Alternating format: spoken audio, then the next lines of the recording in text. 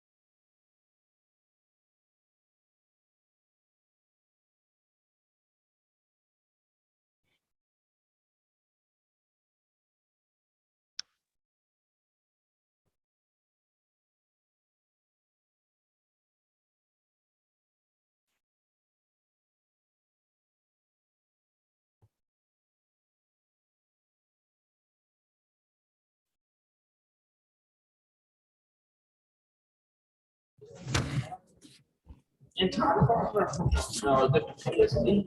Message me about this. So every PSD should be here. It's an act of God. But the panels here, the panelists, they hear one, two, they can hear. We're gonna get started. Okay. All right. Good morning, everyone.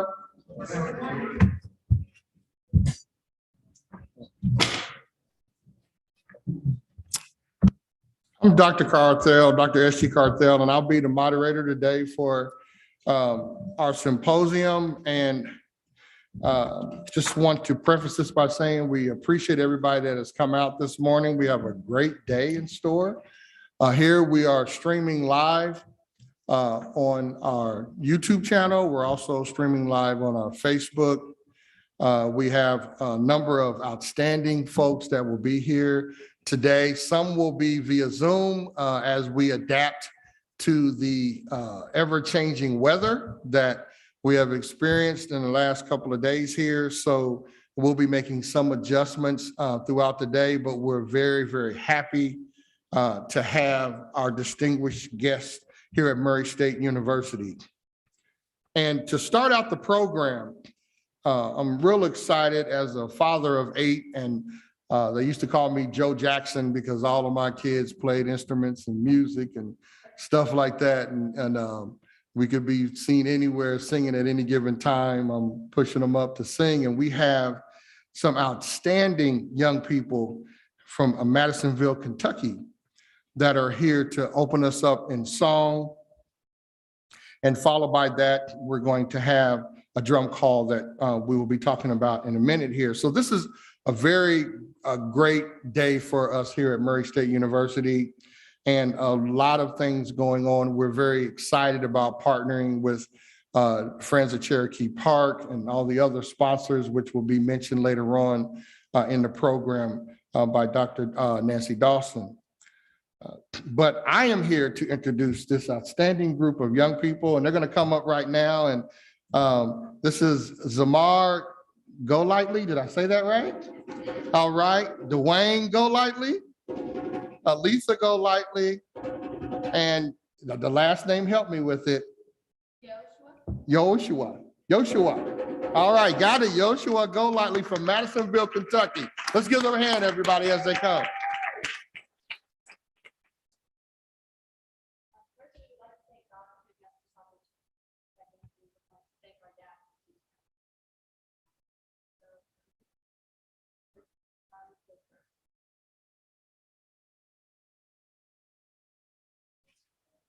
He's so good to me.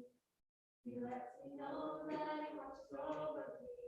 My soul's so fresh, I have to stand the test. He rocks me in his great love. Oh, yeah. Rocks me in his great love. God is good. He's so good to me. He lets me know. My soul's so fresh, I have to stand the test. He rocks me in his great love. Rocks me in his great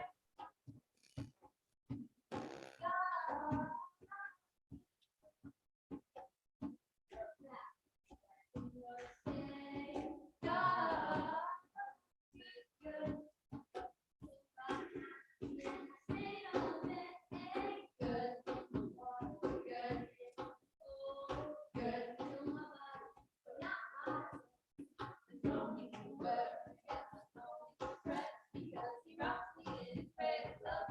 Oh yeah. God is good. He's so good to me. He lets me know that my soul's so fresh that I stand the test. He rocks me in his great love.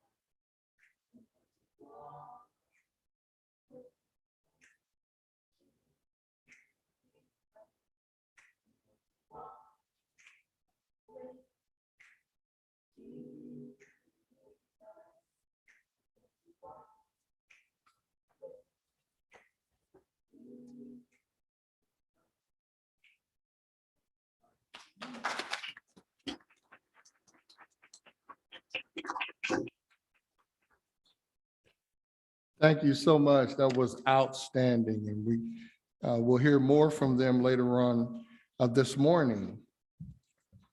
And now I have the pleasure of introducing the person who's going to introduce our drum call. And this is Ms. Scotty Ballard. She is public relations major here at Murray State University, and she is also a full Marvin D. Mills scholar. And the next Oprah Winfrey, I've already claimed that for her, that she's going to be that the next person. This is another one of our outstanding young people that we've been fortunate enough to invest in here at Murray State University. And you guys, we want you here at Murray State as well, so you can be up here with Ms. Ballard. So at this time, Scotty's going to come and introduce our drum call. Let's give her a hand as she comes with. I'm sorry. Well, I'm not sure if I'll be the next Oprah Winfrey, but I will try to live up to that expectation. Thank you, Dr. Carthel. Well, to open us up today, we have Dr. Tanya Y. Price, an educational expert for Cincinnati Public Schools. She will be opening up with a djembe drum call. And once again, welcome, and I hope you enjoy the Segregation and Recreation Symposium.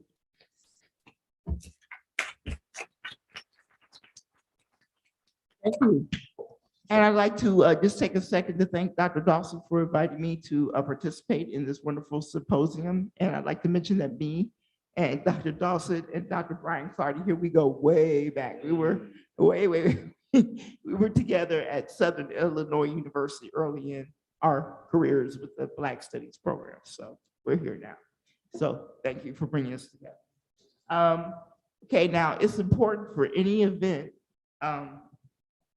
especially with African American folks, anybody, but especially with us, that re-acknowledge the ancestors, because we do stand on their shoulders and they put up with a lot, and they did a lot, as we will call attention to today, in order that we can be here today and that we can thrive and that we can strive and thrive in this space. They did so much to lift us up all the way from our origins in Africa. We always got to remember that we go all the way back to the beginning of humanity. We didn't just pop up here as enslaved people.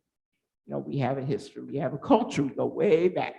We brought that culture with us when we were enslaved here in the Americas, and our culture endures and is changed, and it helps us to survive and thrive. And we brought that culture with us as we strive to open up these spaces where we can have recreation. So in honor of the ancestors, I'm going to do a short drum call with a rhythm called Yankadi. Okay, and I'm doing it because it was a recreational rhythm, and it has a history in it in Upper Getty, where people would get together, young people would get together, and they do the Yankee dance in order to get to know each other. And marriages are known to have come out of these Yankee events and their recreational events. Okay, so, and I have my friends down here who are going to help me with some of the rhythm. And by the way, this is a djembe drum. DJEMBE is how it's usually spelled. It originates from the Malike people. It's probably about 1,000-year-old drum historically, at least. And it's become very popular. So that's when we would play it. Thanks.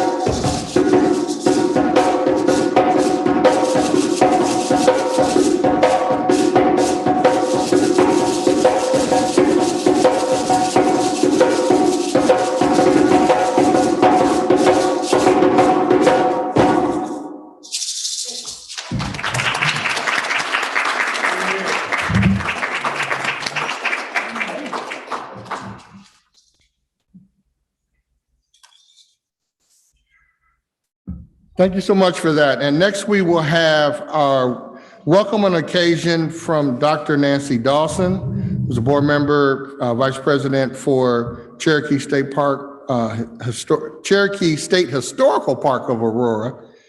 And then following that.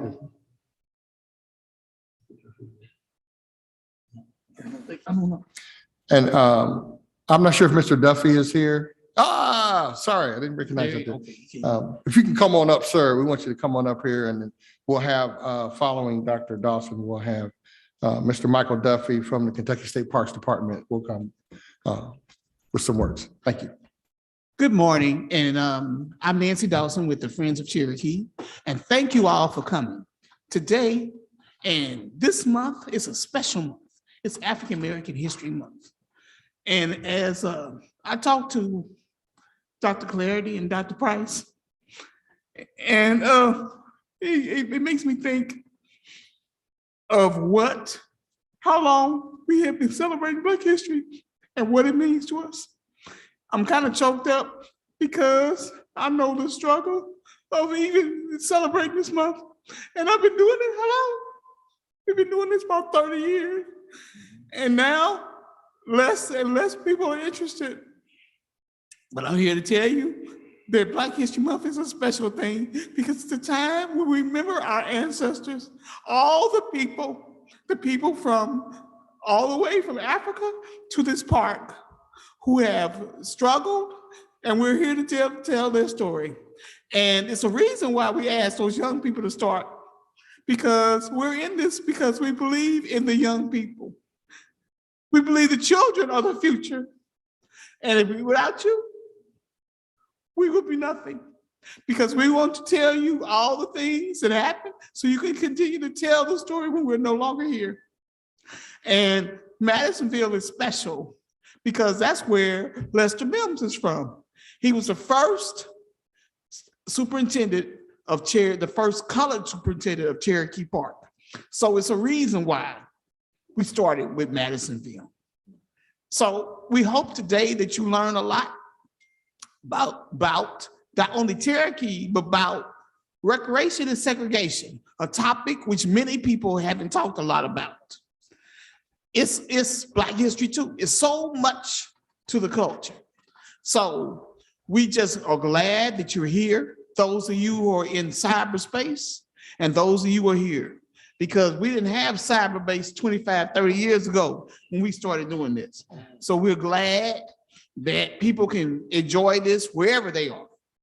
And we thank you for coming. We thank all the volunteers who work to preserve the history of Cherokee. And we know it will be successful and a successful day. So thank you. Thank you, Murray State. Thank you, all of our volunteers. Thank you, everybody who's here. Thank you, thank you, thank you. And long live Black History Month.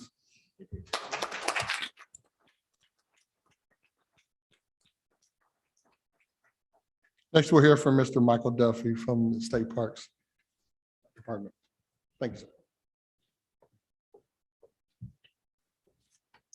Good morning, everybody. Thank you for that introduction. And Dr. Dawson, I appreciate your remarks there.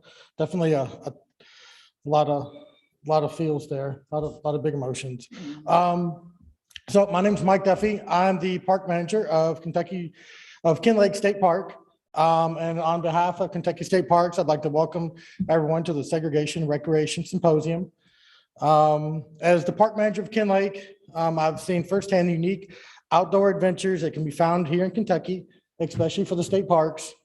Established in 1924, state parks represent our state's commitment to preserving natural and historic sites throughout the Commonwealth for future generations. Recently, as Dr. Dawson mentioned, we had the privilege of joining the Friends of Cherokee State Historic Park and members of the Hardin community and a lot of volunteers from across the state to celebrate the grand opening of a new 2-mile trail that preserves the legacy of historic Cherokee Park, named in memory of the first superintendent of Cherokee State Park, Coach Lester Mims. The new trail serves as a reminder of the park's historical and cultural significance for Kentucky and our community. While Kentucky offers unique travel experiences from horses, bourbon, outdoor adventures, and so much more, it's important that our guests view Kentucky as a diverse, welcoming destination. Diversity and inclusion are core values for Team Kentucky, and we are committed to celebrating that diversity at our parks. Every day, we're working to promote Kentucky as an inclusive travel experience that welcomes visitors of diverse backgrounds and interests. At our parks, we're making every effort to ensure that our park staff, marketing programs, and service reflects our commitment to diversity and inclusion. When you visit a state park, we want our guests to know that Kentucky State Parks offer a safe, family-friendly environment to enjoy the outdoors, and that we welcome people of all races, backgrounds, and cultures. So all the types of adventures that are available for us in Kentucky can not only be found just in the state, but all the state parks. And exploring the state parks and the state of Kentucky will definitely give everyone an experience that will not be a disappointment. So thank you very much for having me out today, and I appreciate it. I'm super excited to be here.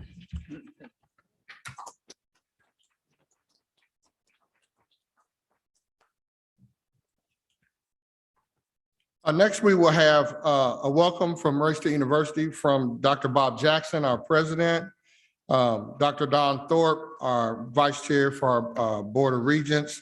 And as Dr. Jackson is coming, I want to recognize Mr. Leon Owens, who's also one of our regents that's here, and also Dr. Don Robinson, who's our vice president for Student Affairs and Enrollment Management.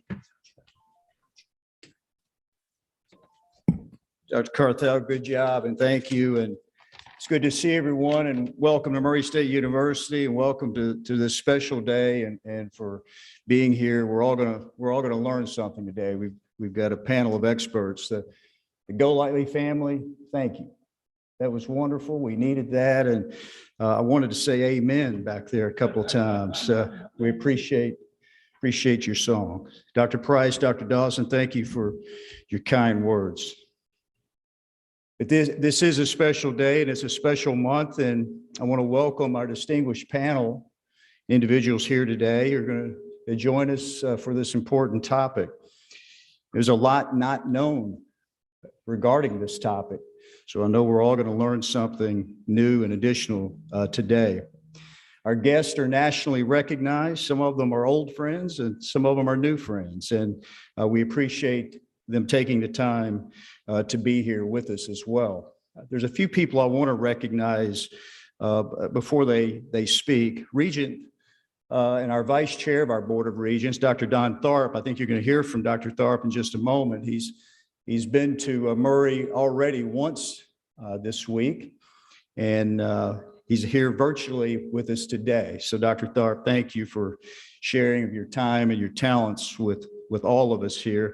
Regent Leon Owens is with us in the middle section. Regent Owens is here regularly as well, and he and I had an opportunity to sit together last night at a ball game, an exciting ball game. Regent Owens, thank you for being here and all that you do. Dr. Don Robertson, our Vice President of Student Affairs, Enrollment Management, is here, and we appreciate Dr. Robertson and all that he does for Murray State University.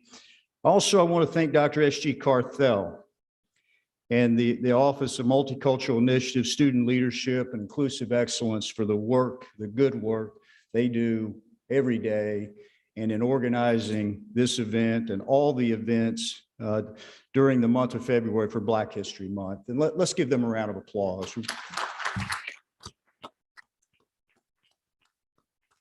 Cartel, thank you. Cherokee State Resort Park has an important history, and I'm very proud that we're sharing and learning more about that history today. As some of you know, I had an opportunity to work in state government many years ago, and we worked on the Cherokee Park, and it was ignored for many years. And it has been brought back to life, and I'm grateful for the work and the attention, the advocacy and the investments that have been made there to the state park in recent years, including its listing on the National Register of Historic Places. And it is a special and unique place, and I'm looking forward to learning more today. But thank you again to all of our special guests. Thank you for being here today and for taking time, the panel, our distinguished panel especially, for sharing your wisdom with us. And again, it's good to see everyone this morning. Thank you.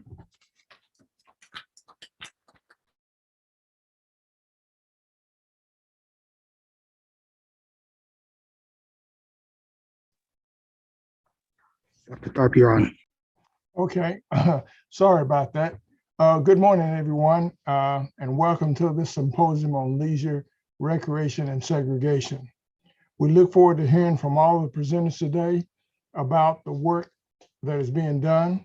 We look forward to hearing from all the presenters about the piece of Kentucky history and African-American history relative to Cherokee State Park. We'll also hear from more about the ties of the African-American community and the citizens of the Commonwealth as it relates to Cherokee Park. Some exciting news will also be shared about how the Kentucky Parks Department is working to promote, preserve, and restore the park and its history. As a sidebar, as a child growing up in Southwest Kentucky, Mayfield specifically, I remember going to Cherokee Park with my family often. So on behalf of the Board of Regents of Murray State University, I thank Dr. Carthel and his staff for convening this symposium. And I'd also like to thank Dr. Bob Jackson and his faculty and staff for their work in ensuring that this good work is shared with the citizens of the Commonwealth. It's our hope that you have a very productive and enjoyable day. Thank you for having me.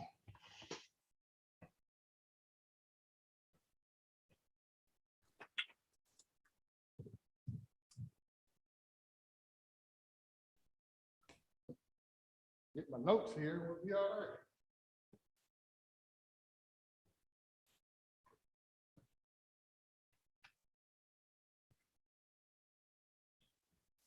Okay, I've got the honor of introducing Miss Ballard again, that's going to come up and introduce our speaker for the segregation and public accommodations in Western Kentucky. Good morning again. I have the honor of introducing Dr. Brian Clardy, so without further ado. Dr. Brian Keith Clardy is an associate professor of history at Murray State University in Murray, Kentucky. Dr. Clardy holds a Bachelor of Arts degree in political science from the University of Tennessee at Martin and a Master of Public Administration degree at Murray State University. He earned his Doctor of Philosophy degree in historical studies from Southern Illinois University at Carbondale in 1999. The author of a book titled The Management of Dissent: Responses to the Post-Kent State Protest at 7 public universities in Illinois and A Testament of Grace, Sermons and Reflections. He has published works in the Journal of Business and Economic Perspectives, the Tennessee Historical Quarterly, the Journal of Church and State, the Flinders Journal of History and Politics, and the papers of the West Tennessee Historical Papers. His latest work is a historiographical commentary on lynching in America. In 2017, Dr. Clardy received the Marshall Wingfield Award from the West Tennessee Historical Society for his work on the Watergate correspondence of Congressman Ed Jones. And he received the Lonnie E. Maness Award from the Jackson Purchase Historical Society for his historiographical essay on lynching in the United States. He is married to Sheila Neely Clardy, and they are active members in the St. John's Episcopal Church in Murray. Dr. Brian Clardy is the son of Mrs. Ginger Clardy of South Fulton and Dr. George Clardy of Clarksville, Tennessee. Dr. Clardy has served as a member of the Board of Trustees in Shawnee, the University of the South, representing the Episcopal Diocese of Kentucky. From 2009 to 2015, he served as a board member of the Center for Renewable Energy Research and Environmental Stewardship, appointed 3 times by Governor Steve Beshear. In 2020, he was appointed to the Kentucky Humanities Council and the Kentucky Oral History Commission by Governor Andy Beshear. He currently serves as the 2021 chair of the Kentucky Oral History Commission. He was a delegate to the 2016 and 2020 Democratic National Conventions. He was a Democratic presidential elector for Kentucky's 1st congressional district in 2012 and 2016. He currently serves on the Callaway County Democratic Executive Committee. Dr. Clardy was a member of the City of Murray Human Rights Commission from 2011 until 2014, and served as vice president of the Murray State University Faculty Senate from 2017 to 2019. He is also the Wednesday night host of Cafe Jazz on WKMS 91.3 FM in Murray, Kentucky. Ladies and gentlemen, Dr. Brian Clardy.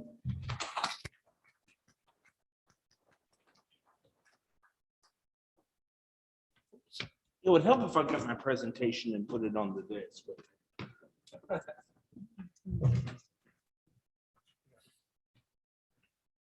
Thank you very much, Ms. Ballard. I do believe that you will become the next Oprah Winfrey.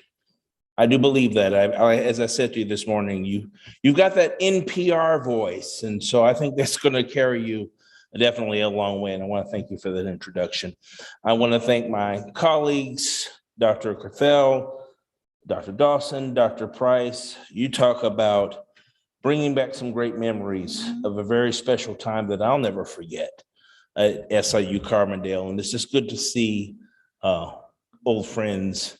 And this morning we'll make some new friends. Dr. Jackson, thank you all for hosting this symposium that comes at a very pivotal time in American history. Well, there's a history we cannot forget, and we cannot allow others to forget that history. And we certainly cannot allow this history to be papered over or told in a very distorted fashion. Our former president, John Adams, said, and it's very true, facts are stubborn things. And segregation in America was a very important fact of our history, and that history has to be told. And so this morning, I wanted to talk to you about segregation and public accommodations in Western Kentucky generally, but I want to couch it within the larger national framework first. Segregation in America takes place toward the end of the 19th century, and it is ensconced into national law by the 1896 Plessy versus Ferguson decision, in which the central issue before the United States Supreme Court was whether or not Louisiana's segregation statutes violated the 14th Amendment's equal protection of the law provision. Writing for the majority in that case, Justice Brown said that it did not violate the equal protection clause, and states could pretty much do what they wanted. But getting back to the Kentucky piece on this, because this is a very important part of that story, there was an associate justice on the Supreme Court named John Marshall Harlan, who was a Kentuckian and who wrote the minority dissenting opinion in that case, that our Constitution, our laws are colorblind. And Justice Harlan did not go along with the majority on this particular matter. And in fact, when desegregation happens at the Supreme Court in 1954, one of the first pieces of legislation in old law, which is cited in the body of that majority opinion by Chief Justice Earl Warren, was the minority dissenting view of Chief Justice John Harlan. So please know that a Kentuckian paved the way for the later destruction of segregation in this Commonwealth and in this state, in this country. So then Kentucky then being a Southern state, it followed the pattern of racial segregation as had most of the former Confederacy. Many of the states in the South had reverted to separate but equal, well, not necessarily equal, but separate accommodations in schools and theaters, lunch counters, and the like. Kentucky still followed that particular pattern. You could argue that many states in the Deep South engaged in American-style apartheid and American-style racialized violence. Certainly, Kentucky played a part in that as well. There were documented lynchings in such places as Russellville, documented lynchings in places like Mayfield, Kentucky, and throughout the Commonwealth. And while those incidences weren't as bad as a place like in Mississippi or Alabama, Georgia, Louisiana, or even my home state of Tennessee, that was still a very important part of that picture, and that cannot be ignored. Segregation was a common factor of life for most Kentuckians, up to and including where we live here in the Purchase area. Next slide. As within most parts of the country, Western Kentucky's neighborhoods were segregated along the lines of race. You had racially separated neighborhoods, business districts, and the like. Now, this is just a generic picture that I chose of a home in the suburbs. If you just juxtapose that against a picture here that was taken in the area of segregated Fulton, Kentucky, called Missionary Bottoms, this is just an example of the vast contrast between the two.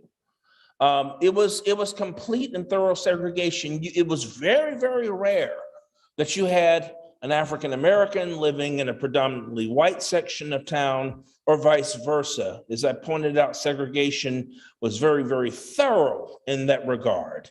Different neighborhoods, different communities, and so forth along the color line. Next slide, please. However, there were some communities in Western Kentucky, and I know this is a very disturbing part of the history, but here again, it has to be told. There were some parts of this Commonwealth, as there were in many parts of the South, and even some parts of the Midwest, where there were no African Americans allowed at all, and even enforced by violence. Towns such as in Benton, Kentucky, not too far from us, Anna, we talked about our SIU connections, and I'm not going to tell you what we said Anna stood for. I think you can pretty much guess that. Ain't no allowed. Those were sundown towns. And James Lowen has done a remarkable work on sundown towns. It came out about 10 years ago. If you get a chance to take a look at that, please do so. And it was also addressed in the series Lovecraft Country about a year or so ago.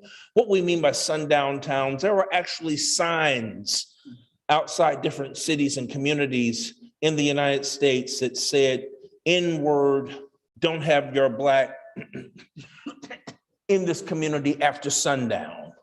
Because if you were in this particular town, in this particular community after sundown, anything could happen. Anything from being beaten up or calling a dirty name or worse, a lynching. Sometimes those happen. There were sundown communities here in the Jackson Purchase area, as there were in many parts of the country. And that too was a very, very permanent feature in American life during the period of racial segregation. Next slide, please. There were segregated schools, definitely in segregated schools in our community. And some of you were probably students, as some of them are graduates or knew someone that were students in these segregated schools, such as in Fulton, Kentucky. Now, I can speak to this directly because Fulton, Kentucky and South Fulton, Tennessee were right next to each other, only separated by a state line and by two totally different school systems. Yet there were dual educational systems there. So if you were a Black student and you lived on the South Fulton, Tennessee side of the line, you went to Rosenwald Elementary, you went to Rosenwald Middle School. Once you reached high school, you could either go to the vocational school over in Martin, Tennessee, the West Tennessee Finishing School, as it was called, or you could go over into Union City to Miles High School. And I had relatives a couple of aunts who went over, more than that, an uncle too, who went over into Miles High School to finish high school in the 1950s and the early 1960s. If you come over to the Fulton side of the line, you had Milton School. And if you wanted to finish up, you either went to Union City or you went to the high school in Hickman to finish, or you didn't go to high school at all. That was the end of your education. But we had separate schools in Fulton, right here in Murray, in Mayfield, Paducah, and Hopkinsville. And this was just at the elementary and secondary level. Next slide. This is sort of an example. This was the, on the left here, this is an example of the segregated school, Milton High School. And I actually remember seeing this building in the early 1970s, as well as segregated schools in Hopkinsville and also in Mayfield, Kentucky. So a lot of these buildings stand or some sort of marker has been placed by those that shows that there was a segregated school system here in this particular part of the country and in this Commonwealth. Next slide, please. Now, what about post-secondary education? Well, the opportunities up until the 1950s was very, very limited for many African Americans in Western Kentucky. You could, if you were a Black student, you could go to Kentucky State University, which is in Frankfort, and a lot of students did, or to Tennessee State University in Nashville, and a lot of students did. Or if you could afford it or won some sort of scholarship, you could go to Lane, or you could go to Fisk, or you could go to any number of the historic Black colleges and universities. One of my aunts went to Wilberforce. She won a scholarship to go to Wilberforce University. Why? Because a lot of the major universities, sadly, including this one, did not accept Black students as part of its student body. University of Tennessee Martin didn't. It was not until the 50s that Murray State had integrated. And it wasn't until the 1960s, early 1970s, when UT Martin, while they had integrated, UT Martin didn't allow Black students to stay in the dorms until the late 1960s. And so segregation was very, very important part of life there. A number of students, however, pursued vocational and technical education in nearby Paducah, Kentucky.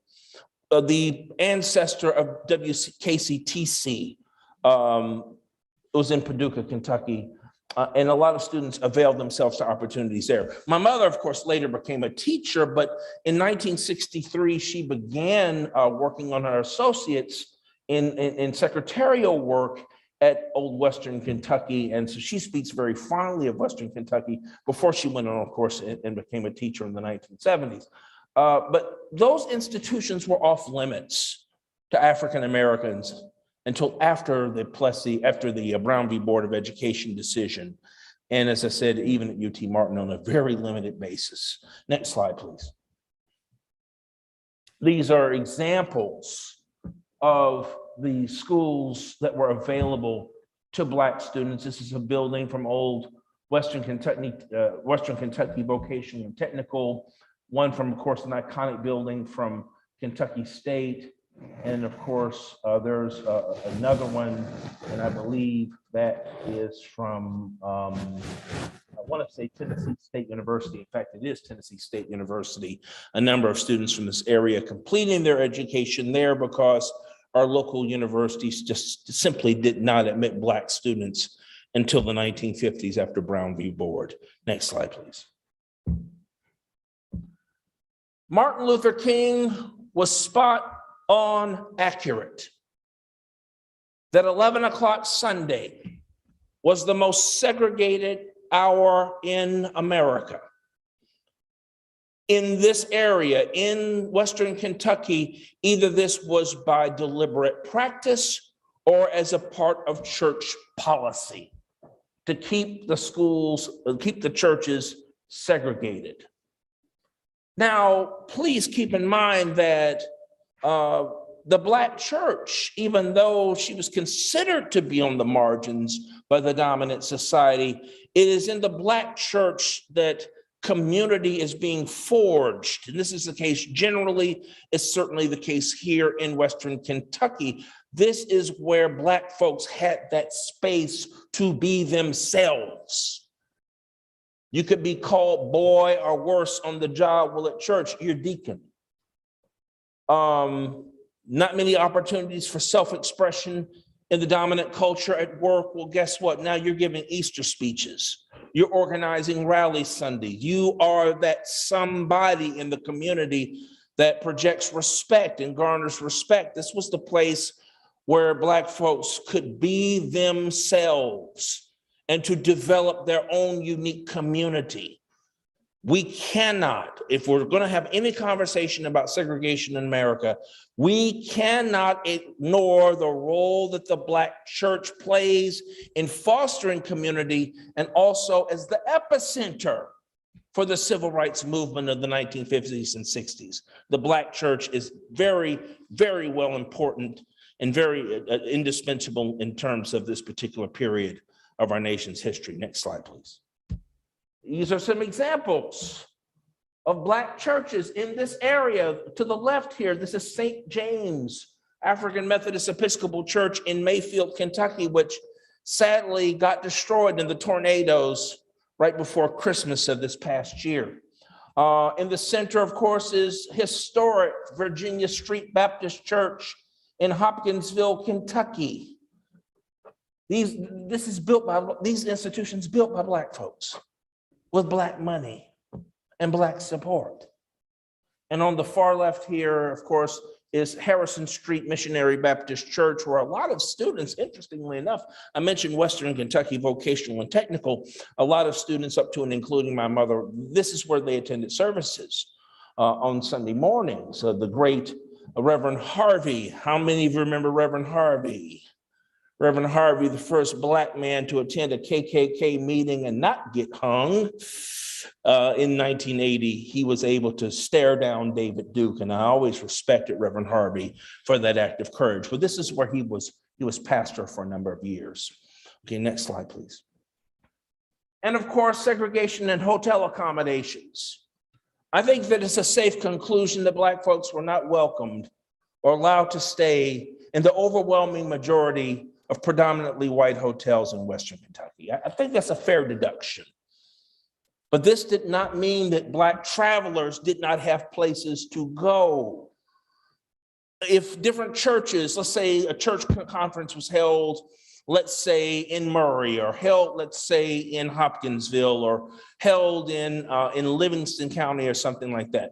while there may not have been a hotel there, individual African-American parishioners would open up their homes for church delegations or student groups, or to allow entertainers to stay there with them in their own homes.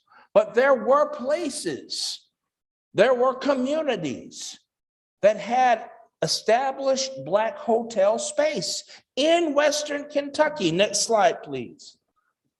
For example, this is one on my left, my right, our right here. This is the Club Tapadora in Fulton, Kentucky.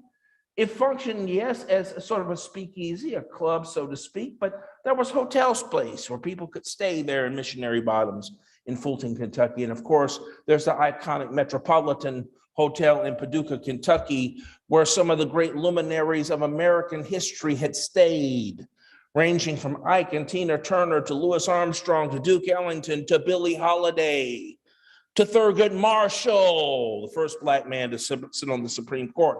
This is where they stayed. This is where they were able to rest because downtown hotels did not accept them as paying customers. Well, here they were able to foster a semblance of community.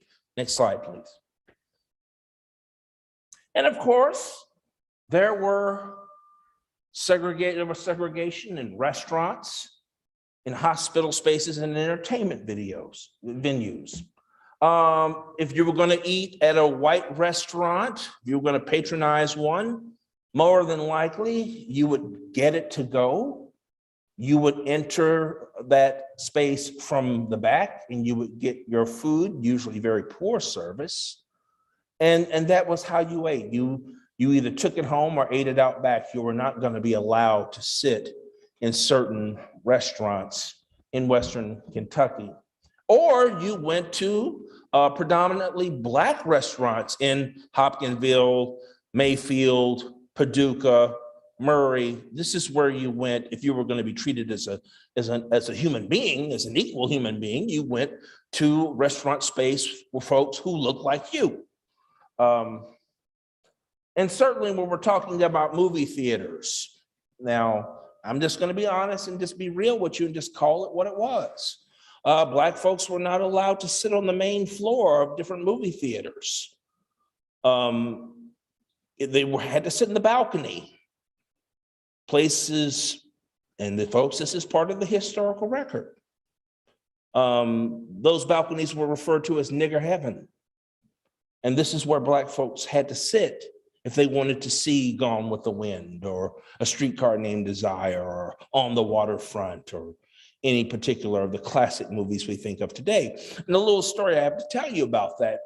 And I had this very conversation with my mother a few days ago whenever in preparation for this symposium.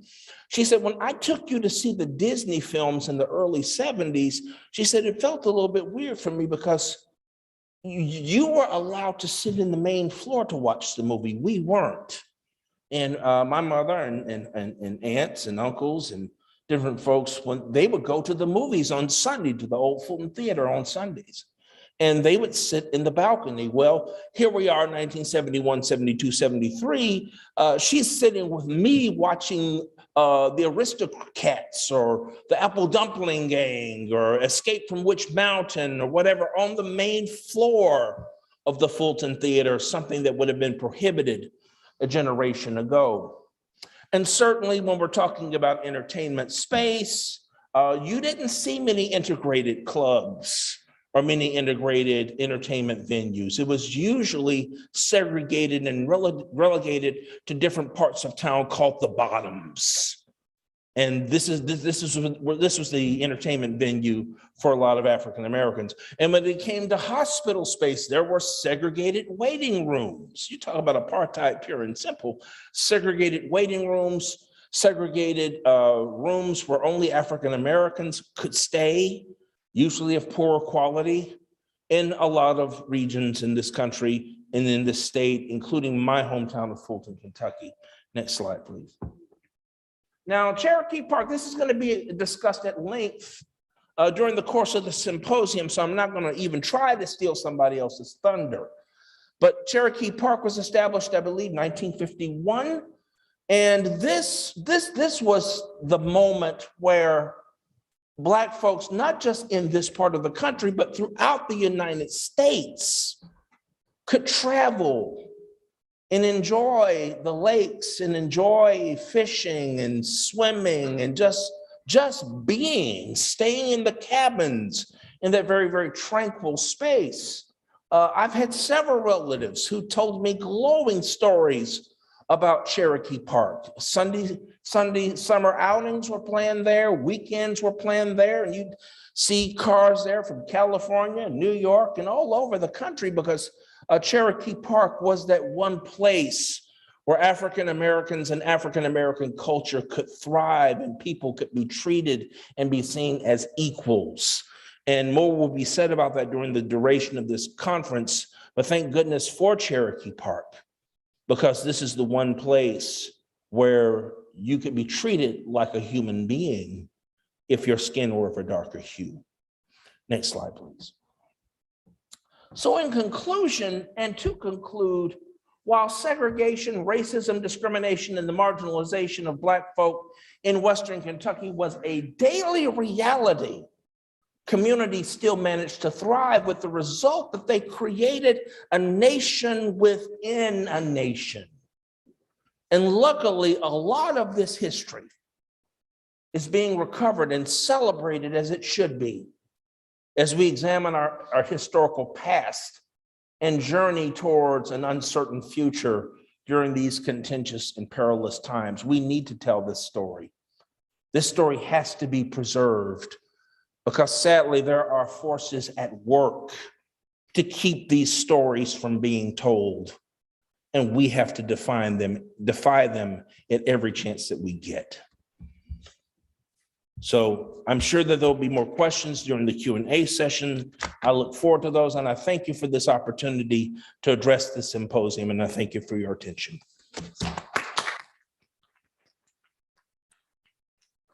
So are there questions? Yes, sir. My name is Idrissa. I flew all the way from Senegal to here to get this meeting in Africa. I just have a question that I would like to know.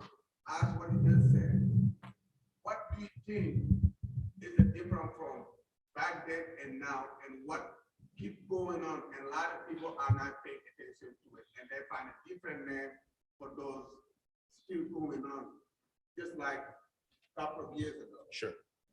I'm not going to say no progress has been made.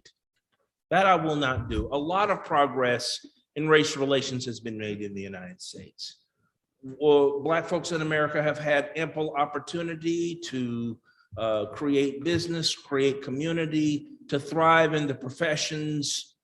We have had an African-American president of the United States for 2 terms, members of Congress, governorships, the Supreme Court. This morning, the president of the United States, Joe Biden, will appoint Ketanji Brown Jackson to be the first African-American woman to sit on the Supreme Court of the United States. So that there has been progress in that regard. But however, here's the big however, old attitudes have not died with some folks. Old racisms, old fears about the other, and efforts to try to keep the other out of the mainstream of life, that is picking up a lot of momentum and a lot of steam. Now, I'm going to tell you something else I'm not going to do. This is going to shock a lot of you who know me well. I'm not going to say all of this is Donald Trump's fault. Now, he exploited it. He took advantage of it. He may have reached the fire, but he didn't start the fire. That fire has been going on for the last 400 plus years. Systematic efforts to keep the other out of participating in the mainstream of American life. And sadly, those ghosts have come back with a vengeance. And so while we have made a lot of strides in tearing down those old barriers, there are forces at work to try to put those barriers back up again, and we have to say no. Yes. Oh, sorry. Yes, yes. How has Western Kentucky sort of, I guess, something I think about is my freshman year. Just before I got here, there was some controversy with the Robert E. Lee statue. And for me, it was an interesting sort of moment to see history in real time. I had never actually been that had any sort of, I guess, remnants of that controversy, but to see that there was pushback, at least from some of the students and other persons of that wanted to keep it. How would you say Western Kentucky are preserving history or dealing with the ramifications? While there are forces who want to keep that revolting statue downtown, there are forces at play who want to get rid of it. And it's not just Black folks. It's people from every walk of life that we saw at the statue protesting it. Many of my colleagues in our department have led that drive. I believe that that statue will come down eventually.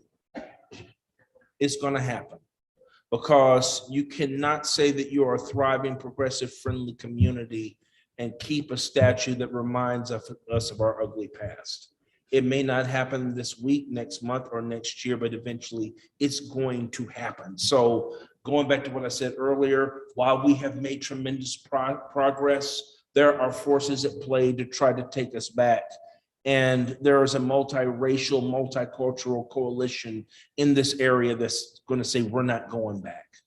And so, yes, a lot of great progress has happened in Western Kentucky. A lot of progress has happened at this university.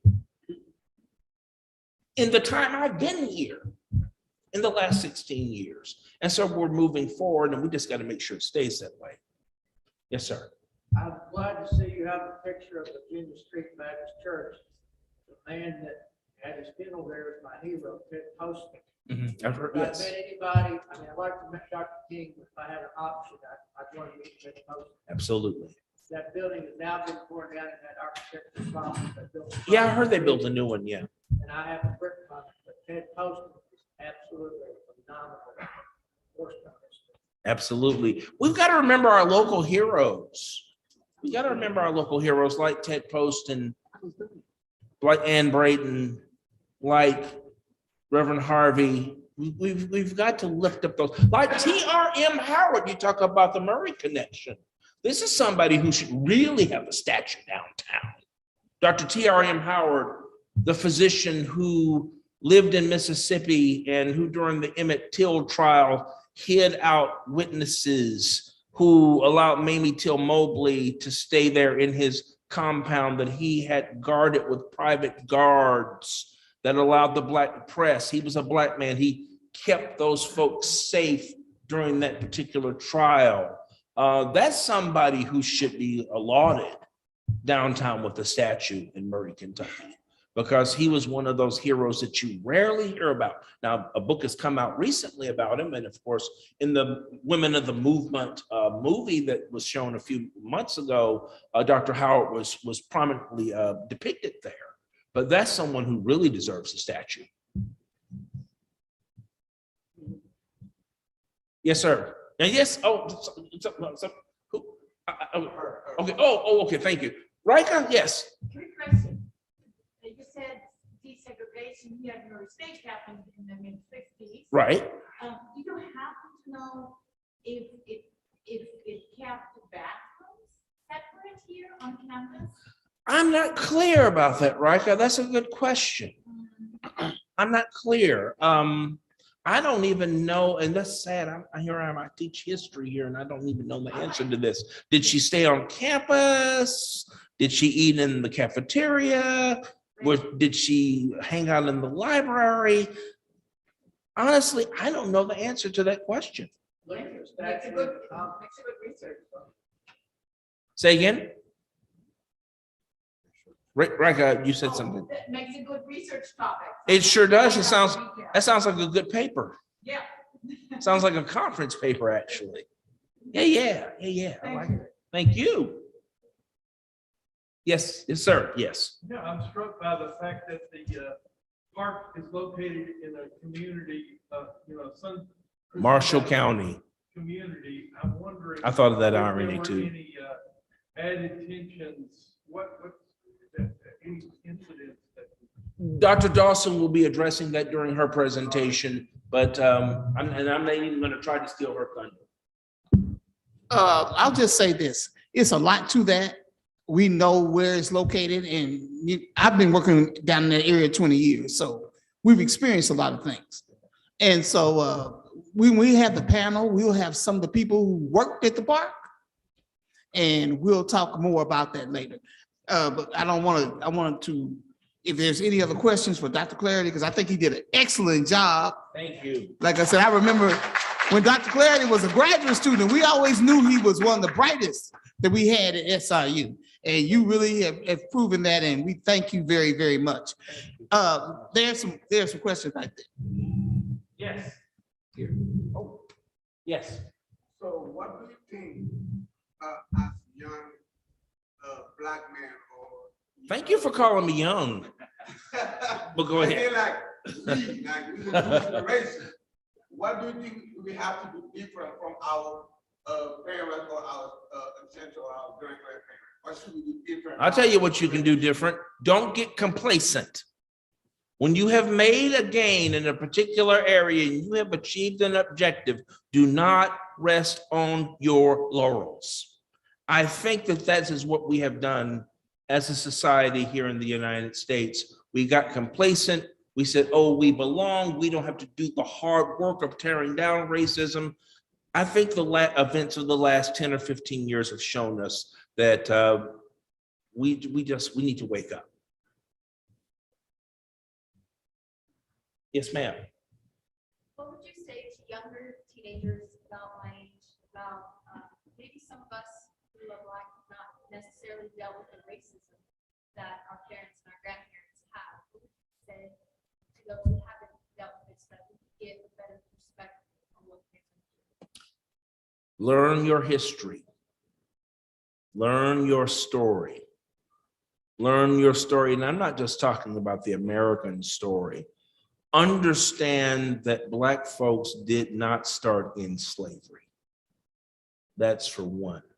That you come from a very proud lineage of people who started civilization, who contributed greatly to civilization, who were engaged in creating a global system of trade, culture, religion, philosophy, science, mathematics, that you are not a tragic afterthought. That's for starters. Know your story and be willing to tell your story.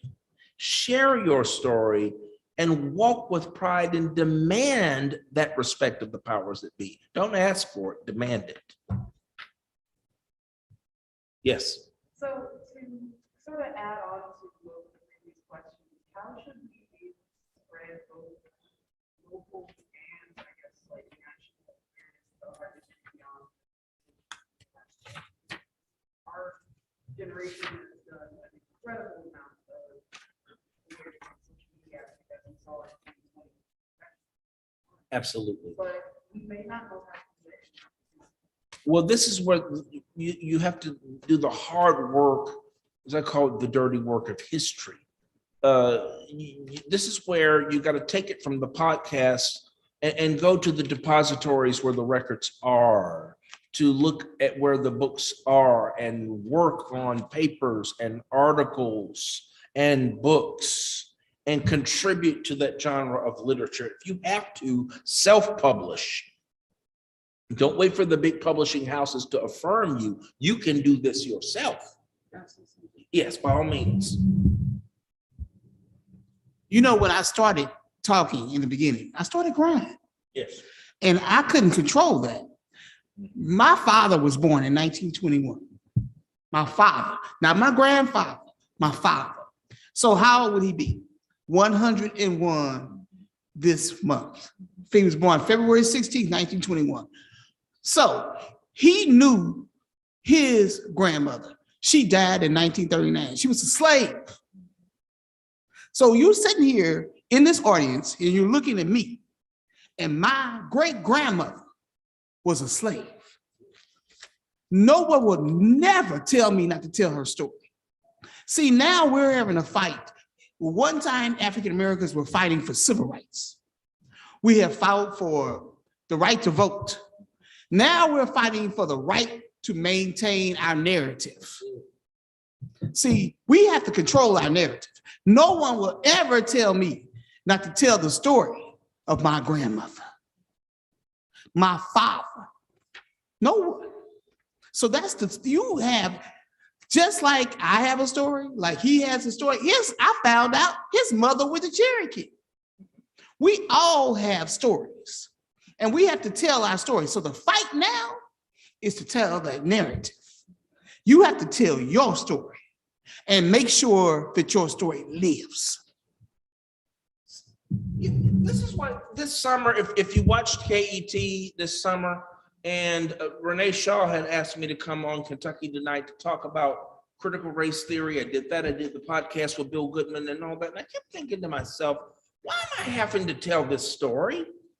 Why am I having to say that critical race theory isn't what you think it is? Why am I having to do that? Because it begs a question to me. If you don't want somebody else's story to be told, who's benefiting from that? Somebody is benefiting from demonizing the teaching of Black history, demonizing the transmission of Black culture and of other people of color. Somebody is profiting from that. And it begs a question of who.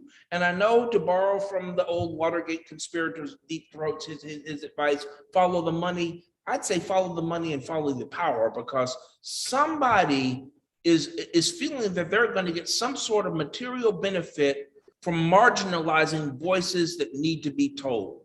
And that's the $64 question. Who benefits? Yes, ma'am. In the back, someone in the back. It's Yes, hard ma'am. sometimes for us to see. Yeah, with this big light. That's why I was seeing double for a minute. Go ahead. So as a future educator, especially in agriculture education, what are some things, I guess, that you've seen have changed over the years in segregation? What are some things you want to see change? What I would like to see change insofar as a society is that we have an honest discussion about these power relationships between people of color and the dominant culture. I don't think we've had that honest conversation yet. I think we've spoken in platitudes, but I think that we need to have honest conversations and not worry necessarily about stepping on someone's toes or offending someone's sensibilities.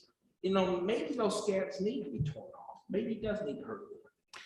And you're in agriculture, did you say? All right, I'm a farmer too. But okay, now, I started as a professor. When I knew him, I was not a farmer. Now I'm known in farming. You know, the story of African Americans starts with farming. We were brought to this country because we were skilled. You hear that word, skilled, in large scale agriculture. We were the ones who operated plantations. We're the ones, if you wanted someone who dealt in cotton, you went to a part of Africa that had enslaved Africans that did that. If you wanted someone who dealt with rice, you went to parts of Africa where people did that.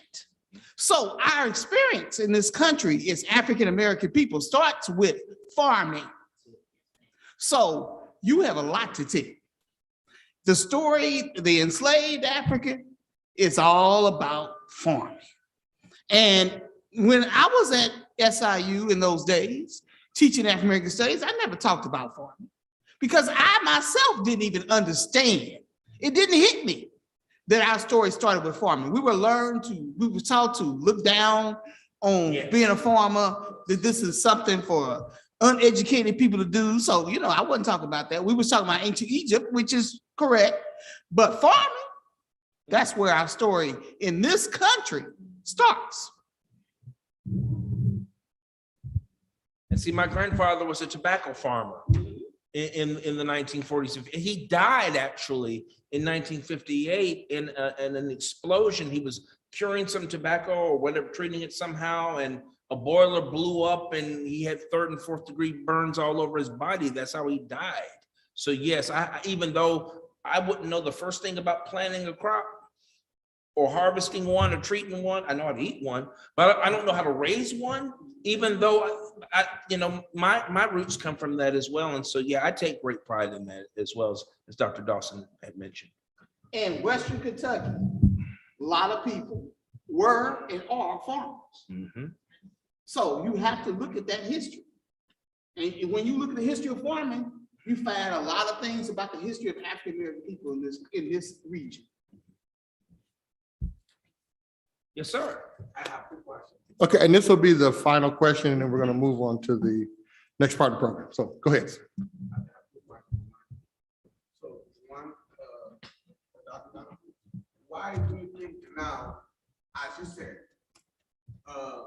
we can't be country from farming, but if you see nowadays, we have way less Black people doing farming. Right. And if you see our generation nowadays, if you put any young man or young female about farming, the first thing they're gonna do is to turn it down.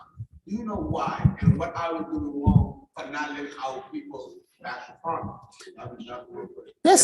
That's an excellent question. I've been to Senegal, and many of the students from Africa and places, they were coming to the United States and working in agroeconomics and all this. We thought they were crazy because we didn't understand it. You have to remember what the enslavement did.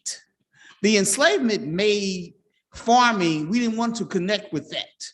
When I was a child, my parents were farming. I didn't want anything to do with that. Nothing, because we didn't understand everyone eats. And so when you learn those techniques, you will always survive, but we weren't taught that. We don't look down on that as being a positive entity. So now I see a lot of, I do a lot of work with urban farmers. I see a lot of young people. This young lady right here is working with me and she wants to learn about farming. That's wonderful. And so it's a lot of people doing that today. It's a lot of young Black people who are interested in that subject. And so it's coming back. They're understanding significance and importance of it. But that's because you were taught in educational institutions to uplift yourself. Is it any program that can help those young people who are interested in farming? Yes, we're having a young farmers conference, in fact, in Lexington, next week?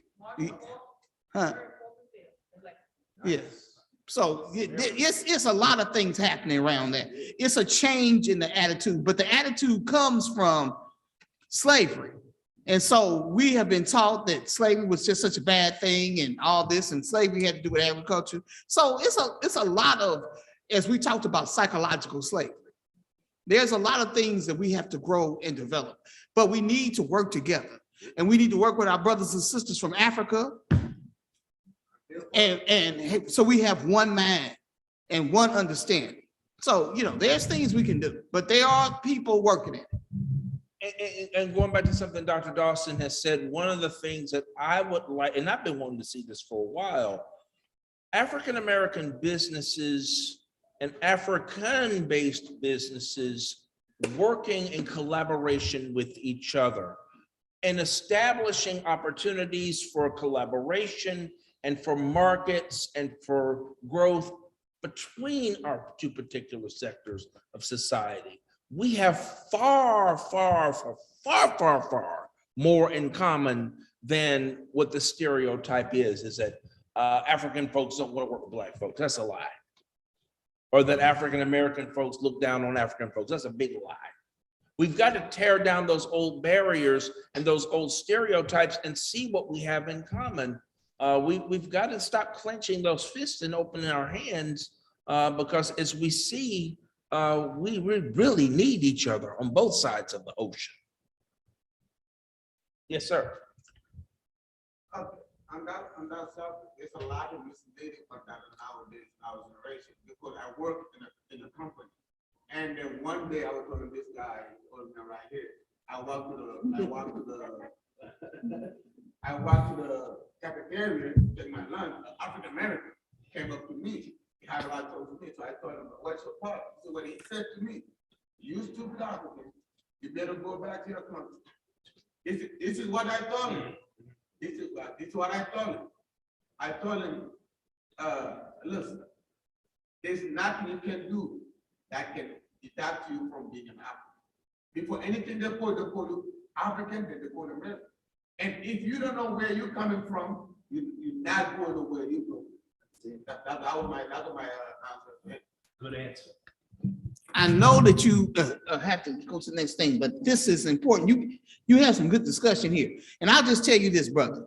If you knew when we grew up what we were taught about Africa, you know, we were taught that Africa was not a good place. I'll be honest, and I'll say this, and I don't mean any offense, but the worst thing when I was a kid, you could say on the playground was call you an African booty scratch. That's what the kids called each other, to insult them about Africa. I've been to Africa 17 times, so I love Africa because I'm an African and I understand that. But people don't get that. If you're throwing these things at you, these negative things about Africa, how are you going to identify with Africa? So you have to understand that. And many of the people from the continent, when you come here, I'm talking in modern times, you're not taught to identify with the African American. So it's some barriers that need to be broken down. I know that we have to move on, but I think that this is significant and it needs to be discussed. And maybe that's another conference y'all can have here at Murray State, a relationship with the Africans and African American and African Caribbean people. Exactly. Because we need to break this stuff down. Yes, but it's a lot to it. Let's give them a hand, everyone. All right. Thank you. So now we're going to ask our guests from Madisonville if they could come and give us a couple of more selections.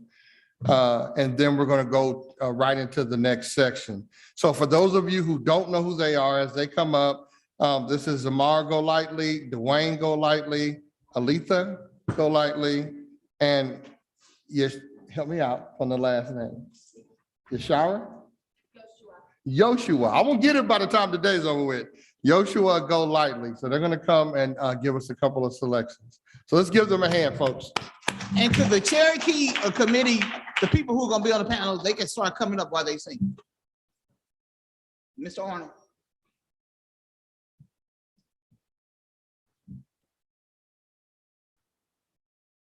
Is Mr. Rutledge here?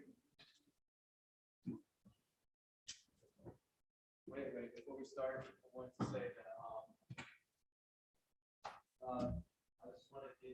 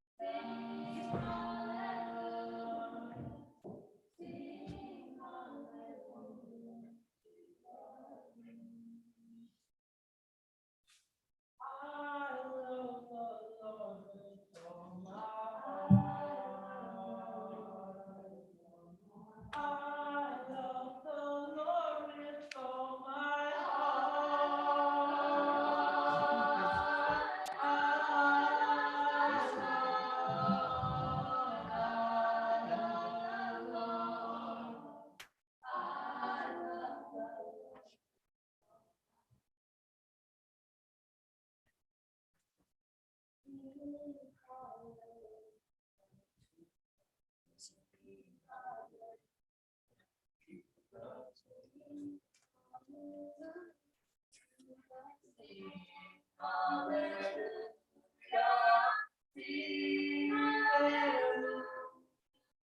know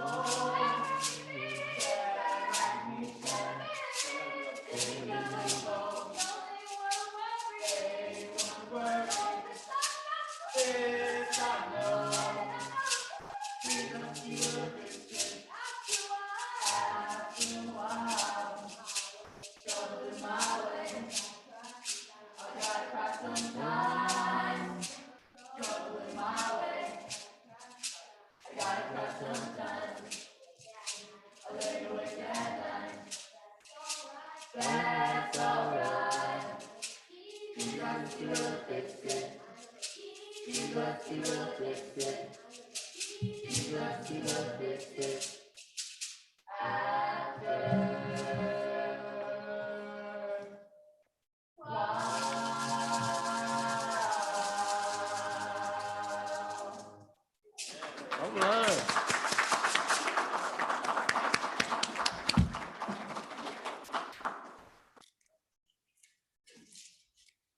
If y'all need a bass, just let me know. I got a little bass in there I was trying to add. Please. All right. So next, we're going to have one of our Marvin D. Mill scholars, Tatiana Timmons, as an engineering major here, and she's going to come and introduce Dr. Dawson, Nancy Dawson, and then Dr. Dawson will introduce the rest of her panel. So at this time, let's give Ms. Timmons a round of applause as she comes up.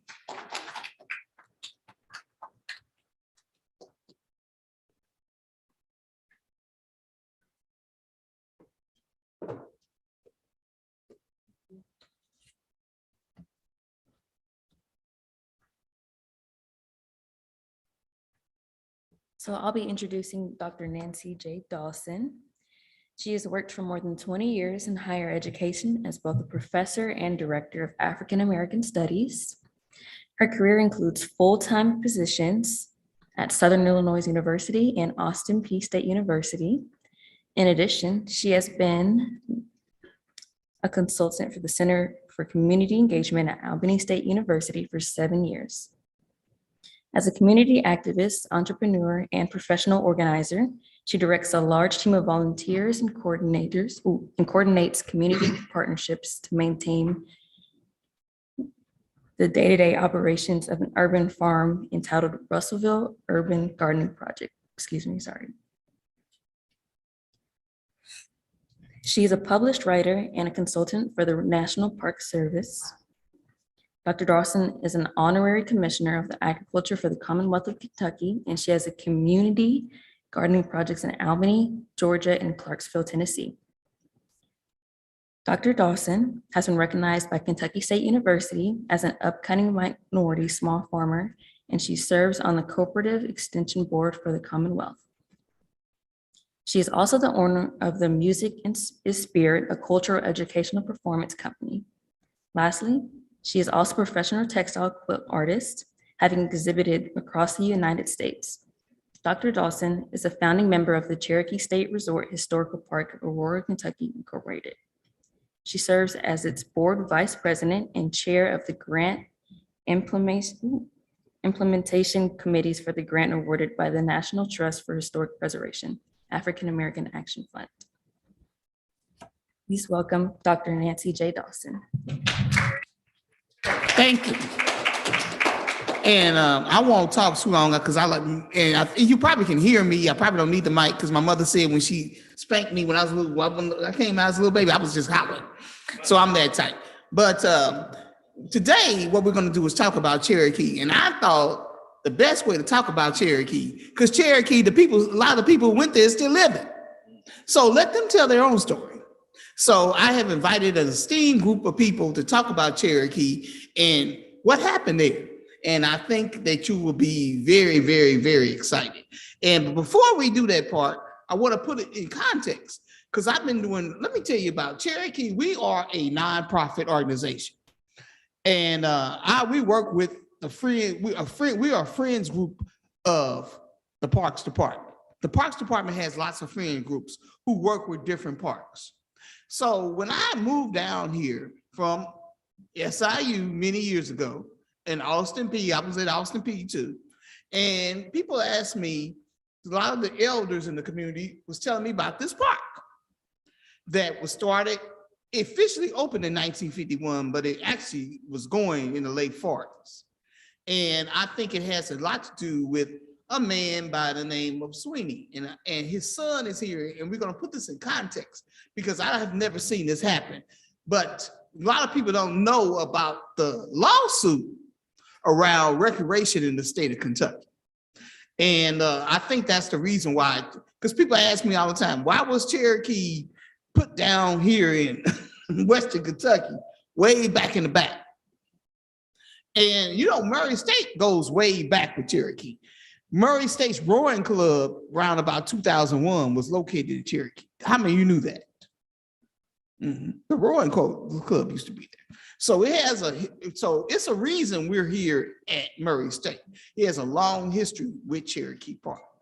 So I will tell you just a little bit of information just to get you, put it in a context. And Dr. Clarity did a wonderful job talking about recreation segregation in public accommodations in Western Kentucky. Because you have to, when you talk about these historical things, you have to know put them in some kind of context. How did all that happen? So if you were around in the 1940s, the 1930s, the 1920s, there were always African Americans who were pretty prosperous. And they wanted to go somewhere. The flyer said, African Americans in search of free places to relax. So segregation is a traumatic experience. And most African Americans, they just lived it. They didn't think about it. It was just something that they did. So if it was a place you could go and free yourself from a lot of that stress, you did it. And Cherokee Park was one of those. But why was Cherokee Park created? So remember, there was Ken Lake, there was Kentucky Dam, there were all of these. Kentucky was known in the 40s and stuff for its parks. People came from all over the United States to participate because at that time, people were really into family. And so you could go to the park and be with family. Well, what if you were African American? Where did you go? What did you do? You wanted to participate too, especially if you were one of these people who had excess money and could go places. Where could you go? Where Cherokee Park was one of those places. But there was often struggle to get there. So imagine Is Miss Green in the audience? She's one of our volunteers. Joanne, okay, can you stand up and let everybody, she's one of our volunteers, and she also is a contributor to all these things. But her family was one of those families that could afford to do things. And so one of the places they came was Cherokee Park. So imagine if you were coming from Louisville or Lexington, what were you encountering on your way down here? And you was going through Golden Pond, a sundown town. So you had to make sure you packed enough gas, enough food, because you just couldn't stop. In fact, I have a play that we're going to premiere soon. It's called Driving the Cherokee, because people don't even think about what it was like if you were coming from Louisville, Lexington, and people came from Missouri, people came from Chicago. What did you have to do to get here? And I say all these things because we need to place these things in context. Then you will understand when we say free places to relax. So here you come. You got to pile your family in the car. And like I said, you just couldn't stop anywhere for gas. You got to make sure you got enough. And if you had one of these bright, shiny Cadillacs or something, you may be concerned about being stopped, because people may ask, where did you get that? Who are you in that car? Who are you? How do you have that? So you're thinking about all these different things, and you're trying to protect your family as you come to the park. Scared you may stop in the sundown town. Okay, scared you may be stopped by some random police officer. Okay, scared that your kids may say the wrong thing and not shut up and sit in the back seat, be quiet. If they want to go to the bathroom, you got to stop on the side of the road because everybody's not going to accept you. All this is going on. Just drive it here. But people did it because they were looking for somewhere to go, to relax, where they could be treated like humans. See, that's what this is about. And I've been working on this project. Like I said, a man by the name of George Scholler, who's the president of the organization, came to me and he said, we got to help preserve this park. And I was like, what's this little old man talking about? Because even though I was a professor of African American studies, I really didn't think about segregation and recreation. See, I knew about segregation in hotels and all these things, but it never dawned on me that there was actually parks set aside. I knew that there were city parks, but this was a state park set aside for the Negro. So I started working on this project with several other people, and it's become probably one of the greatest projects I worked in my life.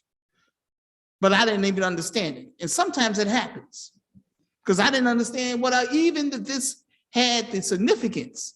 And being here today and being with these other scholars and placing this into this context makes me really understand how significant it is. And so we got a dynamic panel. We're working on a documentary. We received a grant this year from the National Trust, African American Fund, to begin to really document the story. And even though the filmmaker was delayed because of the weather, we're still gonna tell the story like it should be. And hopefully you guys have a lot of questions. And also I'm gonna ask, first of all, Mr. Sweeney here to talk about this lawsuit. I bet you many of you have never knew that there was a major recreation lawsuit in the state of Kentucky that wound up in Ebony magazine and all over. How many of you ever heard of that? Yes. So I really believe the reason that Kentucky had one of these great parks is because of the father of this man sitting next to me. So I'm going to start with him, and I'm going to let him introduce himself and I'm going to ask all of them to introduce themselves because what their role is important in the discussion.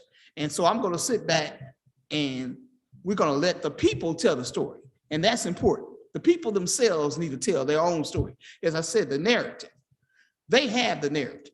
I wasn't even born, so they can tell it. So go ahead.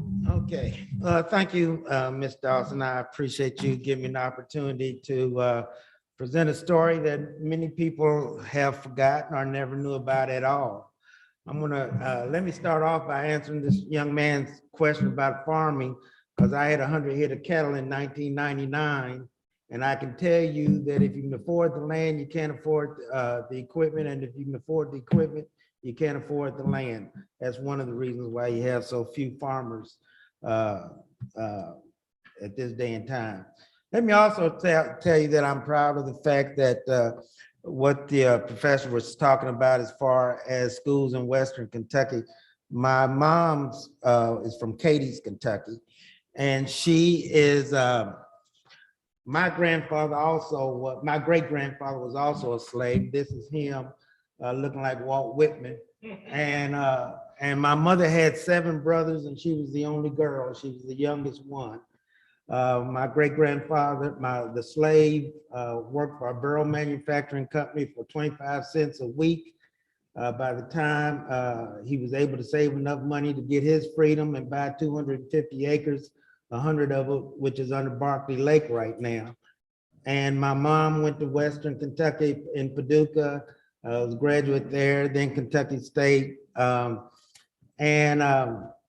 So we've got a lot of memories as we talk about Western Kentucky and down here. Let me give you a little background on my dad, Dr. Pruitt Owsley Swinney. He was born in Casey County around 1895. Dr. Swinney attended Kentucky State University. He was a graduate of Simmons College in Louisville in 1919. He graduated from Harry Medical College in Nashville in 1925, attended Ohio State University, University of Michigan, and USC as postgraduate work. He was a Pullman porter, teacher, and school principal in Clinton, Kentucky, not far from here. He was also an insurance salesman there, a regional manager, and then he went to Meharry Medical School to become a nationally known dentist. As a dentist, he was president of the Standard Realty Company and plaintiff in a lawsuit for home ownership development in Louisville in 1942, winning the suit in 1944 for the right to develop 110 lots for blocks to build in the west end of Louisville. Going through this litigation may have prepared him for the usage of the legal system and how it might work for him as far as legal redress. He was a farmer at heart, owning over 500 acres in Jefferson County, and was racing his own thoroughbred horses in Churchill Downs in 1952. In 1937, as president of the Louisville NAACP and chairing the Teachers Equalization Committee, he fought for and won the struggle to equalize the pay between Black and white teachers in Louisville, Kentucky.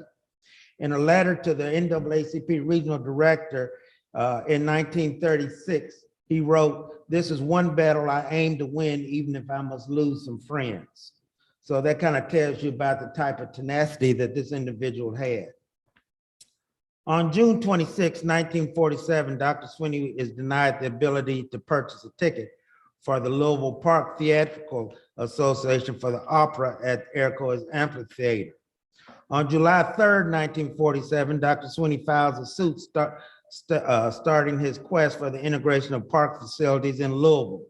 He was a plaintiff and primary strategist for the desegregation of Louisville golf courses, its fishing facilities at Cherokee Park in Louisville, and the ability to attend the opera at the Airco Amphitheater. On December 5th, he loses in circuit court. The story of the suit entitled "Jim Crow in the South" was written in the December 22nd, 1947 Newsweek magazine. On February 22nd, 1949, Dr. Swinney loses in court, in the Court of Appeal, and attorney Benjamin Shobe is added to the team. The plaintiff expanded to William Murr and Mona Carroll, and they seek trying to buy tickets and tea time again in July of 1949. They go back to court and have the case tried without a jury August 6, 1951. A new defendant is introduced, a Colonel Carl Hydas, the chief of police for the city of Louisville. The chief of police testifies that, in his opinion, permitting white and Negro citizens to play golf, attend the theater, and use the fishing lake and amusement facilities together would present a serious police problem and create a menace to the safety and welfare of people. Dr. Sweeney sought to overturn an ordinance that was passed in 1924 that separated the use of public parks in Louisville on the basis of race. The ordinance in effect set aside 5 parks for blacks and 14 for whites. None of the black parks had golf courses or facilities. What I want to do today is attempt to paint you a picture of the times and the extreme arguments made by our society. Some of you may see similarities in the way that they were thinking in 1947 and those held by many today in 2022. It also serves to remind us of the pervasiveness of the vestiges of superiority complexes have on the fabric of today's society and the window into the vigilance needed to make our country a more perfect union. Please note as I go through this, the various contradictory statements that are made by the judges, as well as the subjectivity that they use. On December 5th, 1947, Circuit Judge Lawrence Spackman rules in favor of the city. The judge rules that social equality between persons of the white and colored races, or in fact between the persons of the white and colored races, cannot be enforced by legislation or by the courts. He said of Dr. Sweeney's quest, it was obvious that the right attempted to be secured in this case was social and not political, that the plaintiff seeks to commingle with the members of the white race in the enjoyment of summer opera and to play golf with white persons in the park set aside for members of the white race. The court further said that to grant the relief which the plaintiff seeks would compel white persons to associate with colored persons, whether it were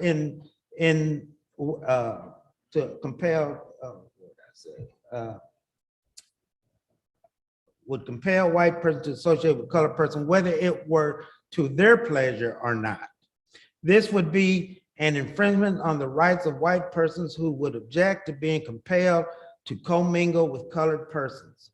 He goes on to say, this is no way is this a reflection on the members of the colored race, for they have among their numbers many members of the colored race who have honored their race by their contributions to the higher arts and sciences, but the realistic fact remains likes attract likes, and it is just plain human nature for persons of the same taste and desires, whether they be black or white, to associate together for the purpose of enjoying themselves to the best advantages. He says, if it were possible to grant the plaintiff the social relief he seeks, where should the line be drawn? So in the natural course of events, should the white race be compelled to accept into the enjoyment of its parks and amphitheater with all its recreational facilities? The members of the colored race and the white race moved out and the colored race possess it, and net results would be that the rights and enjoyment of the parks would be denied to the white race. Now, two thoughts come to mind. One, that the white parks were maintained with black folks' tax dollars. And while we often talk about or hear people talk about George Washington Carver saving the South, I can remember as a child growing up why they said, well, you know, you might be that child that finds the cure for cancer, or who knows who's going to be that person that cures the cause for cancer. But yet now we look back and we learn that a black woman, Harriet Lacks, whose cancer cells are being called the most important in medical research history, has done exactly what they said you might do as a child. The court's findings said the voluntary association of persons of different races or persons of the same race cannot be constitutionally prohibited by legislation or by courts unless such association is immoral, disorderly, or for some other reason is so palpable, injurious to the public welfare as to justify direct interference with personal liberties of the citizens. Finally, the court said the best solution of this social problem, and that which has been proven to be the best for both white and black race is to provide separate facilities for both. The court also said that there was no petition where the plaintiff had requested to erect a constitution to construct their own golf courses in which they had been denied. My father said in the same Newsweek article that he didn't want to play golf. He didn't like golf well enough to build his own golf course, particularly when there was 5 that were being paid for by his tax dollars that he couldn't use. In the circuit court, the director of parks testified where it is the opinion of the parks commissioners that it is neither desirable nor safe for the white people and the colored people of the city should take their pleasure together and use the same parks, playgrounds, and swimming pools. And it is also their belief that in the way here in after set forth, the recreation plans for the board can best function with and be carried out without injury or functions between the races and with perfect equality of both. The city parks director, T. Burns Morgan, argued that he was following the 1924 ordinance and that he and the police chief thought that the integration of the facilities would lead to violence. When the December 22nd, 1947 issue of Newsweek came out, my dad started getting support from all over the country. There was that type of national attention. He was getting letters, and it may have been one of the things that could have spearheaded the fact that people was reading that this was coming down the pike, that this was coming down the line. Parks across the country were being found and designated for Blacks only. I found it interesting that one of the parks that Dad was trying to play in was named Cherokee. The one here is called Cherokee. Now, it may have been because of the Trails of Tears, but who knows? 1947, 1951. Exactly. February 22nd, 1949, the Court of Appeal upholds the lower court decision to deny the use of public parks and recreation areas. 2 observations come to mind. In addition to the use of the terminology of police power of the state, they kept using this wording called demur. Defined, it means a response in a court proceeding in which the defendant does not dispute the truth of the allegation, but claims it is not sufficient grounds to justify legal action. It would seem that this definition is both capricious and has been an excuse for the lack of equality since 1619, if not before, and still used today. Secondly, it contradicts any meaning of liberty and the pursuit of happiness.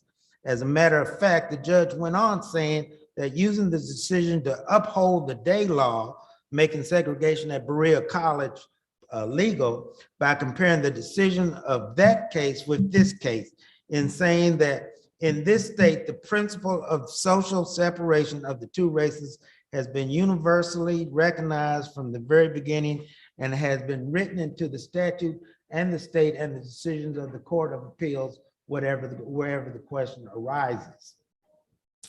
At some point, the strategy was broadened to add Benjamin Shobe, who later became a judge in Louisville. He was a fellow roommate in college of Whitney M. Young Jr. at Kentucky State and a recent graduate of the University of Michigan Law School. There was also 2 New York NAACP lawyers, Robert Carter and Franklin Williams. Alfred Carroll was not only Dr. Sweeney's primary attorney, but he was the Louisville branch NAACP president at the time. Mona Carroll was his 16-year-old daughter. Dr. Sweeney had served as president of the NAACP in 1937 and 38. Alfred Carroll had been the primary initial attorney along with James Crumlin. Both these men took the Kentucky bar together at the same time. Crumlin would also become a Louisville NAACP president. Both would become ministers. Both Benjamin Shobe and James Crumlin would also serve as judges in Jefferson County.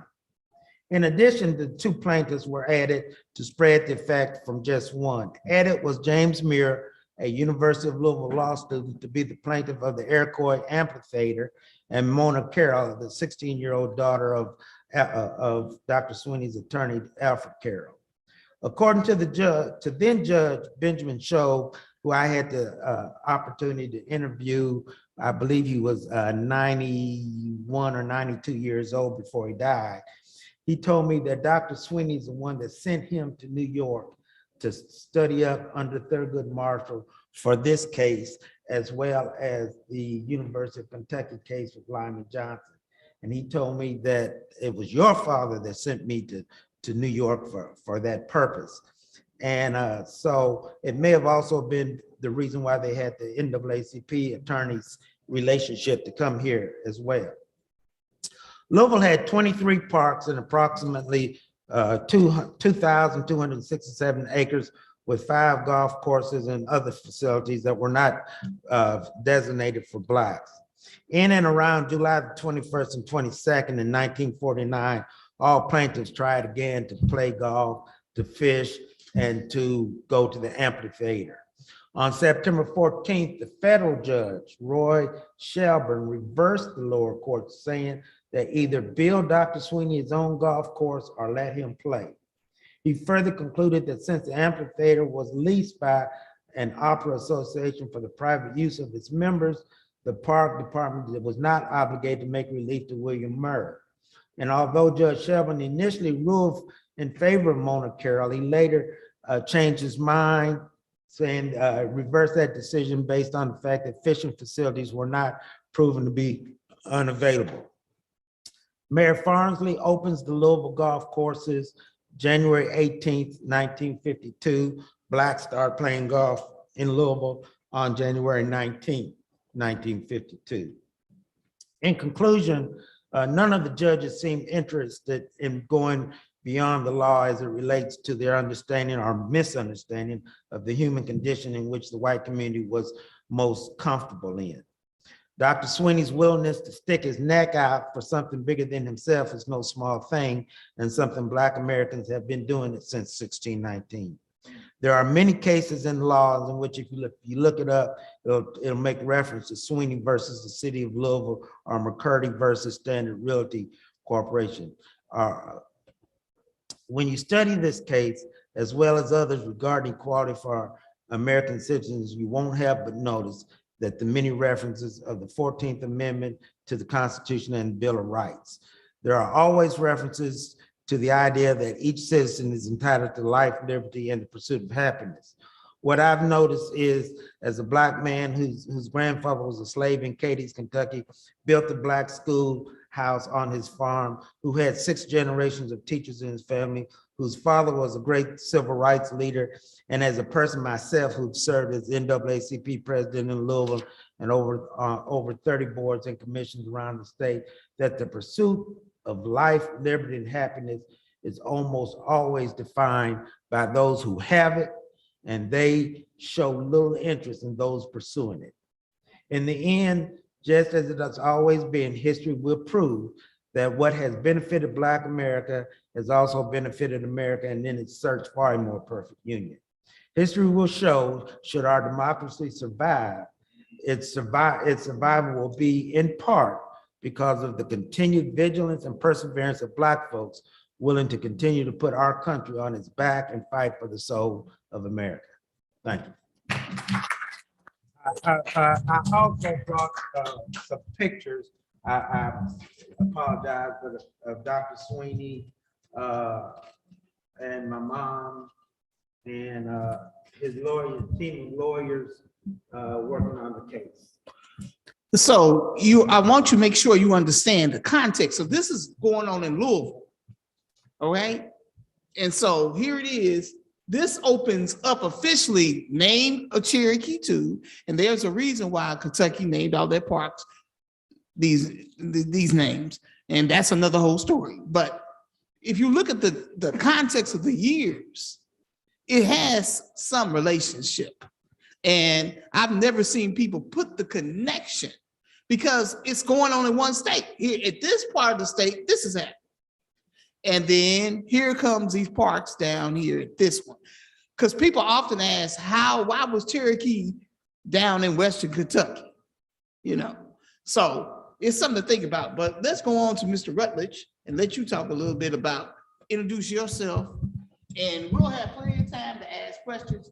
Ms. Sellers is passing around a copy of that article from Newsweek. Like I said, until I started working on this, I had no concept that this was going on. So it's a context, it's something to think about. Okay, my name is Dwight Rutledge, and my dad was assistant manager at Cherokee State Park in Aurora, Kentucky, which is in Marshall County. And at the park, while I was a young kid, I grew up around the park. My dad didn't take, he was offered the manager's job, but he wouldn't take it because he had his funeral home. Mr. Pitt, nice fellow. Thank you. But like on weekends, mostly on weekends, the park was filled up with people from around Kentucky and Tennessee. And they would come, the ones that couldn't afford to come on a bus, I guess they worked on a farm, and they would come in their farm trucks, and they would have churros in the back of the trucks and come and stay the whole day at that park. And you had your picnic area, you had the playground, and then you had the swimming area, and then you had the bathhouse, and then they had a little convenient place where you could buy drinks, snacks. And then if you want to go swimming, they would take and check out a basket, give you a pen, you go down, walk down to the swimming area, which was in the lake, and they just had it roped off. And they had something like a barge out there.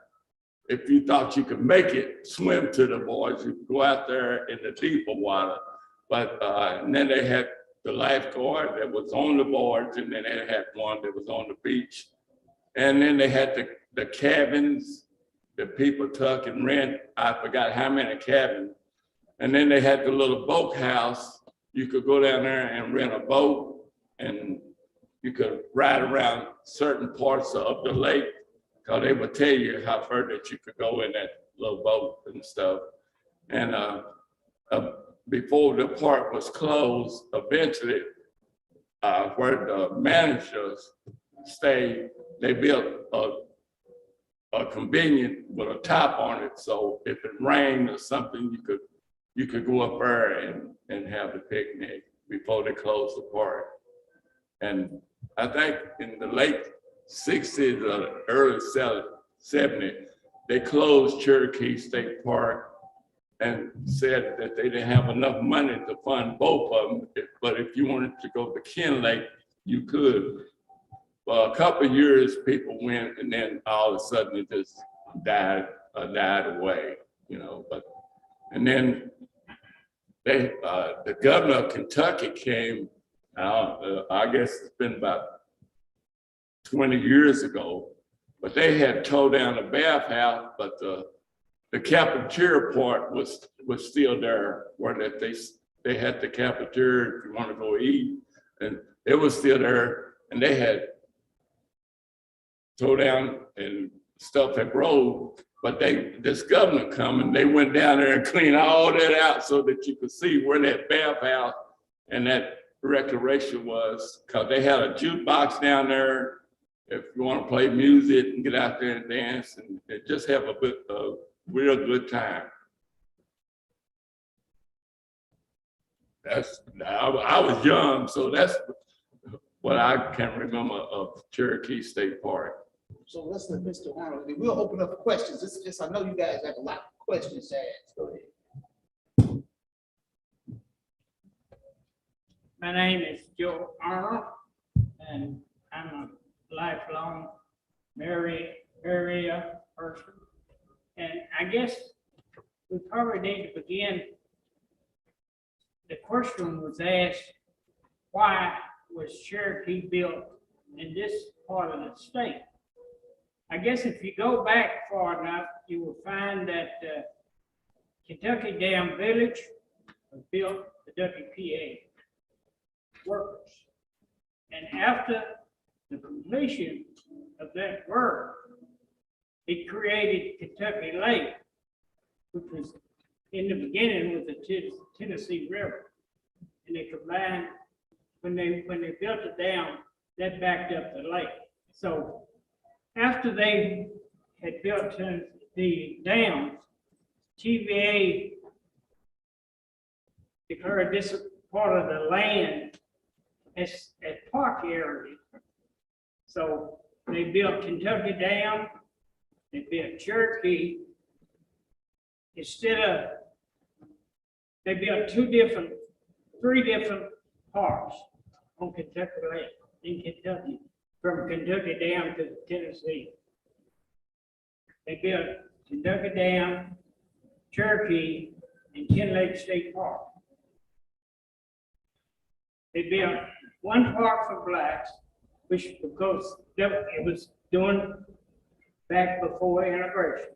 So there was a black and white worked on Kentucky Dam Village. So after the completion of that, they built the parks. They built one for black, two for white. So that's how the park ended up in this part of the state because of the Tennessee River.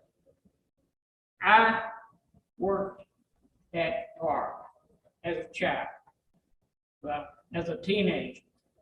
My high school years, I spent the summers working at Ken Lake and Cherokee State Park. Cherokee State Park, every summer, that was my summer job. During my sophomore year, or maybe my freshman year, I'm not too sure how many years I worked there. I know I worked at least 3 or 4 summers at the park. We started in April, which was cleaning up the park, getting ready to open, at the beginning of the season. I worked in cafeteria area, bathhouse area, and cleaning up cottage area, because that was what you did when you worked. You didn't work one particular job, you worked all of the jobs. Because sometimes there were people visiting and sometimes there weren't, but you cleaned up and you took care of the park system. My job was waiting on tables in the cafeteria when we had guests and people visited. Then on weekends, when people came to stay, we had people from Louisville, St. Louis, all up north, Tennessee, but Cherokee wasn't advertised as widely as most of the state parks were. So we only got a few people, which in this part of the state, as you all know, Western Kentucky doesn't get as much recognition as the rest of the state, because we are sort of the tail end of Kentucky. But the people who knew about Cherokee State Park came. We had lots of people from this part of the state, from southern and the western part of Tennessee, even the southern part of Illinois wasn't familiar with Cherokee as some of the largest cities were. We had people from St. Louis, we had people out of Louisville.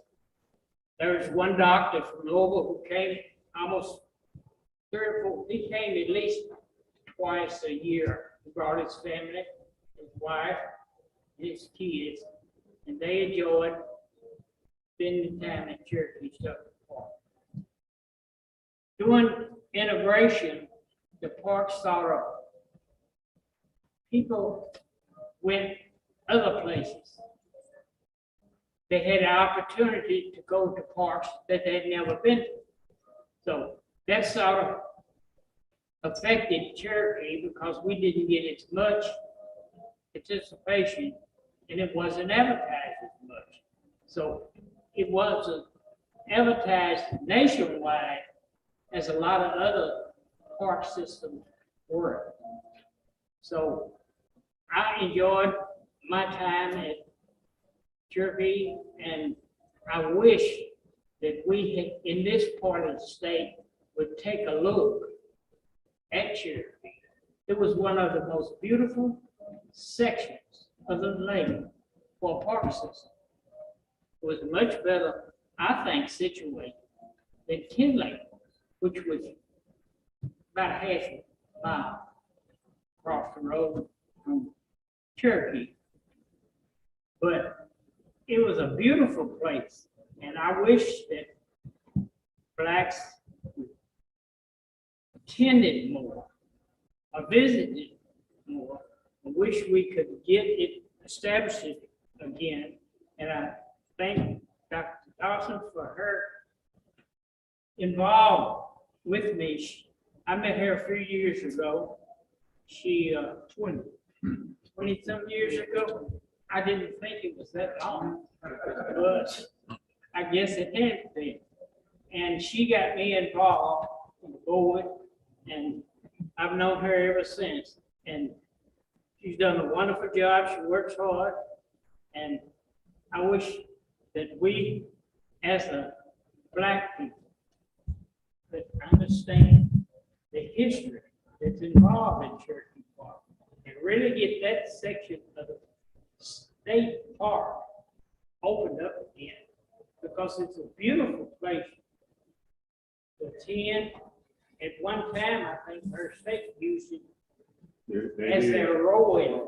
The rowing club. The rowing class. Their rowing class that they used. That's the story. Every other park. But that's the only building that's left on the property now. And it's still in pretty good shape.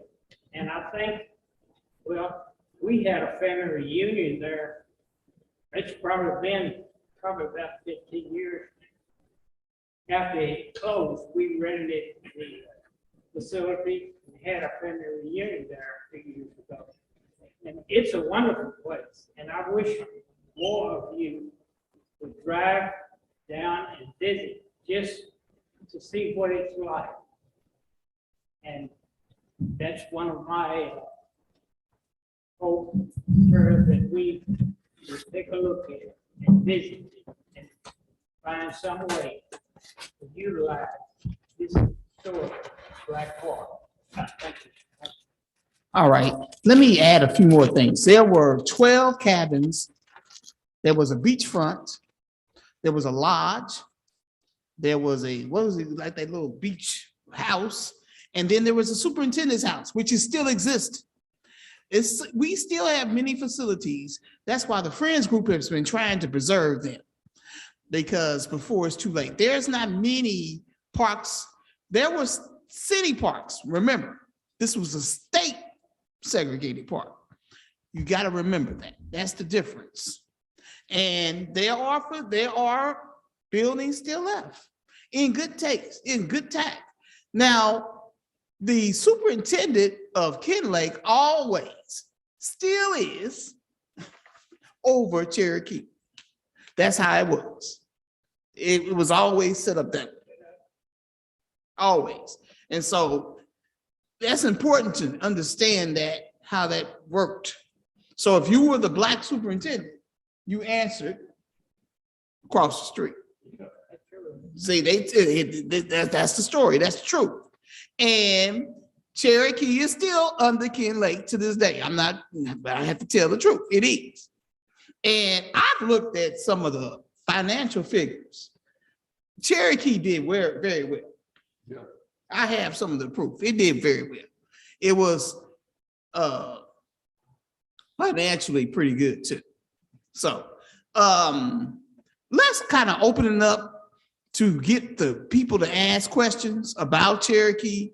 Okay, let's start. This is genealogical. Okay. Your family's reunion in Drake County on KPT. Oh, no, sir, not. That same family. Probably was a Cunningham. Cunninghams. And they did, I wasn't invited. When the food was good on TV, let me tell you. Okay. It was a Cunningham. Was the attorney show, was he African American? Yes, Was he came to the show from Boulder? yes, I believe so. Okay. Mr. Robbins, don't get away. I'm doing interviews with you because Mr. Mayor Pettis told me to call you last week. I need to talk to you about today. I'm writing a book. Please. So questions about Cherokee? You have the people here or questions about segregation? Question in the back. Okay, I can't see. Oh, go ahead. Yeah, prior to that, and I noticed that you all are going to be doing like some summer events, different programming throughout the year. Pause on that. Is there any prospect that y'all are doing that this year or 2 years ago? Yes, the Friends of Cherokee will be having an event for the August 8th weekend, and we'll be having, there is Mr. James in the audience? Is he here yet? He's gonna be talking, he's dealing with the, we got some young people involved. One of the things that that needs to happen with Cherokee is more young people involved in it. And yes, we'll be doing outdoor adventure events. There are a lot of African Americans in the outdoors. And so we're gonna be having an event. We'll have kayaking, all kind of things. Yes, it'll be doing August 8th. We're doing a documentary and we're doing that. So we have several things to keep the narrative alive because that's important. Other questions? Yes, Mr. Clinton. Where Cherokee is located, of course, is in Marshall County. I just to cut to the chase. Okay. Were there any incidences of violence or threats of violence against some of the people who stayed there? It being a predominantly black, all black park in. Joe is 09. He was there before I was, but. Yeah, I served probably under 3 or 4 different managers during the whole time. There wasn't any incidents at the park. The whole time, there wasn't any violent incidents or anything that happened at the park. We were basically the manager at Kinlake was really over the manager at Cherokee. Is Jerry ready? And during that time, we've had about we had about 8 or 9 cabins. And those cabins were all moved over to Kinlake after Cherokee closed. They moved those. I don't know about race-based. No, there wasn't any racial incidents at the park. No, you would see, since it was the state of Kentucky, every now and then you might see a trooper drive down through there, but he just drive down and just drive right back out. You hardly ever seen a police officer at that late. I got a question. I used to work for the Kentucky Commission on Human Rights, and Western Kentucky was my area. And I remember driving through on the way to Mayfield and Fulton and Hickman and all those places. And people used to talk about how there were no Black people in Marshall County, period. And my question is, did something historically happen that caused Excuse me, that to happen? I don't mean to cut you off, but it was one Black family that Okay. lived in Marshall County. Well, there you go. And he was I guess, a janitor. I don't know what his position was, but he worked at the Chevrolet place. And my dad was born in Marshall County, Okay, but he moved to Murray. Well, I just grew up hearing that. I Yeah. was just wondering if it's true. Yeah, years ago, there were no Blacks that lived in Marshall County except this one family. And the Pattons who lived in Marshall County for a number of years. And then they finally moved to Murray. But because Kentucky Dam is in Marshall County, Blacks and whites built the dam. So they worked together building the dam. But after it was built, for some reason or another, there were no Blacks left in Marshall. Why, I don't know, but that was before my time. So I don't know what happened or how it came about that no Blacks ended up in Marshall County. Now it's probably racially mixed. Now, Well, I know that for 20 years, I've been going down there. And within those 20 years of going down there, we've had a few incidents, but not just like we have in many places. But the reason why we started dealing with Cherokee was because of, what's the judge's name? Yes, Mike Miller. He's the one that came to us and said, you guys need to do something about that part. Am I telling the truth? That's the truth. The Judge Miller, which was at one time was the longest standing judge in Kentucky. He's the one that came to the group of African Americans and said, let's work on this part. That's the truth. And I know I was there. So yes, but there's racial tensions all over the Commonwealth. It's not, and I've had some interesting incidents down there, but really the biggest problem I've seen is because of the locale of the park. Many African Americans don't want to go down there now. but now I retired from Marshall County. I worked in Marshall County for my career, and I retired from Marshall County. There's good people everywhere, like it is everywhere. Absolutely. So it's because a lot of it is because of history, but a lot of people in Marshall County are not from Marshall County. A lot of people have moved into Marshall County from other places. So a lot of people you find are not original from Marshall County. So that's why you find, especially because of the lakes, you find a diversity among other people who live in that area. Let's give our panel a hand, a round of applause. We're going to move, we got one more session before our lunch break. And before we do that, I'm going to ask our guests from Madisonville to come up and give us one more selection, if they would. You have another song you can give us? If not, Dr. Price probably. Okay, so again, if you don't know who these folks are, I'm their manager, by the way. And it's like they brought in this new man. Y'all saw the movie with Suge Knight in a minute, right? Okay, so so Zamir go lightly, Dwayne go lightly, Aletha go lightly, Yeshua,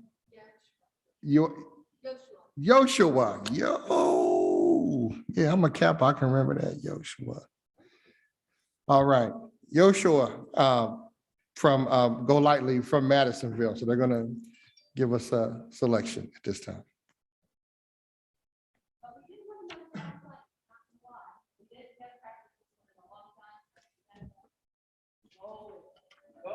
You won't miss it.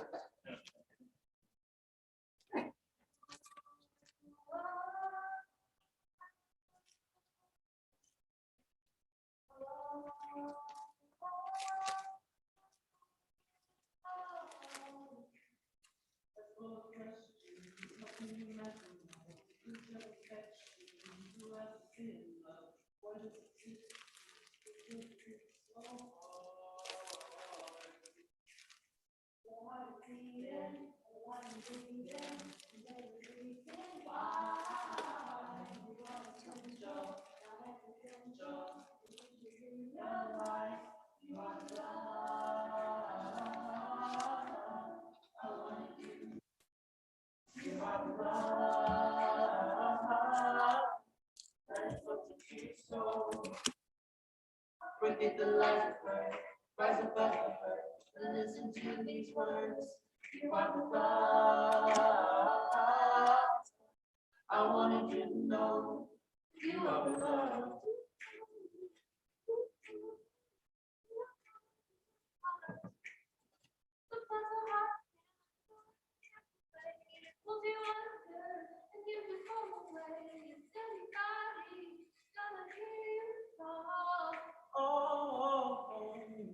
But there's a purpose under the surface. remind you that love will find you, let it lift you out. You are the love. I wanted you to know you are the love. Let it soak into your soul. Oh, forget the lies you heard. Rise above the hurt and listen to these words. You are the love. I wanted you to know you are the love. If you're afraid, don't let hope fade. Keep your eyes fixed on the light above. In the heartbreak, in your mistakes, nothing can separate you from love. Don't be afraid, don't let hope fade. Keep your eyes fixed on the light above. In the heartbreak, in your mistakes, nothing can separate you from love. 'Cause you are the love. I wanted you to know you are the love. Let it soak into your soul. Oh, forget the lies you heard. Rise above the hurt and listen to these words. You are the love. I wanted you to know you are the love. You're afraid, don't let hope fade. Keep your eyes fixed on the light above. In the heartbreak, in your mistakes, nothing can separate you from love. You are the love.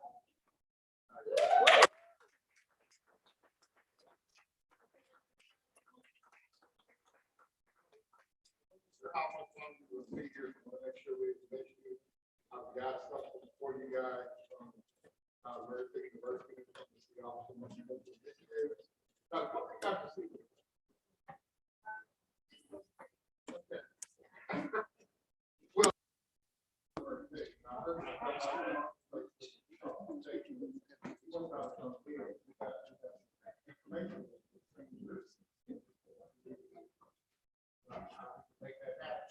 but as always, we've got a nice birthday t-shirt here for them. Because, you know, once a racer, always a racer. So, guys, officially racer.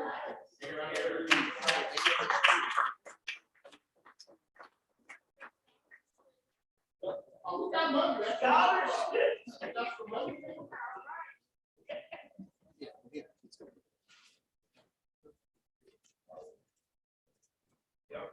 When you sign up to take a full run, don't forget it. Remember, let's give them another round of applause.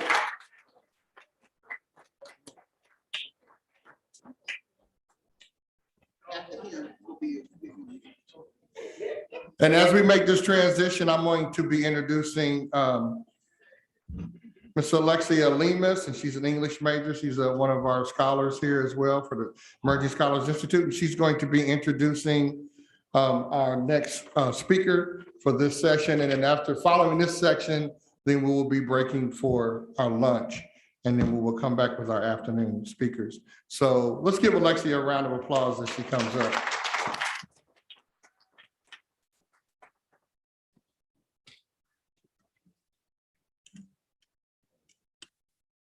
Mr. Gary Sovo James is an Air Force vet, social artist, public health advocate, photojournalist, paddle sport instructor, and founder of Explore Kentucky. Explore Kentucky is a Black-owned social enterprise dedicated to inspiring Kentuckians and visitors to exchange in an active lifestyle fueled by outdoor adventures. He also serves as outdoor recreation roundtables together outdoors coalition led.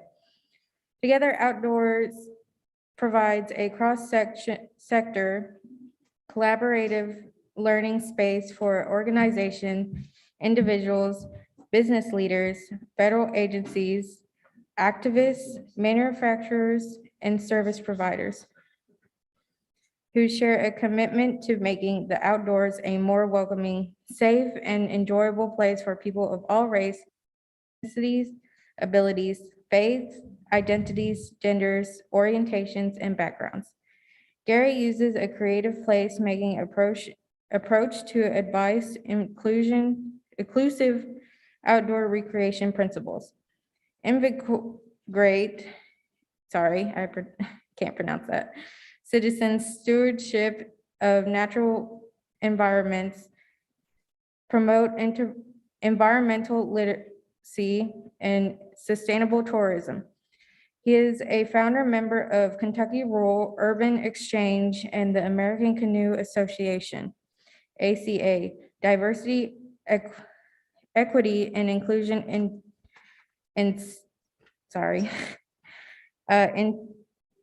initiatives, sorry.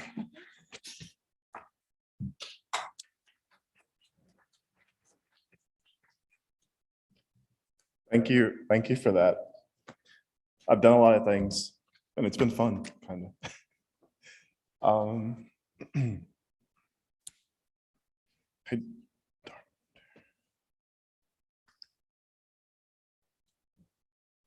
Trying to figure out how to see my slides. He'll have them up here. Okay.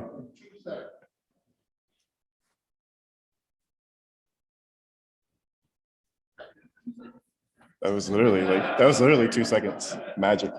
Yo, thank you for that bio reading. I felt like really like I don't know, pretentious. And I promise you not. I'm just like here to serve the people. So yeah, my name is Jerry Sivo James, and I am the founder of Explore Kentucky, which promotes outdoor recreation around the state. And we do all kinds of different projects from like trail building to community events, cultural heritage, promoting tourism. And then as of June 2021, I work for a national nonprofit called Outdoor Recreation Roundtable that's based in Washington, DC, but I still live here in Kentucky. I work remotely, just travel to DC quarterly. But ORR represents 35 trade associations that represent the outdoor industry. So everything from rock climbing to whitewater rafting to RV manufacturing, hunting, we represent and we advocate for policy on behalf of them. And so my role, I run the Together Outdoors Coalition, which promotes inclusion throughout the recreation economy. And so yeah, that's a little bit about me. So there's a collage of pictures here and I forgot to apply like the animation effect. So I apologize because it's supposed to be like boom, boom, boom, boom. But anyways, I grew up as a military brat. So I lived all around the world as a kid. And I had privilege in the sense of that a lot of like folks of color, African Americans, we like have a strong disconnect from the outdoors because of systemic racism. And being on a military base, I had the privilege of having that access to the outdoors because the military we had, walking tracks in the base, forest, an organization called Morale, Welfare, and Recreation, where we could rent out canoes and kayaks and camping gear for relatively, inexpensive. And then also had parents that really encouraged us to, get out there. And one of the things I tell people is like in New Jersey is a base we were stationed at called Fort Monmouth.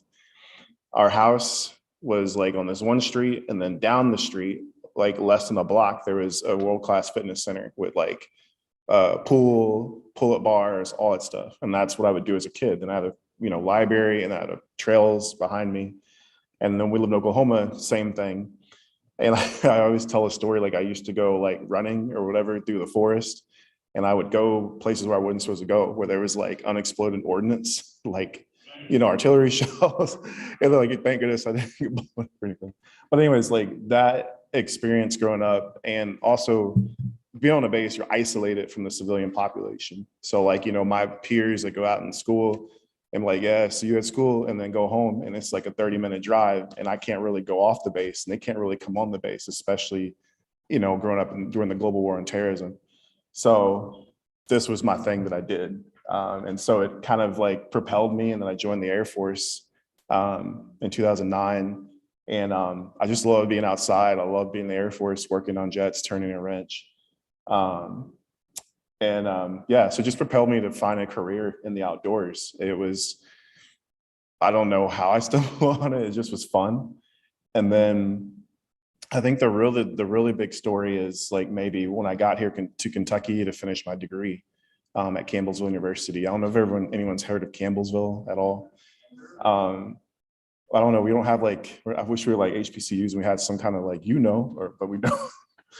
But Campbellsville, like Kentucky has this like inferiority complex, I feel. Like a lot of people, when they think about Kentucky, they think about bourbon, bluegrass, and basketball. They also think about racism a ton. Whenever I was in Texas and about to come, I finished up some of my active duty time and I was coming here for college, people were like, "You're going to Kentucky?" People are like barefoot, people are racist as heck and stuff like that. And I like always, because I'm traveling around, I was like, let's give it a chance. So I got here, yeah, there was like that stuff, like racism and stuff, but it was a beautiful state. And so for me, like, I was like, I'm gonna use who I am and my identity and kind of promote this new image of like promoting diversity, promoting outdoor recreation, and as a way to like uplift the state, help with economic development, and also help with social development too, and so like my work is like from a very intersectional approach. So that's a little bit about me. I always do like a land acknowledgement when I like do my presentations, and it's because I want to respect like the indigenous heritage of the places that we like recreate. So like where I live, it is Frankfort, Kentucky, the capital. So that's the Adena, the Hopewell, the Osage, the Yushi, the Shawnee, and the Cherokee. And the reason why I do it is because a lot of when in Kentucky history, people say that, oh, Kentucky was this place where the Native Americans didn't live, they just hunted here. But it doesn't talk about like the years of like colonialism and also destructive war that stole the soil land. So for me, it's reclaiming that space for them and respecting that.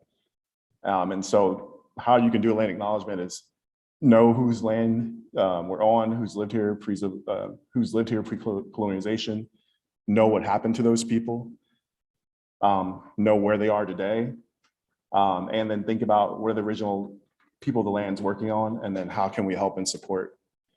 So like I know for me, like I've done some work with the Eastern Band, the Cherokee Indians, and also know about the Cherokee Nation in Oklahoma. And so I've interacted with them, and they still, even though they've been disconnected from their land here in Kentucky, they help maintain some of the cultural resources here in the state.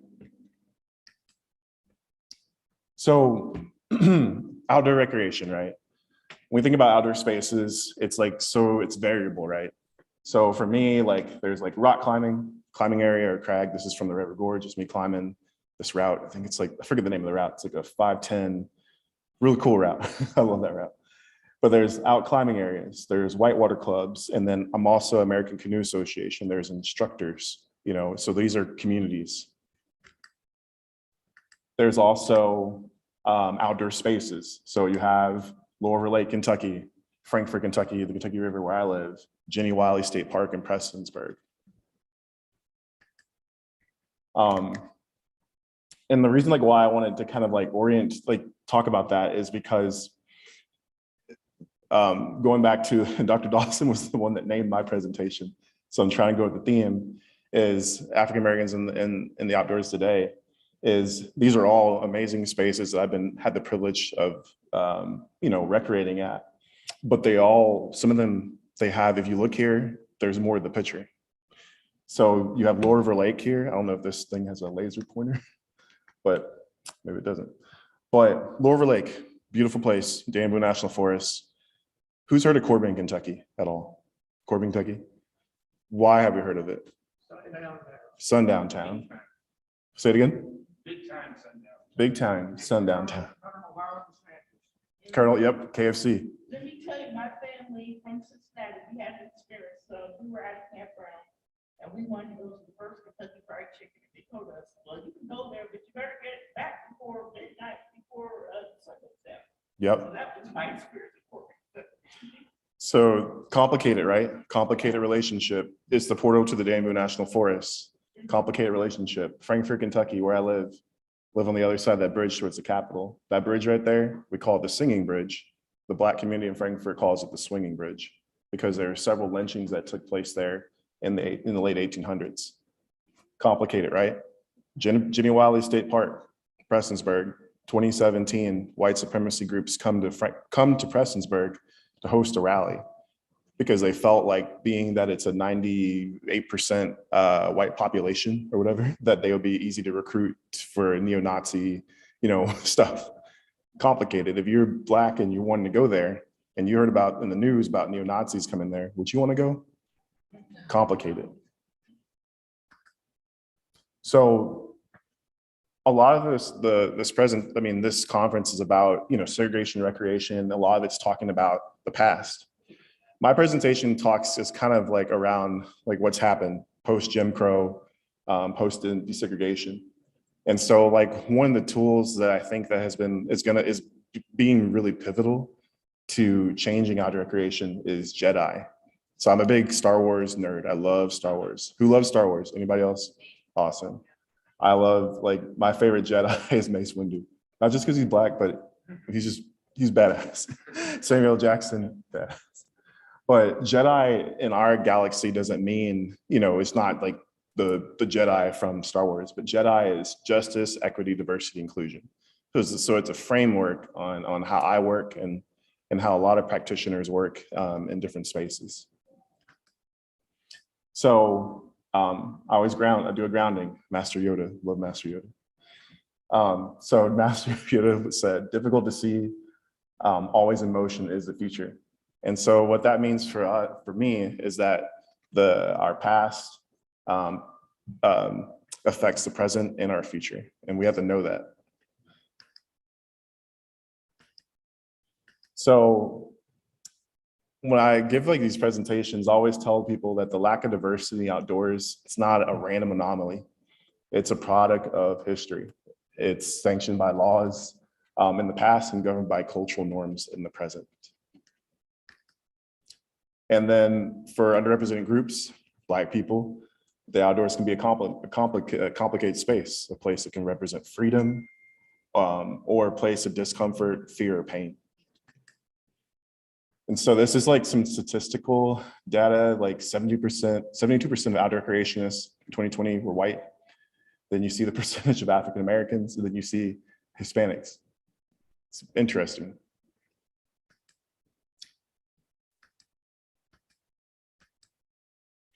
So when I give a lot of the presentations in my work, I always come from an intersectional approach. But since this conference is focused on African Americans, I'm going to try to focus on a few barriers and a few tools that I think that specifically for our community. So again, that complicated relationship, de jure and de facto segregation, and then representation. So again, just the story right here, complicated relationship. I moved to Frankfurt in 2016 after living in Louisville. And so I didn't feel like carrying my paddleboard on my car all the time. So I asked these folks in the marina, I said, hey, you got a little boat rack here. Can I just put my board there, leave it and paddle when I want? And so I did. They said, yeah. Now I knew about the swinging bridge, right? And if you're Black, you live in the South. There's so many spaces that you can, navigate around and lynching took place there. Somebody was planning a KKK rally there. It's just, it's interesting. But it's not just complicated, the space, just because what happened in the past. It's complicated because of the present. So right there, picture on the right-hand side, I go downstream, it's about a mile or so, half mile or mile or so. There is a little, what I call a little houseboat neighborhood. Confederate flags ablaze in there. German Shepherd dogs barking every time I paddle past. And there's white people there. And instead of telling the dogs, be quiet, they're just yeah, they're egging them on and stuff. And I've been heckled at from that neighborhood, from that spot. And so even though the swinging bridge lynchings took place in the past, I'm still getting this kind of intimidation, in the present.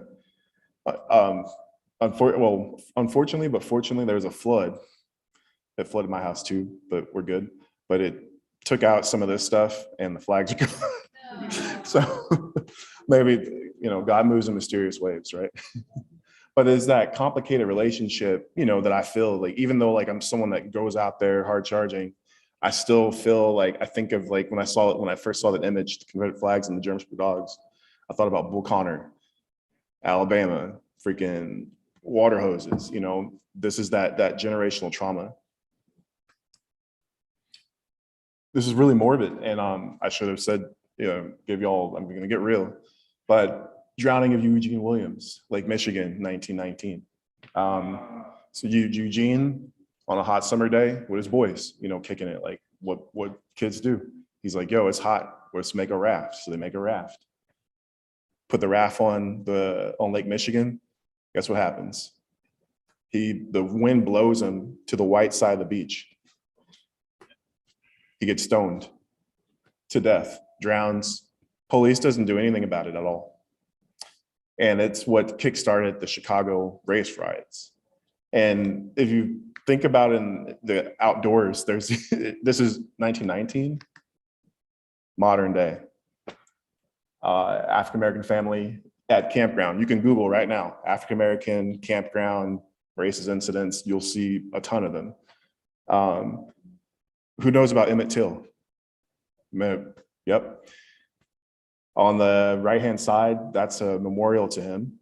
And these are students from the University of Mississippi that decided to pose a picture with their guns. And after they fired several bullets into that sign. So that sign has been like, they've had to replace it a few times because people use it as target practice. So like, imagine you're us, you're Black. And you're going to these spaces and you see this complicated. And it's not just something that's like, because a lot of people like to say, well, they'll tell me, Jerry, like, no one's blocking Black people from going outside. It all happened in the past. And I'm like, well, I can go on the news and I see incidents like all the time. A Black family was going to a KOA, campground, and the employee, they went to fish, and an employee pulled a gun on them. There's a video of this. So just these complicated relationships. And there's Miss Nancy Dawson, looking beautiful there. But de jure and de facto segregation. So I'm really excited to meet Mr. William O'Brien. He's here.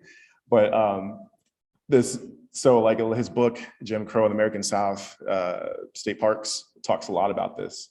And Dr. Dawson, a lot of her work talks about this too with Cherokee. You know, Cherokee was Kentucky's first and only state park for Black Americans. But think about like, you know, from a de jure standpoint, there were so many ecosystems, so many like natural spaces blocked from us to go to. We couldn't go to Natural Bridge. We couldn't go to Carter Caves. We couldn't go to Kingdom Come. We couldn't go, you know, to forever, so many places, go to one. So that's de jure, which is governed by law. And then there's de facto, those cultural norms. There's the sundown towns where like sundown towns, like some had official policies, but some didn't. It was just known, like you need to be out by dark. And so this legacy of de jure and de facto segregation, it still affects us today strongly. And this is like from Dr. O'Brien's book, but this is like a map showing you all the different state parks that were available. And you can see like Kentucky there, and you see one. Wow, right? Crazy. And the thing to think about is Black people, we were taxpayers. State parks are taxpayer funded facilities. So it's like, yo, I'm paying taxes and I can only go to one. Messed up, right? Then we talked about sundown towns, as y'all know. But I want to say, like, what's interesting about this whole state park conversation is that there is like people that thought that we didn't want that. They thought, I think it was, I forget which book it is, but it said like Black people were just jovial creatures and just cared about ball fields and barbecue pits and stuff. Whereas white people of the Nordic descent need trails and mountains for their vigor. Crazy, right?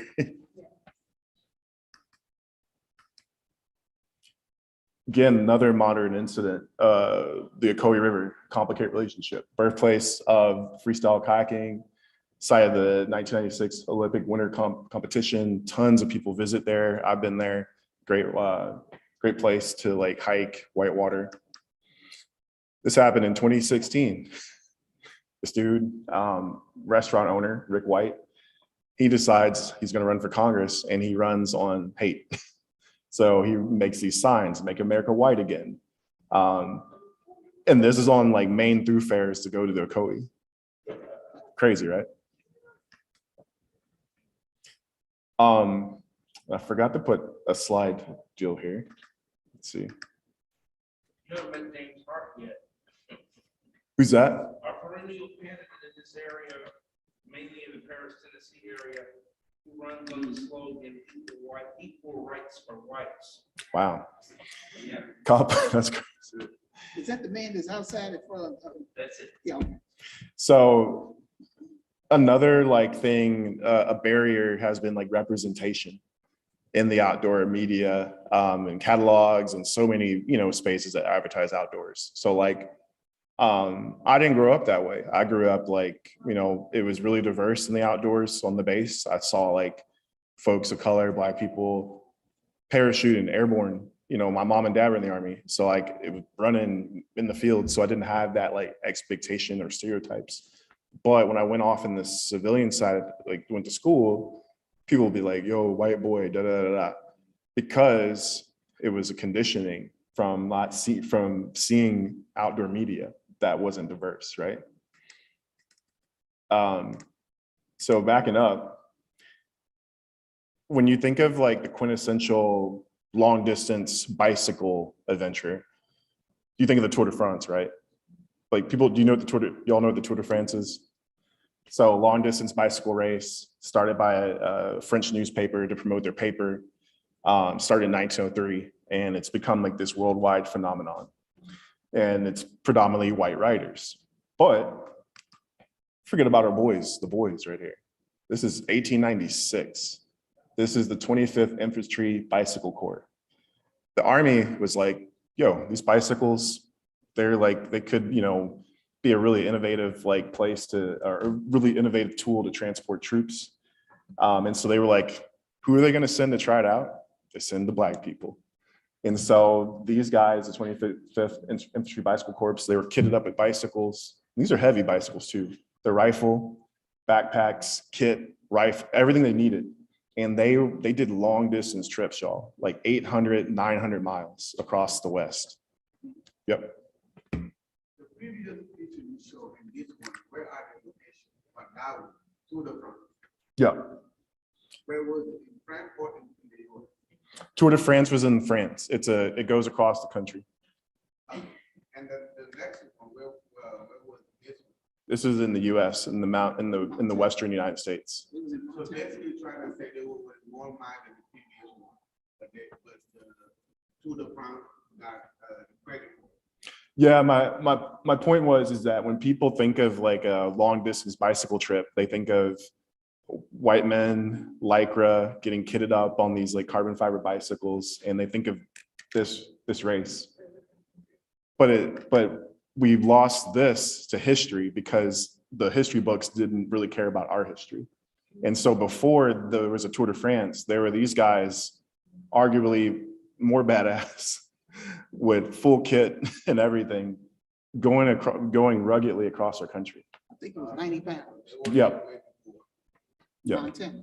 Yeah, Montana. They were going like Yellowstone, crazy. But there's some books about them. Yeah. So representation, like I said, lack of representation. I'm gonna try to speed up. So how do you imagine the outdoors rooted in the principles of Jedi? And so what is happening African Americans today? What's happening today to kind of correct these things? So some of the big things are equitable. I'm calling this reclaiming space because like y'all know Maxine Waters reclaiming time. So I'm trying to like do something here, reclaiming space. But equitable transportation to outdoor spaces because of systemic racism. Because, like when they're designing parks and a lot of green spaces, our communities, Black communities, are put in industrial spaces. It was like, that's where we're gonna put the dump. That's where we put this interstate exchange, whereas the more affluent white side of town have the green space. And so this has like put a significant distance between these spaces. And so there are programs like the Trailhead Direct in Seattle, Washington, that is using public transit to transport people to trails. And then Senator Cory Booker, and I forget the person in the House, they introduced a bill called Transit the Trails Act. And so basically it's trying to get the government to invest, millions of dollars to build public transit to trails. Because if you want to go like in Kentucky, if you want to go to like Mammoth Cave National Park, Cumberland Falls, Abraham Lincoln, Big South Fork National River and Recreation Area, Fort Donaldson, you got to have your own personal car. There is no public transit that will take you there. And so if this Transit the Trails Act pass, we could have a future where there's infrastructure to transport people to these places. And I meant to put this before, but reclaiming spaces, reading Jedi texts, reading these books, reading Landscape Exclusion, reading Carolyn Finney's book, Black Faces, White Spaces, reading The Adventure Gap, gaining that knowledge. Data visualizations. So I'm a data like nerd. And so now we know the effects of Jim Crow. We know the effects of segregation, studying it and trying to correct it. So this is a data visualization from Richmond, Virginia, that shows like the correlation to communities of color in green space.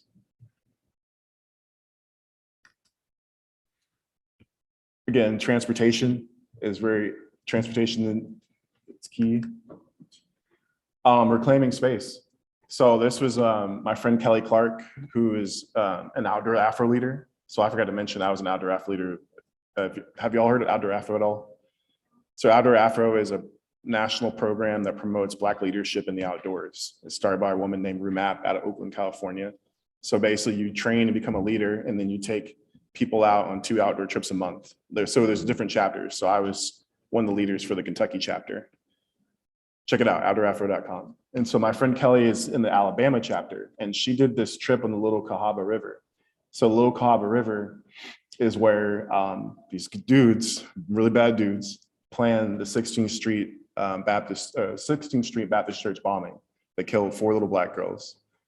They were out here on this river planning and plotting. And so what Kelly did is that she took a canoe trip with her kid and the Outdoor Afro chapter there in Birmingham to reclaim the space. It's like reclaiming it from this negative that happened, saying that you're not going to control this. This is ours too. And I think that's really key. Making hiring processes, partnership and leadership opportunities more inclusive and accessible. So like, as I told you all earlier, I'm an American Canoe Association instructor. So I'm certified to teach kayaking, canoeing, and stand-up paddleboarding up to like level 2, which is like more open water. So I'm working with the University of Tennessee to do a program called the Paddle Sports Leadership Academy. So it's taking people of color and then training them to go through and get their certifications in paddle sports. And so I think through Reclaim Space, we need more programs like this, training people, get these technical skills to get us outside. I'm tired of being like me and this kid, dude Jacory in Louisville, we're the only 2 Black certified paddle sports instructors in the state. So anytime people want like representation, they'll call in me and Jacory. And it's like, we're like, yeah, we're tired. We'll try to get there. But so like this program, and there's programs like it. The American Mountain Guide Association is doing something similar to diversify the climbing guides as well. Creating or amplifying community outdoor spaces. So like basically like events to let people know like, hey, like you can come here, you can come to this riverfront, you can come to this outdoor space is key. So the Tennessee River Line, they're doing a program. They have a paddlecraft fleet and they have them staged at different communities along the Tennessee River area. Paducah is one of them. And they're letting community groups use these kayaks to invite people out the river. So they partnered with the Boys and Girls Club in Paducah and they did a river trip last year. Again, community-oriented events. So I do a big event down in Lexington, Kentucky called the Bluegrass River Run. That's a big paddle sports race event, float, and festival. And I go market it everywhere because a lot of outdoor events are marketed just at like outdoor stores. I'm setting up my posters at like, I'm going to the church, I'm going to Hispanic grocery store, going everywhere. And then in 2020, I did something called the Black Lives Matter Paddle Out Kentucky to honor George Floyd, Arbery, and Breonna Taylor. And so by creating events like for us, by us, that's one of the ways I'm trying to like get people out there. Again, a lot of Louisville stuff too, but Louisville, there's this thing called the West Louisville Outdoor Recreation Initiative. So in Shawnee, if y'all are familiar with the Shawnee area, Shawnee Park, there was no access to the Ohio, period. So like most of Louisville's like Black population lives in the West End, but there's no access to the river. Most of like all the access points are in the east inside of the city. So I'm talking about like boat ramps, yacht clubs, rowing clubs, all that stuff. And so the metro parks they have this program. So finally, I think last year they opened up Shawnee Boat Ramp, a couple $1 million, and it's really beautiful. And we've been doing some canoe camp programs out of that ramp. Then they're going to build this Shawnee Outdoor Center. And then they have an ECHO program where they're employing mostly youth of color to help with outdoor recreation, like jobs, trail building and stuff. Yes, sir. They have the little walk that goes along the edge of the river now. Mm-hmm. Yeah. Louisville City Walk from Shawnee Park, the Cherokee Park goes all the way downtown. Yeah, they've been working on that. Yep. Yep. Yeah. So there's a lot of stuff happening in Louisville, and I think that could be a model for the rest of the state, the country and stuff. Creating safe and equitable access for all. So this is a trail that I developed in Glasgow, Kentucky, which is down the street. And I was really like, almost didn't like work on it. I'm just kidding. I was really mad because I pulled up in the town and I parked in front of a Confederate statue. So the city had told me like, hey, I want you to come help us build this trail. And I pulled my car and I parked in front of a Confederate statue. And then a Black family like walked past too. And I was like, this is like, get out. I don't know. It was just, I was really mad. But anyways, I was like, whatever. But the reason like why I worked on that trail was because I saw an opportunity. It's a little like an urban stream. So it's this little 3-mile stream in downtown Glasgow. It connects it goes from the Glasgow's VFW club to downtown or to Glasgow City Park. And I was like, most of the paddling opportunities in what's Glasgow's county? Is it Barron? Barron County. Most of the paddling opportunities are more out towards the lake. This is more in the city core. So I was like, this would give people a chance to just paddle and not far from home. And so I built this trail in development in partnership with Glasgow Public Works and then the National Park Service. And then I think several hundred people have used it since then. And it's been just that was an awesome experience. Affinity groups. Affinity groups are really key. So again, the animation didn't go through. Oh, well. So there's groups that, like Dr. Dawson alluded to, that there are tons of Black folks in the outdoors. We've always been there. We've just not been seen. So there are groups that are like holding space, showing up in media and inviting people out. So there's a group called like Hunters of Color, headed by my friend Lydia Parker. And they take Black people, brown people, Indigenous people out hunting. They'll take them on their first hunt and stuff like that, hook them up with gear. They're doing this, they're establishing gear libraries across the country, which I think is pretty cool. Outdoor Afro, like I told y'all earlier, there's a chapter in a lot of different states. So there's, at least locally, is a chapter in Kentucky, chapter in Tennessee, chapter in Illinois, Missouri, all around. Look them up. Melanin Base Camp, which is like outdoor media platform promoting melanin outdoors. And there's a cool little org called Black Girl Surf that's doing the same thing. And if you like were to just Google Black outdoors, there's like tons of groups. Black people are African American RV group, Black people skydiving, Black people scuba diving, Brotherhood of National Skiers. They just did an event down up in Colorado where they descended upon snowmass and they had like tons of Black skiers out there. So there's like tons of groups that are doing this. Reclaiming space, representation. This is really, really key. I'm gonna try to hurry up because I know y'all are probably hungry too. But representation is key. So like I, again, grew up, in the outdoors. But then when I was growing up, all that advertisements were like all mostly white people. And then the legacies and stories about who started these companies like Yvonne Chouinard, and all these people like North Face and Patagonia, it was all about these white men in the outdoors, and they were like trying to innovate and create a product, and then North Face and Patagonia was born. Well, here's a story right here. This guy, Mike Carey. Mike Carey was he was the first Black person to NFL or to referee the Super Bowl. So he was a longtime Super Bowl or longtime NFL referee. But in the late 70s, Mike founded a company called Serious Innovation. He had went skiing, and on the bottom of your ski boot, it's a piece, these plates, it's a piece of plastic. And so when you walk between the lift and on the concrete, what happens to plastic on the concrete when you're stepping? It's getting chipped, it's getting worn out. So Mike was like, yo, let's create this thing called the Cat Track. So this is a cover that goes over your ski boot to protect it when you're walking on hard surfaces, also to give you grip. And he was in college and he worked for the professor, and they prototyped it, and it went off like wildfire. Ski shops all around the country were buying it, people were buying it, and he started a little company off of that. Then he innovated some stuff around like neoprene and balaclavas and stuff like that. And Mike has, I think, over nearly 20, or nearly 15 ski related patents, for technical gear.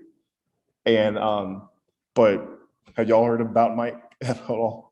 I hadn't until recently in the past year when I started working with his daughter for my job. And it was crazy. And like, not that like I'm saying that capitalism is going to save anything, but like, it's kind of cool thinking about this guy from that little product right there. He started a company that employs 80 people. And you can go to like Dick's Sporting Goods, you can go to, different outdoor places and buy his stuff. So like they make gloves, they make hats, they make like all kinds of cool stuff. So I challenge y'all at some point when you need your next pair of gloves, go to Tractor Supply, go to wherever you go, you'll probably find Serious Innovation. Now that I know who it is, I was like, oh man, I'm seeing it everywhere. But his story was not told. Then Cherokee State Park, of course, reclaiming space, working with Dr. Dawson, and has been a really blessing in a journey, as we try to like amplify the space and tell the story and get people back to it. And that's really, really important. And I want to shout out Dr. Dawson for all the work that she's been doing and for staying strong over the years, even with the ebbs and flows and dealing with the state government. So thank you to her. Then, as y'all know, recently in the past few months, there was a trail developed there to honor Coach Lester Mims, the first superintendent of Cherokee. So it was great working with the parks people. And a lot of people, I'm sure Dr. Dawson might have mentioned it. I don't know if she did.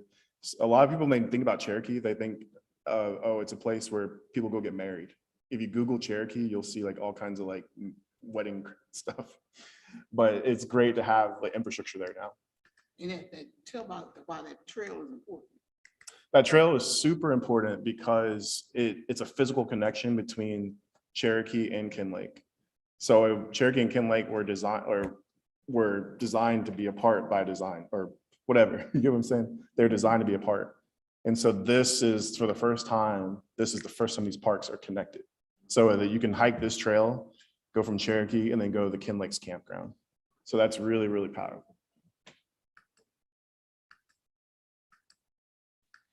Then just finishing up like my job, Together Outdoors. We just actually finished up designing this logo recently. But Together Outdoors, like I told y'all, it's a coalition that I lead to promote promote inclusion across the recreation economy. We're doing stuff like we've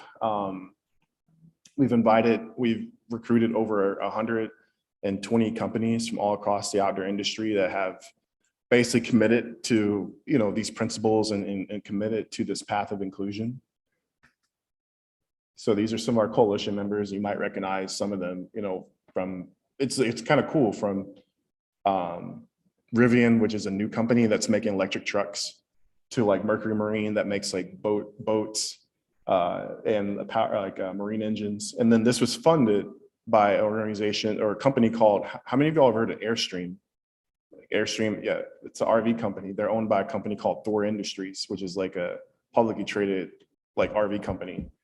And they funded this, my like work, the chief marketing officer at Airstream, and then basically like they wanted to do something. When 2020 happened, they wanted to do something and they put their ducks in a row for this to fund this coalition. So it's just awesome like to see like everyone that we have involved. Take all their money, they've had 2 years of back order. They got money. Oh yeah.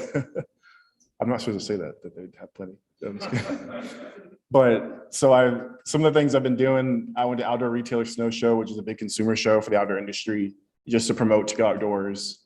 This is really cool. This is guy Jamaica, his family. He owns the first and only black outdoor gear shop in the country. It's in Texas. It's called Slim Pickens Outfitters. So check him out. Really cool dude. Then at Outdoor Retailer, I was promoting, we're developing a resource hub. So it's going to be like this digital interface where if you want to find just books, toolkits, podcasts, resources about inclusion, it'll be all on this like website that we're building. So this is kind of our technical document that we're working on right here. So we're going to give it to our web development team. And then these are some of the interface like designs that we like for it. Another thing that we're doing is we're creating an inclusive spaces toolkit. So like thinking about like, how do we make a campground inclusive? How do we make a ski area inclusive? How do we make a river area inclusive? And so this toolkit will be available and we're going to work with a few pilot sites to roll this out. So I'm really excited about that as well. That's all I got, y'all. That's all I got. I know there gotta be some questions from Mr. James. Yeah.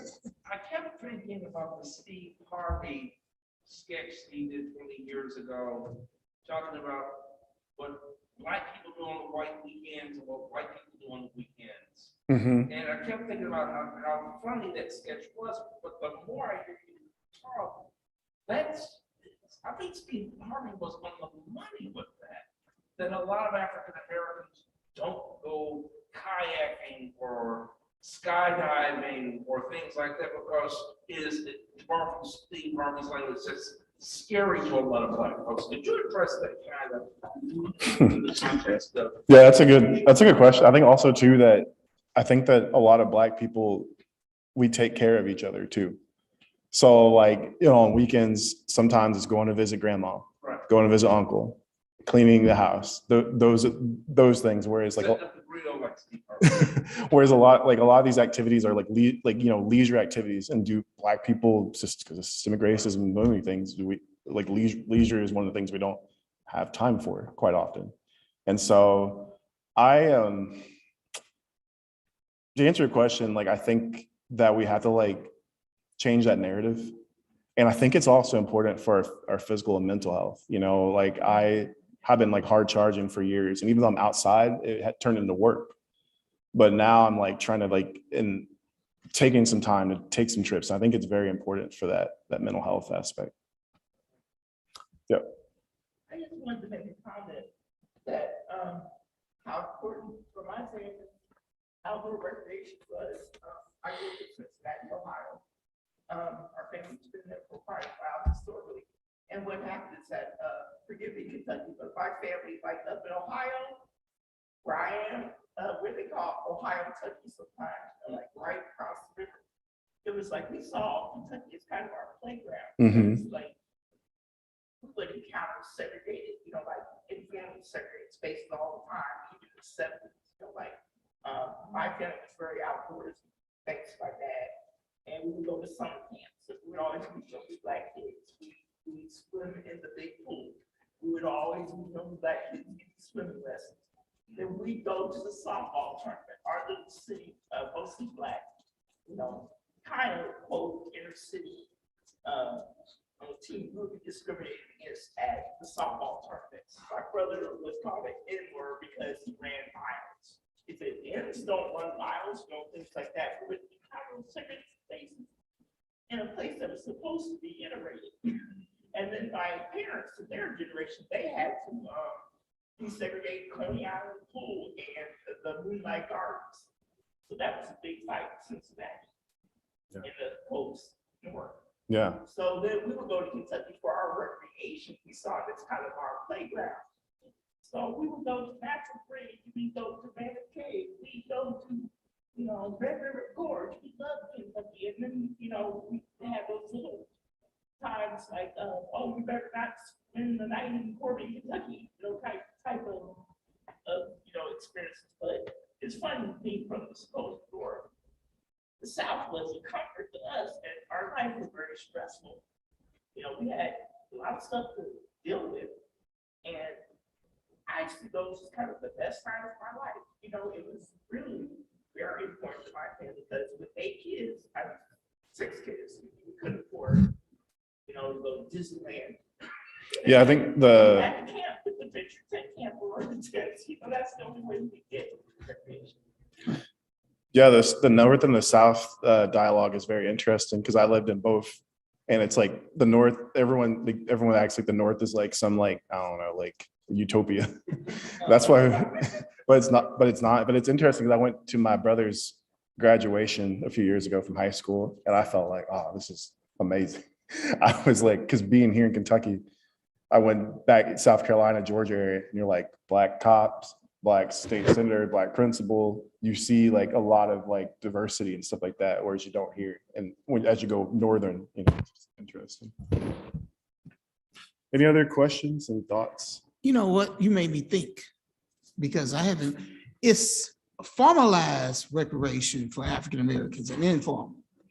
Because some of the recreation that a lot of us participated in was informal type. And I don't mean that to be negative, but we had our own concept of recreation because we were not allowed to participate in these formalized recreation circles. Does that make sense? We couldn't kayak because, I deal with the National Park Service too, and we reenact. Now, a lot of Blacks reenact, which is kind of a form of recreation. And I was introduced to it, but it tends to be a lot of the middle-class Blacks who get involved in some of this more formal recreation because we have more access, more resources to do things. Like to get a costume costs a lot of money if you're going to reenact. To participate in kayaking, that's money. And many times we don't have some of the money to do some of these things. So there is a formal and an informal, and I never thought about it. Yeah, I was gonna say it's like you talk about money. So my dad texted me a year ago, and it was a picture of a brand new Chevy Silverado and an RV behind it, and I was just like, we didn't grow up like affluent. We grew up of an enlisted, government worker salary. So I was like, dang, you're moving like that. But you're right. As people move up, that's that access to outdoor recreation. And that's the goal of my work, is to kind of make it open to everybody, no matter what. So, but thank y'all so much. Thank you. So when we convene, we will, after lunch, we will see Dr. Ronald Stevens, and he's going to talk about Idlewild. And Idlewild was a resort park in Michigan. So we thank you very much, and we will be back. And thanks to all the speakers, and thank you to our young people, and hope you learned something today. And we'll be reconvening in about 45 minutes. Okay, thank you.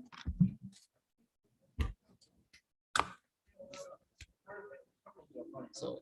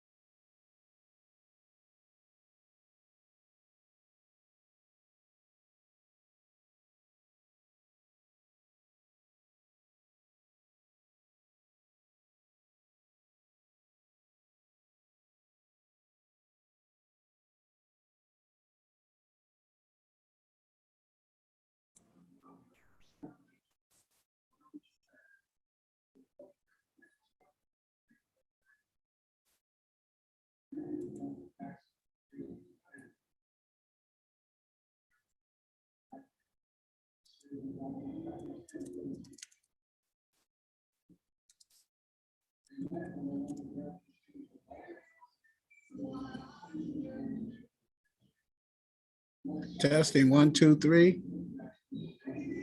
Can you hear me?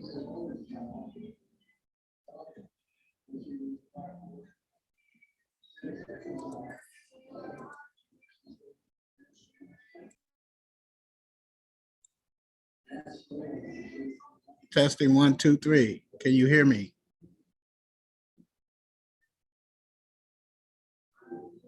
Is it working now? Great, excellent.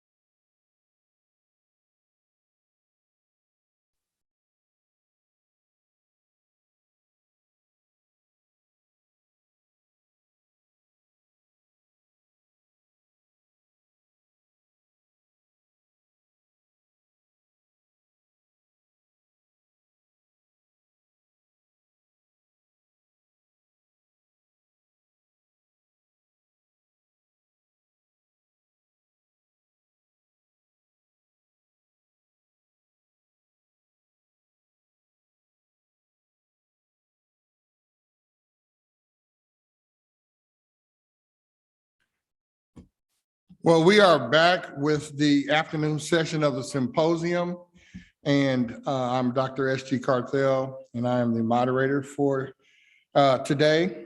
And we're running a little bit behind, maybe about 10 to 15 minutes. We've had some traffic issues and air issues with some of our flights being delayed because of the weather that you guys are probably all well aware of. But we're getting back on schedule here. And this afternoon session, the Idlewild Resort is coming up next. And the student that's going to introduce our speaker is Ms. Bryson Johnson. And she is a ESI scholar, and she's also a music business major and a business minor. Is that correct? I got it. All right. So let's give her a round of applause as she introduces our speaker for this afternoon.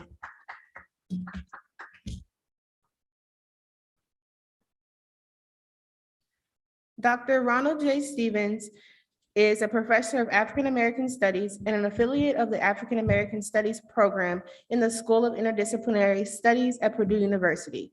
He is a community-based researcher, a 20th century African American historian, and the former director of Purdue's African American Study and Research Center. Dr. Ronald's major research interests involve Black leisure and recreation in Idlewild, Michigan. Owing to his national reputation as an Idlewild scholar, Dr. Ronald appeared on and been cited in public programs including Idlewild, The Real Thing, Idlewild Rebuilding Paradise, Are We There Yet? Americans on Vacation, Idlewild, Michigan, A Black Historical Resort, and Historic African American Towns. He is the author of Idlewild, The Rise, Decline, and Rebirth of a Unique African American Resort Town, Idlewild, The Black Eden of Michigan, African Americans of Denver, as well as the lead co-editor with Adam Ewing of Global Garveyism. He is the author of several groundbreaking local studies on the Garvey moment in the United States, among other topics published in the Journal of Black Studies, Black Scholar, and Black Diaspora Review. Dr. Ronald is currently writing Robert Franklin and Mabel R. Williams Speaks, Matrimonial and Political Partnership in African American Resistance and History between the years of 1925 and 2016, and showcasing Black womanhood, Larry Steele's Smart Affairs in the University of Georgia Press. Please join me in welcoming Dr. Ronald J. Stevens.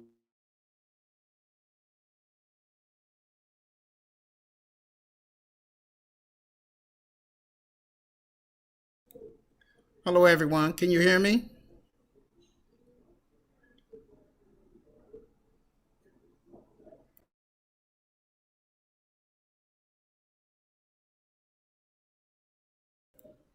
Hello?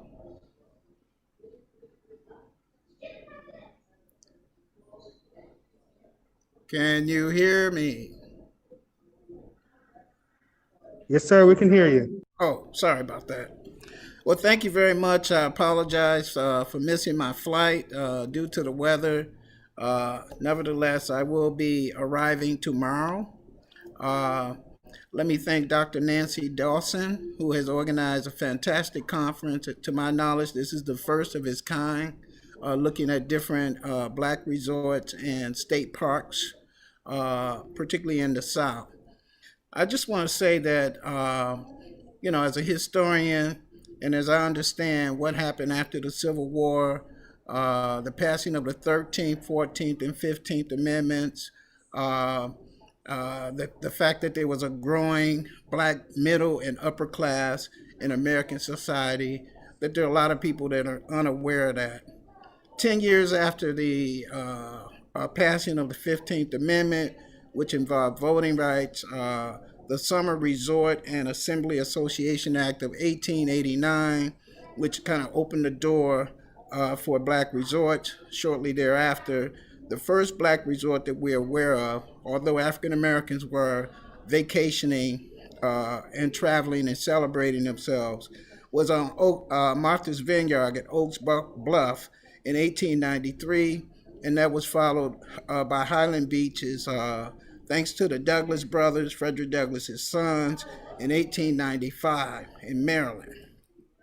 But as the 20th century unfolded, around the time of the First War, we had a resort in Michigan that was founded, Idlewild, Michigan, in 1912 by white land developers who understood that there was a market for African Americans to vacation, that they too deserve the right to vacation, though they were prohibited from doing so at white resorts.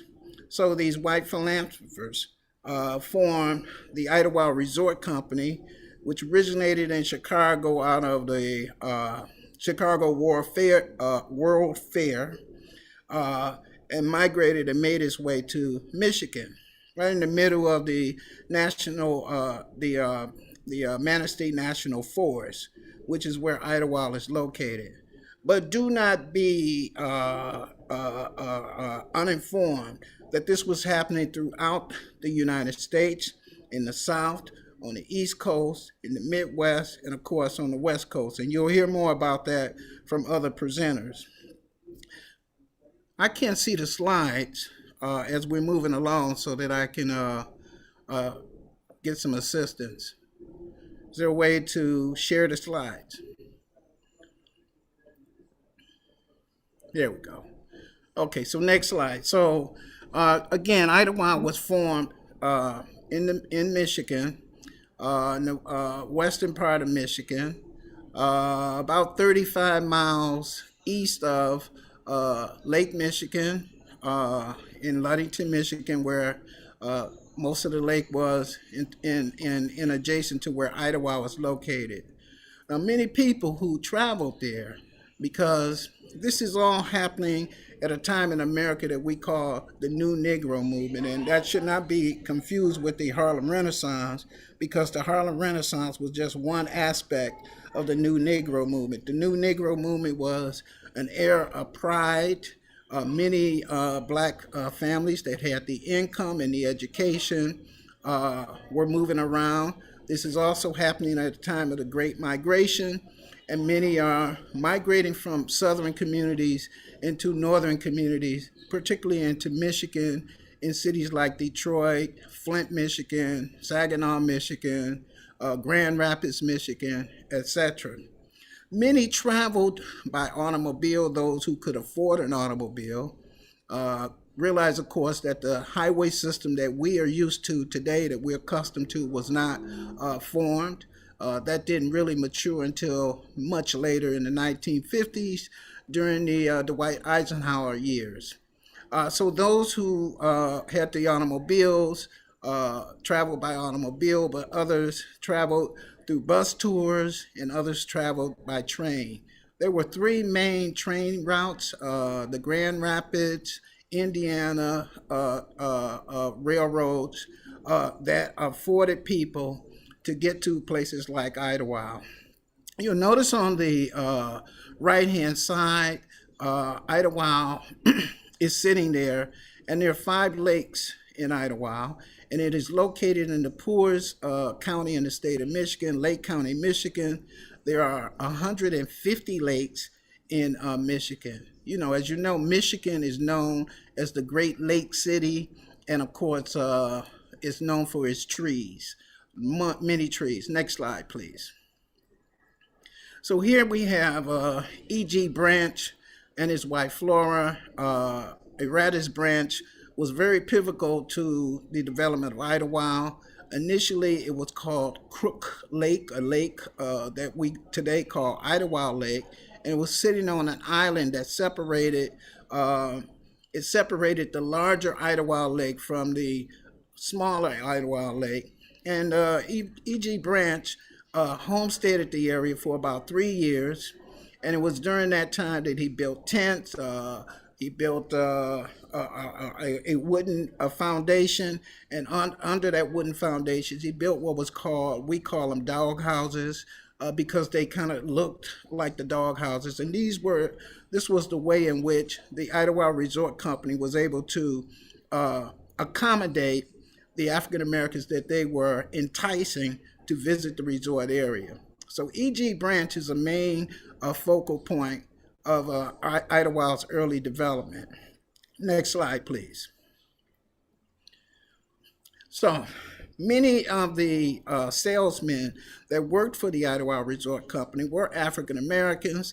They were African Americans from Midwestern cities. Some though were as far as the South in places like Oklahoma, but in the Midwest and published through the black press, newspapers like the Chicago Defender, later the Pittsburgh Courier, and later the Michigan Chronicle regularly advertised lots that were for sale for African Americans. So on the left, you see a group that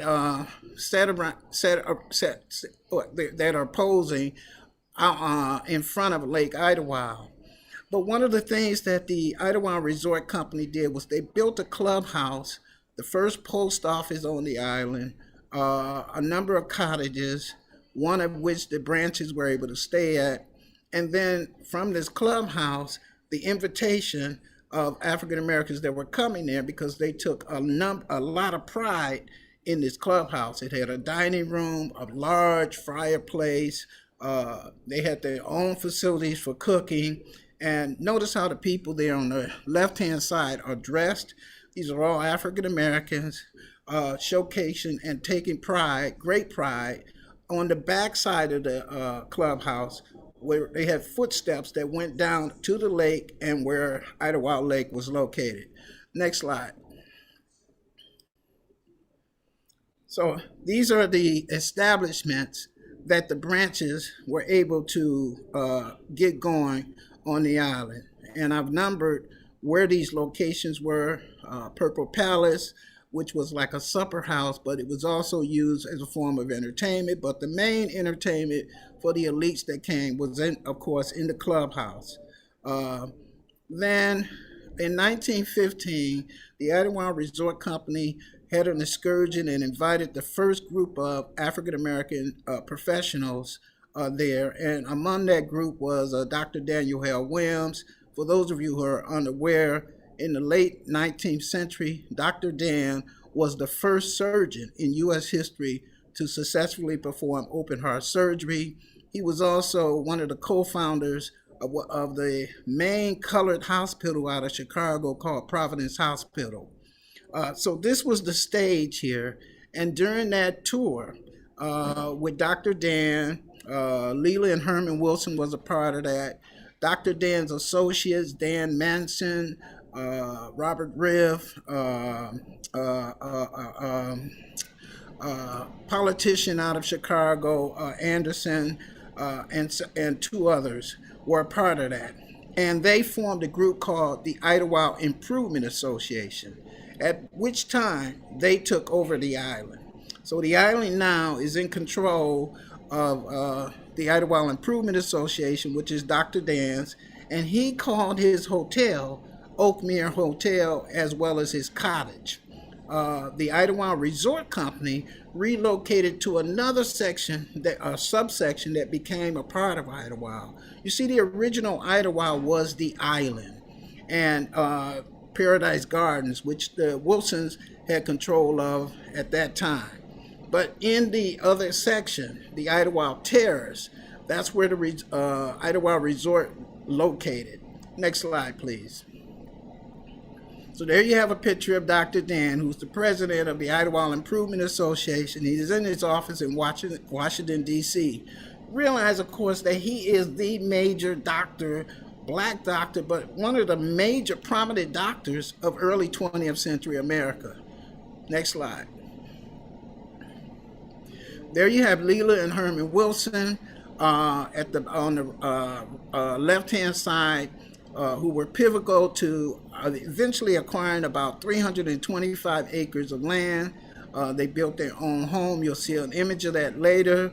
I should point out that part of Paradise Gardens, the old Wilson's home, the grocery store that they established, the site where their hotel, Paradise Hotel, was located, the site where Paradise Club, where all the entertainment that took place from roughly about the mid-1920s into the 1960s. That's where all that was located, but most of that is now owned by the Lindsay family. To the right is a picture of Dr. Daniel Hale Williams along with Evelyn Casey, attorney Violet Neely Anderson, and Carrie Warner, whose home where Dr. Du Bois stayed. Now, I should point out that that home is owned by the Johnson family, and this picture is a courtesy of Barbara Collins Johnson. She's a sister of Paul Collins, the great artist out of Chicago, and she's the mother, Barbara, is the mother of Nicole Stubbs, who's married to Levi Stubbs' son, Levi Stubbs Jr. But Dr. Du Bois had written about Idlewild because, you know, he was one of the co-founders of the NAACP along with many others, but especially Ida B. Wells. But he had, as editor, he had posted an essay contest in 1917, and it eventually decided to travel to Idlewild himself, and that's what prompted this visit. He had visited Idlewild in the 1920s, the summer of 1920, just before attorney Violet Neely Anderson got married. She was the first marriage in Idlewild, and before her passing, she dedicated her home as a gift to her sorority sisters, and they still own and maintain that property. But Du Bois was very impressed. He had saw what had happened in Nicodemus, the black town of Nicodemus, Kansas, where black folks were enticed to migrate from the South and into Kansas, in the middle of Kansas, and basically they was bamboozled. So Du Bois, who was a big part of the resort promotion and business, the campaign for black resorts. He had traveled to other places too, but in Idlewild, he purchased property but never had the opportunity of returning. Next slide. There is Du Bois again, along with Evelyn Casey. I'm not sure who the two gentlemen are. And then there's attorney Violet Neely Anderson. Now, I should point out about her, I'll say something about her in a few minutes because you'll see another picture of her. Next slide. There's Dr. Anderson. She's the first woman in the state of Illinois to graduate from law school and to pass the bar, the first assistant prosecutor woman, and one of the first women to argue a case before the U.S. Supreme Court. In her picture, because she was very good friends with Carrie Warner, she dedicates that to Carrie Warner. And again, I want to thank Barbara Collins Johnson, who was very instrumental. I spent a lot of time with her. We sort of had fun as historians rediscovering this part of Idlewild's history. But I should note that the Johnson family owns the cottage that Carrie Warner once owned. Next slide. Next slide. Okay, so in Chicago, but before Chicago in Kentucky, before Kentucky in Arizona, a Reverend Harry Franklin Bray, who was instrumental. He was known as at one point as the Rocky Mountain Evangelist, but he was in Chicago. He headed a missionary, and he became ill and decided to retire, but he never really retired yet. But he relocated to Idlewild. He's responsible for the first church structure to be built in Idlewild, which was a tent-like. And then one winter it caved in, and as you'll see in the next picture. But before you switch to the next picture, I want to point out that he was a heavyweight throughout the state of Michigan. He was very good friends with Reverend Robert L. Bradby out of Detroit, who was the dean of pastors in Detroit, probably in the state of Michigan. Trained a number of the other pastors at some of the other large churches in Detroit. Second Baptist Church was also for Detroiters, and for those fugitive slaves was the last slight for the Underground Railroad before crossing over to Windsor, Canada, and further up in Canada. But his group had organized the Idlewild Community Herald, a monthly news magazine. Now, at the same time, there were a couple of newspapers, early black newspapers that were formed in Idlewild, the Idlewild Challenger, and there was another one. But most of the news about what was happening in Idlewild was published in these publications and in a little section called local happenings. So whoever was coming to Idlewild or whoever was leaving out of Idlewild were documented in these publications. I happen to own or been able to acquire about 6 or 7 copies of them, but there must be about 40 or 50 that were published. And the last year was the year that he passed in 1939 from this issue here. And it's at that point that it had been turned over to the Idlewild Lot Owners Association, but they could not afford to keep it going, but they were able to keep the Lot Owners Association going. Next slide. Next slide. So here we have Reverend Bray with the Governor Fred Green and his wife during Founders Day for the Idlewild Church, which is now known as Tabernacle Church. It had been turned over before Reverend Bray's passing through the AME tradition, so it is now known as the Tabernacle AME Church, but it was at this time that Idlewild had outdoor Chihuahuas conferences, and the main organizers of that and who were responsible for bringing the governor was Dr. Bray and Dr. Bradby. Next slide. A lot of people say that Louis Armstrong performed in Idlewild, and if he did, I'm sure he did it, he and his group, they were practicing. I could not find any documented evidence, and as a credible historian, it's important to know that one needs at least 3 pieces of evidence to confirm or verify something. We do know that Louis and Lillian Armstrong, while they were working in Chicago and they were being very successful as musicians, both were musicians, that they purchased property in Idlewild and they visited Idlewild, but I can find documented evidence that they performed in Ludington, Michigan. So I want to kind of warn people who suggest that Louis Armstrong performed in Idlewild when we don't have any documented evidence about that. But we do know that they owned a cottage there and that he wrote about it in his first autobiography, Swing That Music. Next slide.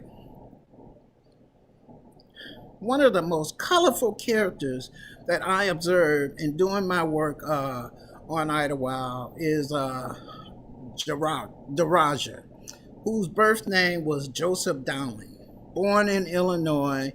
And what we know about the passing is that most light-skinned African Americans were able to pass, but Daraja, who was charcoal black, he was able to pass as an East Indian during an era in American history, the progressive era in the early part of the 20th century, with Orientalism that was being prompted throughout the U.S. And there were others like him who was able to pass as Indians, East Indians. He wore a turban all the time. In one article that I read about him, actually a couple that was published in New York, it says that he was stopped for a traffic accident and he spoke in an East Indian accent. While in court, the judge asked him could he remove his turban, and he said he couldn't because it would dishonor his father. But Daraja was very famous and popular in Idlewild. He was wealthy. He was, as a person that could pass, who was of dark skin, he was able, all of his friends were the wealthy whites. And so he was down in the South and he hung out with wealthy white people. But in Idlewild itself, he owned the house that became owned by the Nelsons on Nelson's Road, for those who are familiar with this, and also what we know as El Morocco's Club, plus on the property that he had acquired, a small airport. So there was really 2 airports in the area. We talk about the airport, the small regional airport that's in Baldwin, Michigan, but there was one in Idlewild too that was owned by Daraja. Next slide. So now, Daraja, 1950s, all of this stuff is happening in Idlewild before Victor Green's Green Book. You know, the Green Book did not get published until the mid 1930s, but Idlewild was founded in the 1915s. And somehow people were able to get the word, and I believe it was through either word of mouth or a reading of advertisements published in the black press. But by the 1950s, you'll see a picture of Joseph Cragen, who was one of the founders of the Detroit Idlewilders. He was able to purchase some land, and from that, his colleague, who was also from Jamaica, W.C. Coombs, built. He was an engineer out of Detroit, but he was from the Caribbean. He built one of the hotels in Idlewild called the Casablanca. To the left is the interior of the basement dining room in the Casablanca Hotel. Next slide. There you have Joseph Cragen, who was, again, one of the founders of the Detroit Idlewilders. And in the back to the right is Dottie Rose. And in front of Dottie Rose is her sister, who were good friends with Joseph Cragen. But they're sitting on Idlewild's beach area in the sand. But Joseph Cragen was a heavyweight. He was a judge. He always threw great parties. And again, he was a founder. But long before becoming a founder, when he first migrated to to Michigan around 1913, he was a Detroit Garveyite. Next slide. So, 1950s, one of the people that was most recognized for helping to heighten the popularity of Idlewild was Mr. Phil Giles. He owned 2 hotels in Detroit, and he was invited to Idlewild. But one of his friends, who was a showgirl, he came to Idlewild, and he built up the island after the work that had been done by initially the Idlewild Resort Company and later the Idlewild Improvement Association, and he tagged the Phil Giles Enterprise. So here we have a picture of him with Goose Tatum and his wife Lottie the Body Tatum in the Flamingo Club. Now I should also note that the Flamingo Club in and of itself was first a ranch, because where Mr. Giles was born in Florida, where his parents had migrated from the Bahamas, he was known for, that part of Florida was known as the horse raising a place in America. So he brought that with him, and later turned the ranch into a bar, and later developed the bar and turned it into what we all remember and know it as the Flamingo Club. He also owned property on the island. The old hotel that was called the Oakmere Hotel that Dr. Dan and his crew was responsible for, Mr. Giles had taken over that, and Mr. Giles had called it Giles Hotel. Number of concession stands that were on the island. Mr. Giles was responsible for that, and he also rented that property out. And so in the next slide, there's a picture of the Giles Hotel. If you kind of look down where those cars are, that was where the location where the old clubhouse was. But by the 1950s, the clubhouse has been renamed. Another Detroiter, Mr. Polk, opened up a skating rink, and it was called Polk's Skating Rink. Now, what's happening on the island at this time are 2 simultaneous histories. In the skating rink was the history for the younger folks, the teenagers. But across the road, where the Flamingo Club was, that was where another set of histories were unfolding for the adults, mostly the parents of the teens. Next slide. So here you have the kind of operation that Mr. Giles to the left has set up on the island. So he had a boat launch, that's the Giles Hotel, Giles Grills. He rented property to Gibson's. There was a pool hall he rented property to, Tucker's and Sons Grill, that many people who are still around and know of this place in Idlewild have fond memories there. There's the Flamingo Club and Bar, and of course, Post Skating Rink. To the right, Mr. Giles, I should know, was also responsible for two other developments. The Idlewild the Idlewild Chamber of Commerce, and then also he was the township supervisor. To my knowledge, the longest serving supervisor in Idlewild's history, about 10 years. But he hired traffic officers and volunteers to maintain the crowds, because during this time, in the 1950s, mid to late 1950s, Idlewild could attract up to 25,000 people. Now, I should note that Idlewild sits in Yates Township, which consists of 2,700 acres of land. But Idlewild was a city, a village in and of itself.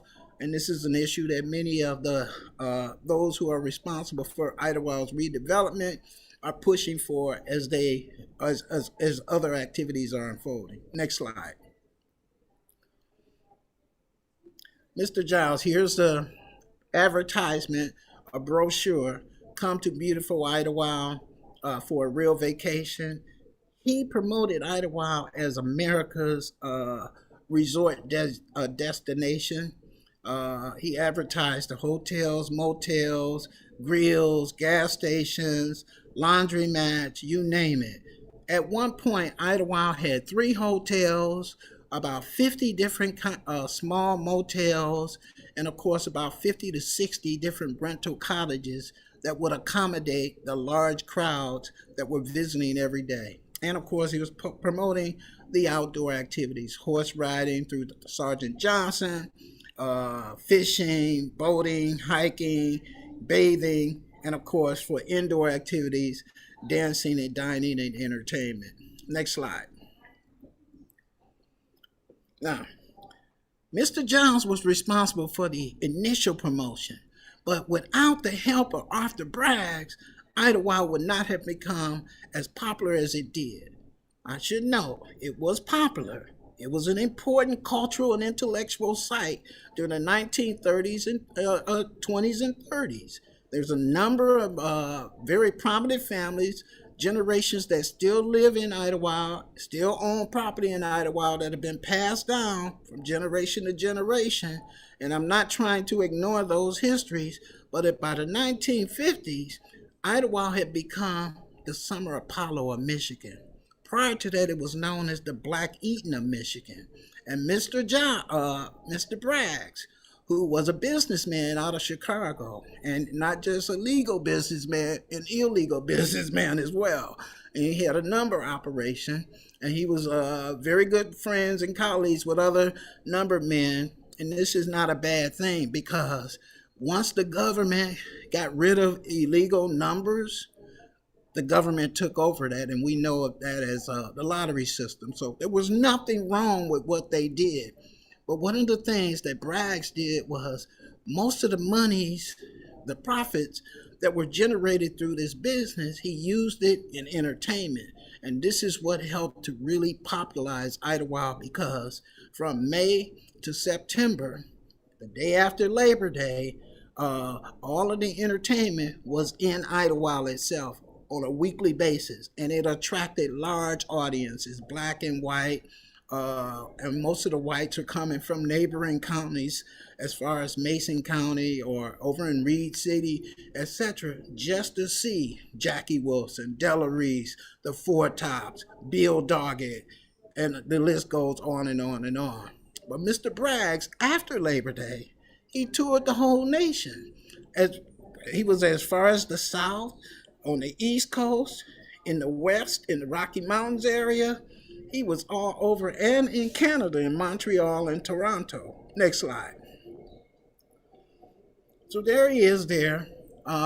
with a banner behind him promoting Jackie Wilson's arrival in Idlewild. Shaking hands with him is a Mr. Tommy Roy, one of my informants, who lived in Ludington, Michigan, who was a white radio disc jockey, but he loved black music, and he ultimately became the publicist for the Idlewild, Arthur Bragg's Idlewild Review. So every place that Bragg's review went, Mr. Roy went there first to scout it out, make sure everything was safe, etc. Of course, he knew of some context that Bragg's had, and he wrote about it. He made sure that advertisements appeared in the black and white press. He was a crossover because most of the stuff was published, again, in the black press.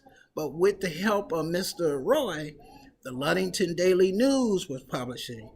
Muskegon Chronicle was publishing. You get the idea. The Detroit News and Free Press was publishing regularly about the shows. And in Grand Rapids, the Grand Rapids Press. But there was also a black newspaper in Grand Rapids called the Grand Rapids Times, and he had a very good relationship with the founder of it, Mr. John Bankston. Next slide. Next slide. There we have Brooke Benton in Idlewild on stage, and you can see a white couple in the background. He had waiters, cooks, it was a first-class operation in the Paradise Club. Next slide. One of the traditions in showbiz was that during Labor Day, there was an event called Burying the Show. And burying the show meant that the women performers, in this case the Zigettes, and the male performers switched roles. So here you have the Four Tops performing the role of the Zigettes, or Braggettes that they were called later, and the Braggettes performing the roles of the Four Tops. And it was for laughter. In the background is Bill Doggett on the organ, and the Count Belser band in the background. Next slide. There you have Della Reese, who Arthur Braggs met in Detroit at the Flame Show Bar with the help of Joe Ziggy Johnson, and who worked at the Flame, and who also worked to help Braggs with the shows that he was performing. Ziggy Johnson had a school in Detroit, right in the area of Wayne State University, right off of, sort of between the Woodward Avenue and Ferry Street. But the most one of the interesting pictures is this picture of T-Bone Walker Sr. with his guitar behind his back. But notice there in the corner, the right-hand corner, you have T-Bone Walker Jr. there. And so it was a gimmick. T-Bone Walker Sr., it looks like he's playing the guitar behind his head, behind his back, but there's a T-Bone Walker Jr. aiding him. Next slide. This was an important picture in the summer of 1958. The only time that that I'm aware of, that Little Willie John was able to come to Idlewild and perform. Next to him with the sort of pinstripe, sort of checkered jacket is Pickney Robertson out of Philadelphia. His wife in front of him, Mickey Roberts. You have the Braggettes. The Braggettes were dancers, and they were Fiesta dolls. So the Braggettes they could dance in heels, and the heels weren't as high, and move around. But the Fiesta dolls, which you'll see a picture of them eventually, their job was just to look beautiful in the parade around the stage. Clifford Fears, a famous male dancer who worked with Catherine Dunham, was one of the Braggettes that was trained under Ziggy Johnson. And again, in the background is Count Belcher's band. There was a number of orchestrated bands that came to the Flamingo. So you had original music. You see the lighting at the top, great sound system. The cooks were trained by professional cooks out of Saginaw, Michigan. And this was the show of shows. This same year was the only time summer of 1958, that B.B. King performed in Idlewild too, both at the Paradise Club and the Flamingo Club. Next slide. There you have the Four Tops with two mics. Count Belcher's band again in the background. But initially, the Four Tops, who were students, just like the Braggettes, they had to get permission from their parents to perform and work with Mr. Braggs. And Braggs was very active by getting the word out, making sure they were safe, making sure that, they had top-notch performances. But there you have Levi Stubb, the leading vocalist for the Four Tops, and the other three members, Lawrence, Duke, and Obie. Next slide. One of the things that happened in 1961, the Arthur Bragg's Idlewild Review was on tour, and they was doing a show at the Basin Street South in Boston, Massachusetts. They had performed there about 4 nights. This was into the new year, 61, and there was a major fire in this club, and all of the equipment, the music scores, the costumes of the performances, Arthur Brightsop was the headliner. Everything was totally destroyed except the bus that they traveled with. And the news, the world, in Jet Magazine and other publications, they thought that was the end of the show for Bragg, but it wasn't. Next slide. So Braggs continued to work in Boston with the few performers and dancers and showgirls that hung in there and stuck with him. Others exited. They went to Atlantic City to work with Larry Steele. But what happened is after a few shows at other nightclubs in Boston, Arthur Braggs and Carleen Gill took a trip to New Mexico, and they were in Mexico City and Acapulco. While in Mexico City, Braggs had a chance to meet one of the Jones brothers. That's a whole nother story. Big time number man out of Chicago who was chased out of Chicago from the mob. But they went to Acapulco, and at Acapulco, they had a chance to see these Mexican dancers called Leon Escobar's Dancers. Leon Escobar was a choreographer that mixed Mexican dance styles with Catherine Dunham, African originated styles. And so Braggs was able to convince the Mexican government to allow the Leon Escobar dancers to travel to Michigan and tour with him in Michigan. One of the first places they performed in Michigan was in Detroit, and then during the summer in Idlewild, and then on tour after Labor Day. To the right is Jackie Wilson, who was known as Mr. Entertainment, and Jackie Wilson would always put on a fantastic show. He eventually worked with Motown. He was a boxer, native of Detroit, but during his performances, Jackie Wilson would, basically strip off all of his top wear, and it was a very appealing event for most of the women in particular. Next slide. There again is the burying the show. That's Clinique Stubbs. Levi Stubbs is a wife. Clinique Stubbs was one of the Braggettes. And then there are other members of the Braggettes that's around. Next slide.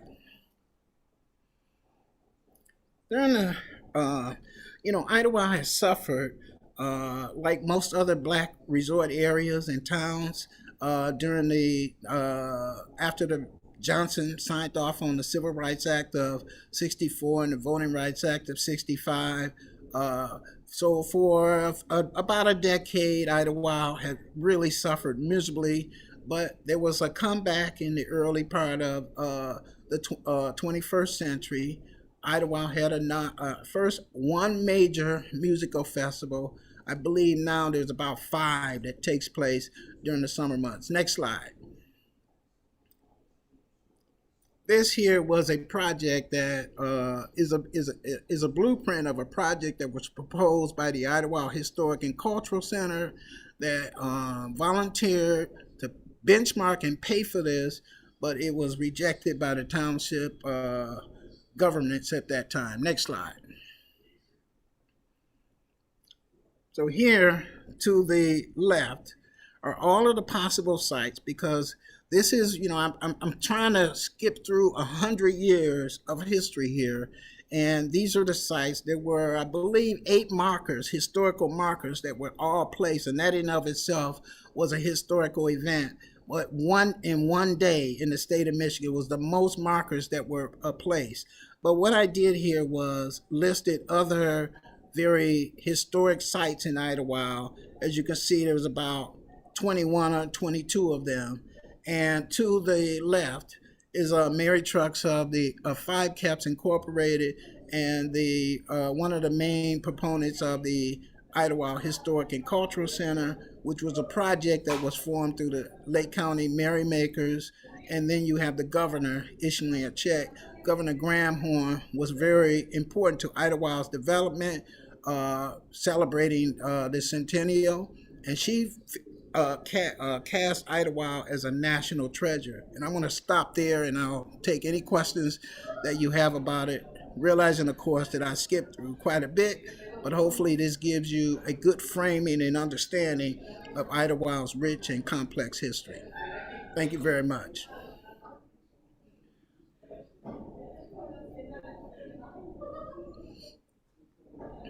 Are there any questions?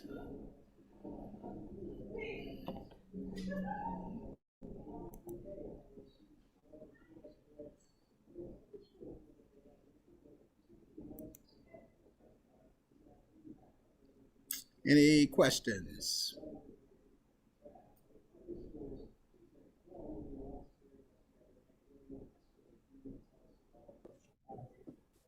Okay, thank you.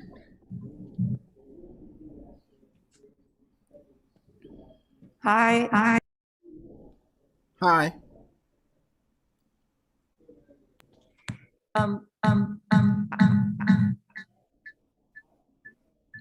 I was asking. Is it the mic or the mic or the mic or the mic or the mic or the mic? That's me. Okay, you got it. All right. Give Deontay a hand, y'all. All right, thank you.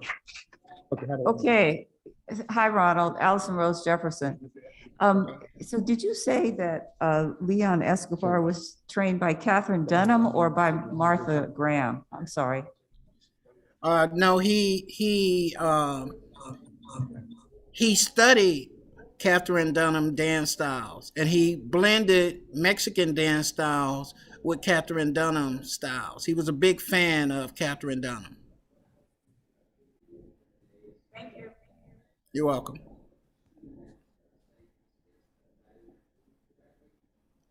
Other questions?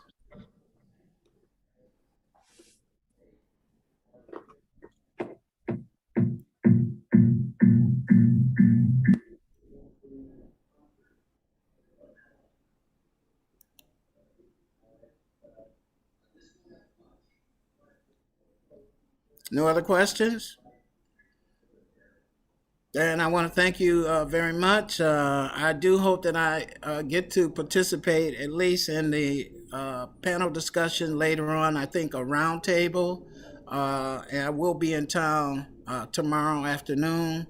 My flight was delayed for 2 days. I'm here in Indianapolis, but I'll be happy to be there if anyone purchase any copies of my book, and know that I'll be in town, and I'll be happy to autograph them for you. But thank you for the opportunity, and thank you, Dr. Dawson. Let's give our presenter a round of applause, everyone.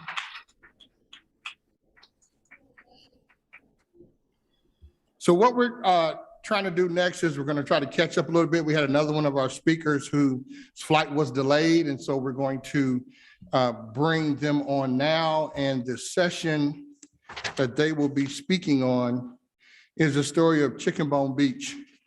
And to introduce the speaker, we have again Ms. Bryson Johnson, who's a music business and business minor, is going to come and introduce the speaker for us, and she's also one of our ESI diversity scholars. So let's give her a hand.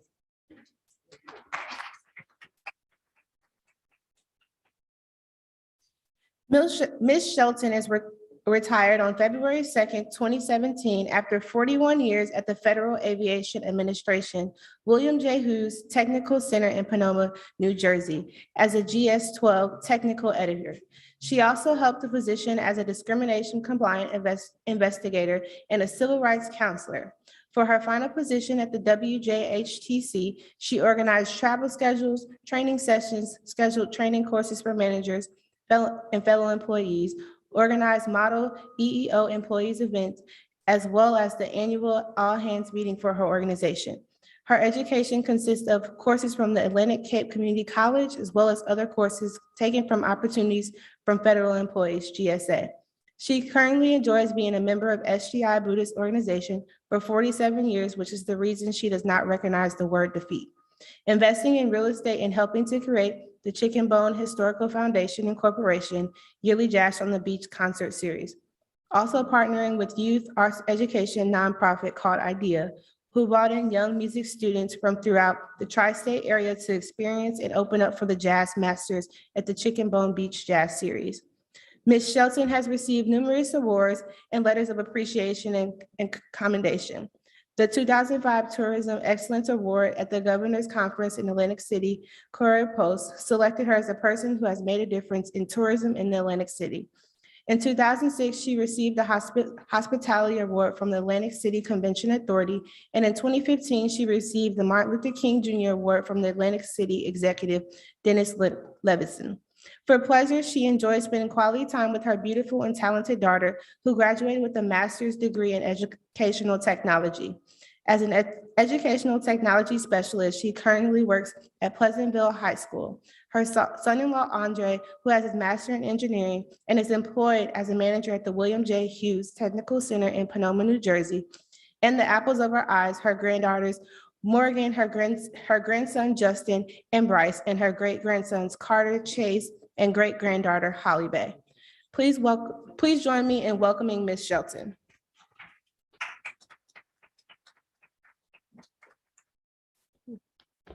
Thank you very much. Appreciate the opportunity to speak on my favorite subject is Chicken Bone Beach.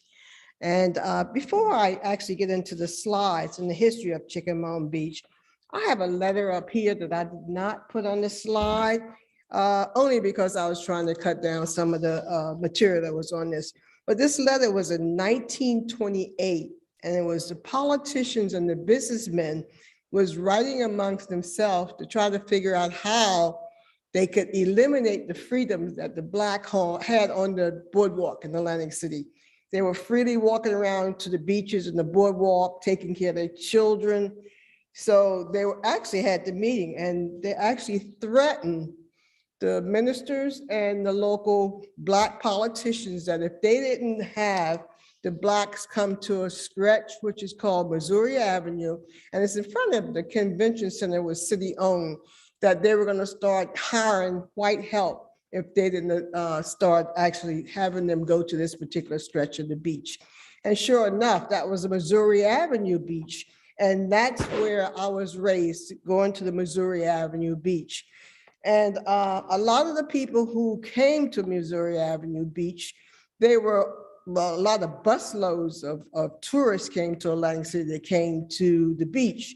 And the tourists that came to Atlantic City, I think you heard a couple of people speak of the Green Book. If you know anything about the Green Book, when those tourists came from different locations on the bus, they knew that they could not stop at restaurants to get anything to eat. So of course they knew they was going to be on the beach all day long. So of course they brought food with them. And what do you think? They brought chicken, because chicken could last all day long and was substantial. In fact, to tell you a little story before I get into the slides, in 1997, when I actually petitioned the city to make Chicken Bone Beach actually a historical landmark, I also brought in 41 of the lifeguards who are actually on Chicken Bone Beach, and I honored them.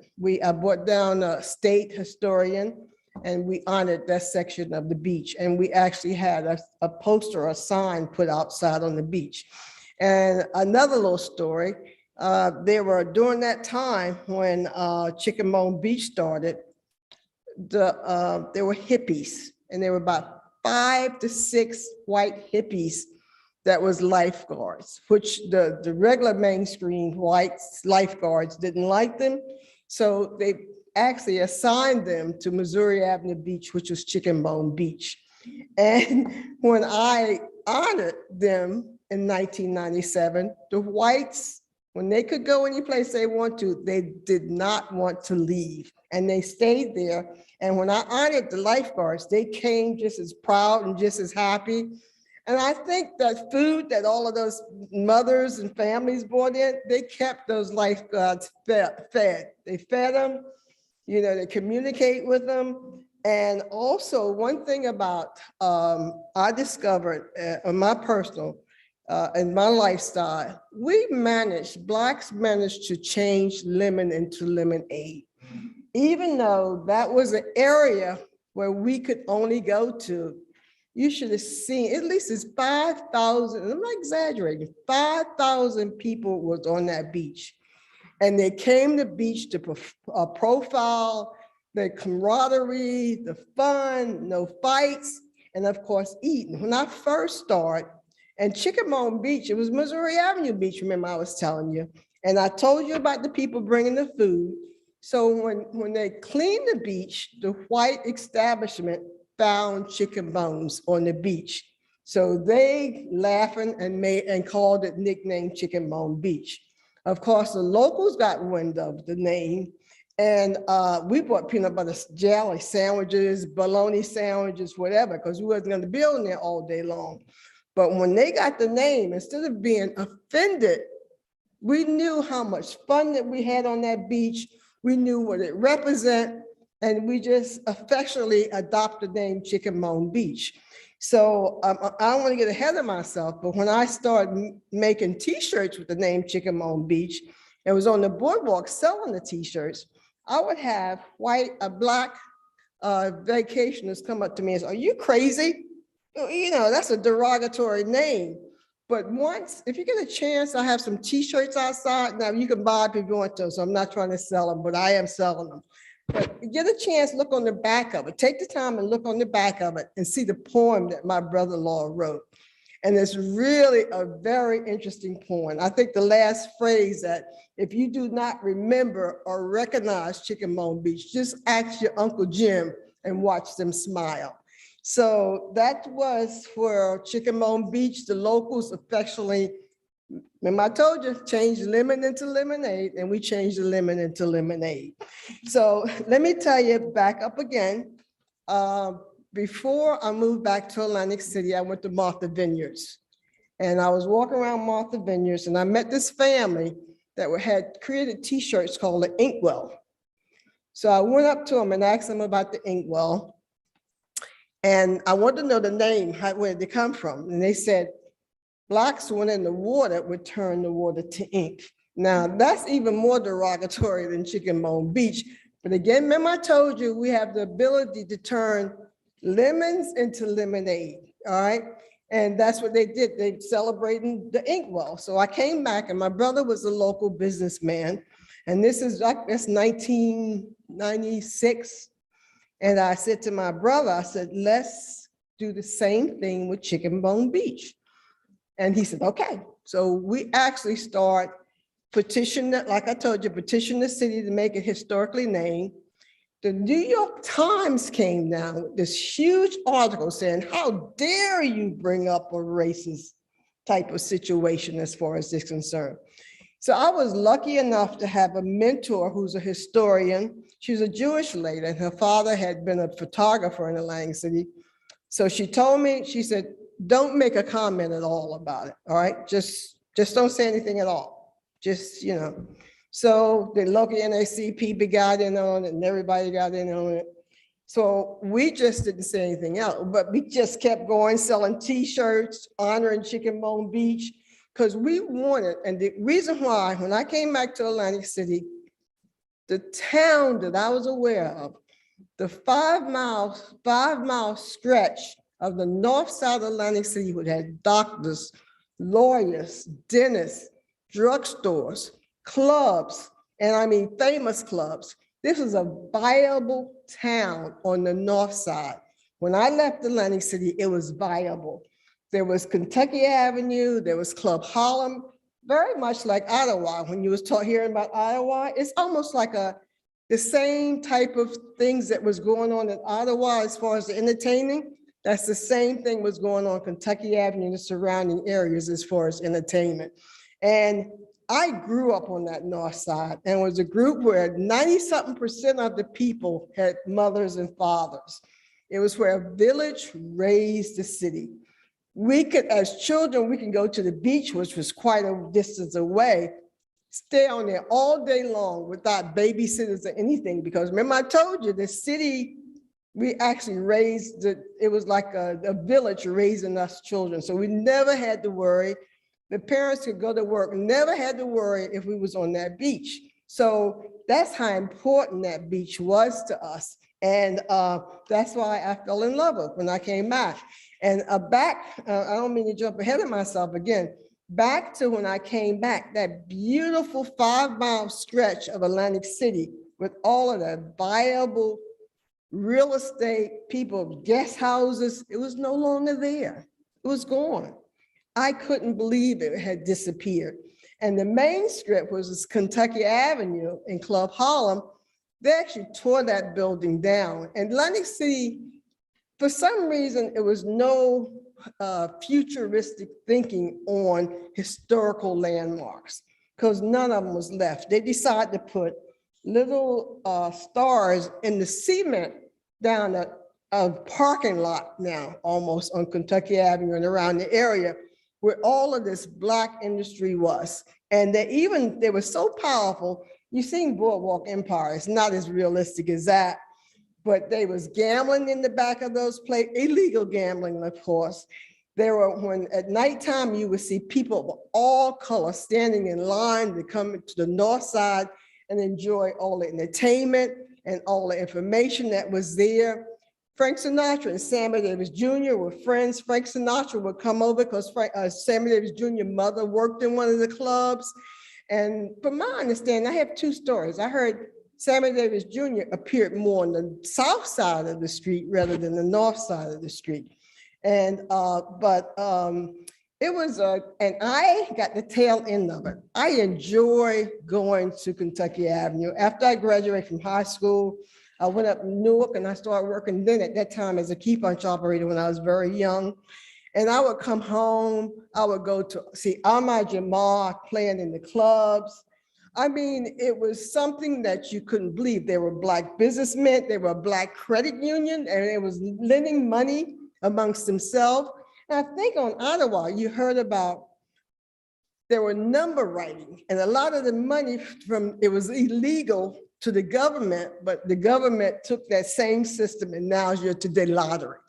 But that was the thriving money, a lot of the money in the community, especially in Atlantic City, that was being used to make this a viable, rich industry.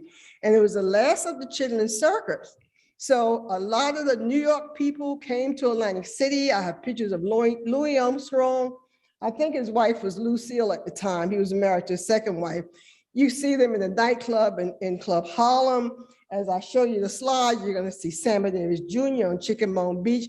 But Atlantic City was a really, really interesting town. And before I get to the slides, one more story I'm gonna tell you. I was looking on Netflix, Mahalia Jackson story, and she was dating a young minister called Reverend Russell Roberts, and he was a pastor at Shiloh Baptist Church in Atlantic City. And when I show you the slides, you're gonna see him and Martin Luther King on the beach, on Chicken Bone Beach. And that was during the 1964, I think, convention, when Fannie Lou Hamer was there. That's when he was in town. But to see that, it was really interesting to see that on Netflix under Mahalia Jackson's story and see Reverend Russell Roberts introduced as her friend. And during that time, he died at an early age. And she came to my community. Remember I told you North Side was all the Blacks, even though they were famous, was relegated to that 5 miles. across the street almost from my house, where my father had built, was Mahalia Jackson. And I went over to meet her because she was in town to go to this funeral. So, so let me, like I said, I went ahead of myself and told you 3 or 4 stories, but you can go with this slide, the history and discovery of Chicken Bone Beach. It was in Missouri Avenue, Atlantic City, New Jersey. Next slide, please. And next, Susan, next slide, you okay? And it's really going on what I was telling you anyway. It's the north side of Atlantic City. And that's where we were all concentrated on the north side of Atlantic City was doctors. And this is the next slide, it's gonna be saying doctors, lawyers, teachers, firemen, policemen, boarding houses, restaurant, and it was in the 5-mile radius. And that was where the north side of Atlantic City, where I grew up in Atlantic City. And the next slide, located on the, okay, history. Go to the next one. And I already spoke on the next one, but second, so you're really going to the 3rd slide. So I just speak of a long stretch of Atlantic City shoreline was Chicken Bone Beach. And it was exclusive for African-American section of beach from 1900. And it remained a black beach until 1964 Civil Rights Act was passed. During the segregation era, the beach provided recreation and later stellar entertainment for African-American, both tourists and local residents. And ironically, before the 1900s, my slide is a little wrong. We didn't live side by side, but remember I told you on the beach, on the boardwalk, blacks was freely walking up and down the boardwalk. And when 1928, when they started having tourists in Atlantic City, the white tourists started complaining about the freedom of the blacks. And remember, I jumped ahead of myself. You heard the story. I told you about that. So that's what that slide was talking about.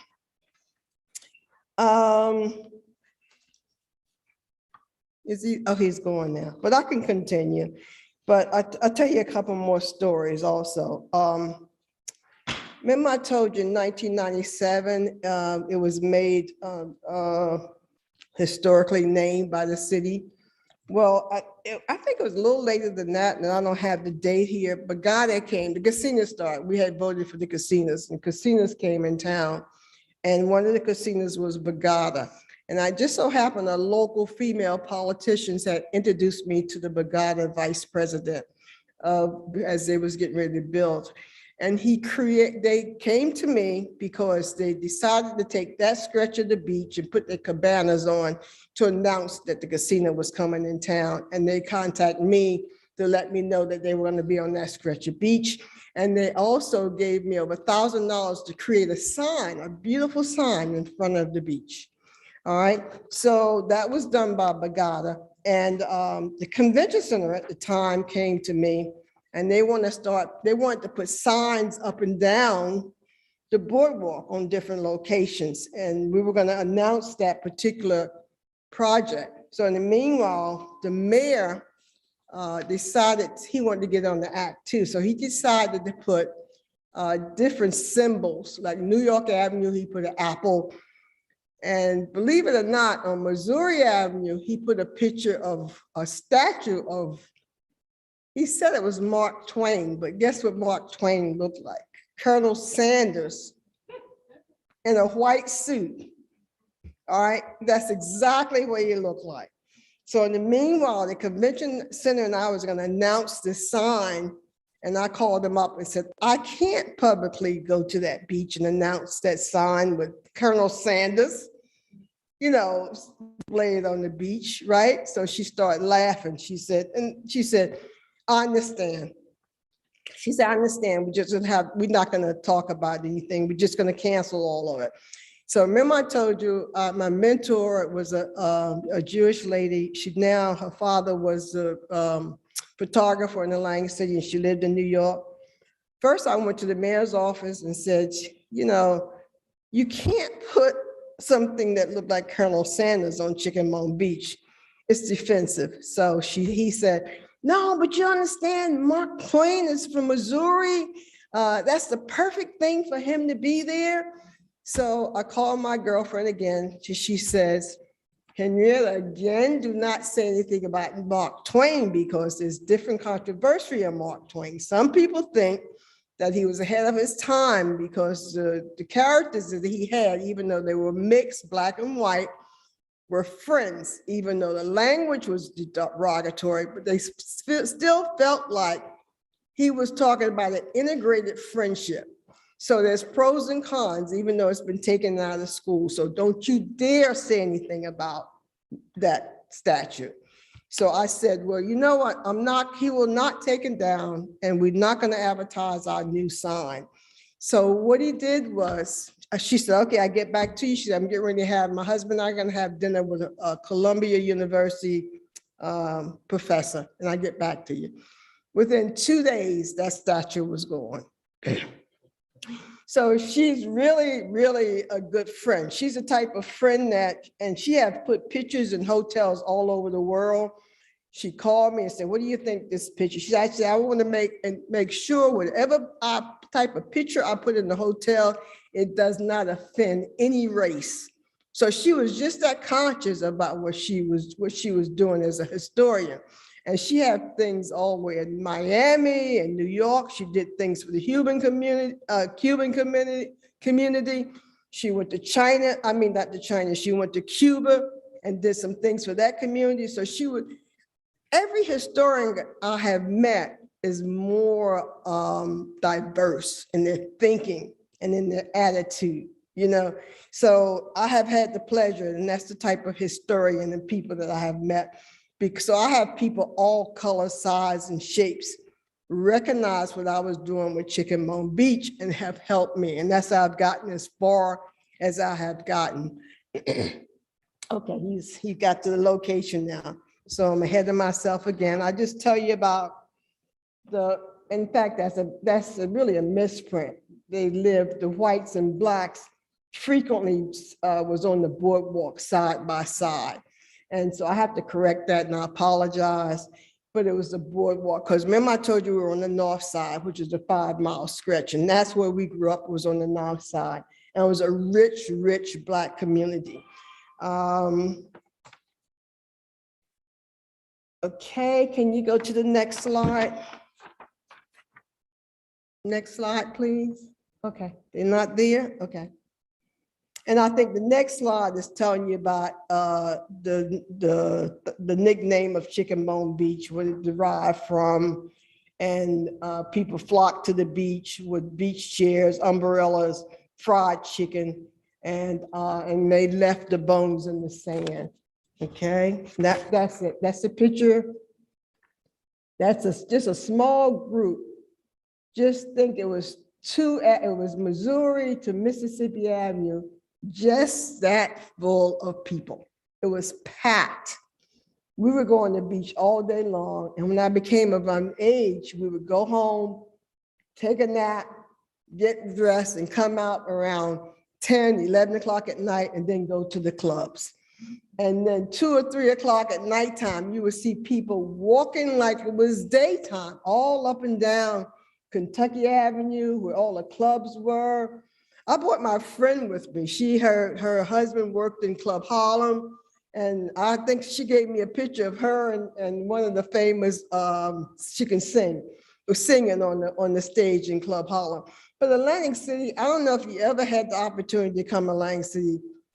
Just imagine Ottawa, but this was a huge, huge, continuously of entertainment constantly, and blacks, whites, they were mingled together, because when they come over to the north side, then they love to be. We had Club Harlem was famous for a breakfast club, and of course Chickamauga Beach, the entertainers.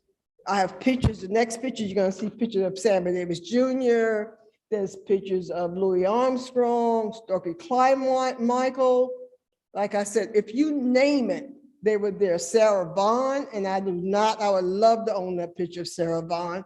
But Sarah Vaughan is in the water. I've seen it walking around on Missouri Avenue Beach, Chickamauga Beach. I just found out that,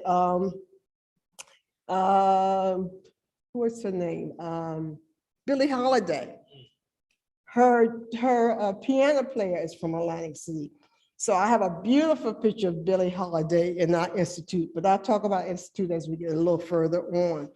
But so you imagine being on the beach and you walking around and you can see people of all, and you know, even though they had made a lot of money, they also was designated to that beach also. All right, and people say, was it to our advantage that we integrated? You know, especially in Atlantic City, was that to our advantage? But I think if, and I don't want to get up here preaching, but I think if we had the foresight to say, why not stay here, no matter how much money we make, continue to make our community viable like it is, instead of assimilating. But even though we could assimilate, we would go freely like we wanted to. But for some reason, that was not thought of. So you'll see like Ottawa, Chicken Bone Beach, or Atlantic City, which Atlantic City was thriving just like Ottawa, you would see that it no longer exists for, especially for Black America. Can you go to the next slide, please? Okay. Okay, that's a writing Cortland Mill of Washington Post wrote about when he took a trip in the evening, his parents would fry chicken, boiled eggs. So when they would travel, they didn't have to worry about stopping at different locations because they were not welcome. So to eliminate that embarrassment or that problem, we would take food with us so we wouldn't have to worry about being in that position. All right, and then they talk about 1964 Civil Rights Act. The beaches was open to everyone on all the Black beaches really disappeared. In fact, to help Missouri Avenue disappeared, they renovated, we have piers that go out into the water. They started renovating the pier that was right next was $1 million pier. And I have a few pictures of actually cranes and big trucks that's put on Chicken Bone Beach. That was put on Chicken Bone Beach, and the people started going elsewhere. And believe it or not, there's a stretch on the further, we call it the north side of Atlantic City, where the locals still go there, and the kids call it the mini Chicken Bone Beach, or they call it the Inkwell. So that's a small portion in Atlantic City. It's because they enjoy being together. When you see a group of other races together because they're not our color, it's not noticed. For some reason, when you see a group of Blacks because of our skin tone, it's noticed that we're together, and it can be to some people threatening or the wrong idea, instead of just a group of like-minded relatives or friends getting together. So it's never looked at it as the same way. But unfortunately, that's America, and I don't want to get into that. So a lot of this I already told you. I jumped ahead. 1997, we had an ordinance that the local politician made Chicken Bone Beach a city historical landmark. And again, I told you Chicken Bone Beach is actually Missouri Avenue Beach. And we're now on our fourth sign, because the sign, they would disappear. Next thing you know, the sign was no longer on Missouri Avenue. For some reason, and no one knew where the sign was. So this is like our third sign. The last politician actually did a sign. And even though most of this was changing when I was an adult, my sisters and I, we had bikinis, we went on the boardwalks. They have a picture of me also on the sign right now. If you ever come to Atlantic City on Missouri Avenue, there's a beautiful picture of different pictures of the 1930, 1940. And of course, I'm on there too, in 1950, 60. And so it's a picture of that still representing Chicken Bone Beach. In fact, off the record, the Atlantic City Convention, Atlantic City NACP convention is coming to Atlantic City. And I think they want Chickamauga Beach to do a huge festival on the beach. And we're in the process now of trying to get that together. So we're just luck that everything turned out okay. Next slide, please. All right. And we talked about the Black entertainers, the showgirl dubbed the section of the beach Sunshine Roll. If you get a chance to look at some pictures, there was a huge area where there was cabanas that was on the beach, and the people were in the cabanas was the people who could afford them. And it was usually the entertainers and the different people who were prominent in the Black community that actually had these different, the Sunshine Row, which is cabanas. And you saw the other picture where just a regular families had just an umbrella or just sitting on the beach on a blanket enjoying themselves. It said pictures of Sugar Ray Robinson. Who else to have? Moms Mabley, Louis Jordan, Sarah Davis Jr., the Club Harlem Showgirls. So it was quite a few entertainers that came to Langsea. Again, similar to Ottawa that he was speaking of earlier. Can you have the next slide, please? All right, look, Dr. Martin Luther King, and that's Reverend Russell Roberts. That's the one I was telling you. And that was during 1964, during the Democrat convention. They were in town, the minister was in town, and they decided to go on the beach. But if you see Mahalia Jackson movie and they speak of a reverend, this is him right next to Martin Luther King on Kentucky, on the Missouri Avenue Beach. You see that guy in the middle, that's Sammy Davis Jr.? He was there very often, because remember I told you his mom worked on Kentucky Avenue in Little Grace Bearmont as a bartender. And I got an opportunity. Remember I told you my mentor, she brought his mother down to Atlantic City during a Black History program, and his mother was 91 years old at the time. So I have pictures of Sammy Davis Jr.'s mother, and we took her out to a soul food restaurant, and then my historian friend, we did a lot of interesting things as far as the Black History program that year. Can you go to the next slide, please? Okay. So the beach, as I told you before, the beach became an oasis for us. People arrived by car, rail, buses to enjoy. And because they could not have the luxury of stopping by a restaurant, they would bring food. And of course, the local, they would come there to catch up on community news, the network. And again, I told you about, we were left on the beach all day long because it was a village raising us at that time. Everybody looked up for everyone. And 95% of the community was two parents. So that's the type of community that I grew up in. And it was as I traveled, I was married to a military guy, had the chance to live in Germany, Japan, and etc. But it was nothing like growing up in Atlantic City. It was really unusual. And I've been to a lot of communities. I've been very fortunate that I'm able to travel, and I've been around a lot of people. I'm not saying it was better. It was just the camaraderie of what was going on in Atlantic City, the friendship, the friends. But don't get me wrong, the north side, the west side, they had a little robbery going. Oh, your parents is doing better than my parents, or this and that.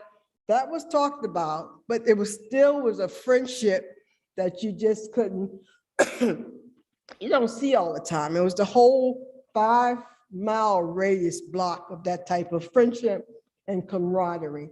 Can you go to the next slide, please?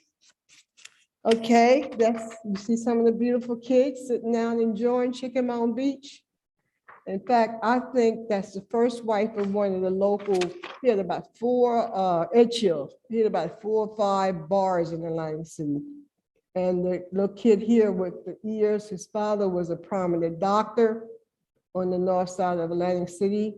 And that's just few of the people. Next slide, please. And the beautiful ladies sitting on the beach. And this is, I mean, not just 1 or 2 groups. Just imagine it was quite a few groups. They were there to enjoy each other, to network, to meet people. Again, I told you, my sister and I had about 3 bikinis that we had, and we actually went there. I don't think we ever put our foot in the water. We just walked around and talked to people and enjoyed the whole atmosphere of what was going on. So it was really like a magical place to us. So the next slide, please. Next slide. Okay, so when I came back, remember I told you I was selling t-shirts. My sister also have an art center, and she's doing extremely well teaching at-risk kids, drones, you name it. I call her my little genius. Anytime I have an idea, I just need to tell her about the idea. She'll put it on paper for me, and then I'm a good sales lady. I go out and sell it and get money for it so I can actually have the project taken care of. So her, Donald Byrd, and her students, her music students, jazz students, put on this big show in the Camden area down the waterfront playing jazz. At that time, she was going after a charter high school, and this is when it first started. And of course, the Board of Education in Camden joined her. And then meanwhile, when she actually applied for it, the Board of Education got the charter school and she did not, but it didn't stop her either. She continued, and she had a art community, and she's still thriving as far as that concerned. But Donald Byrd started her jazz camp with all the kids.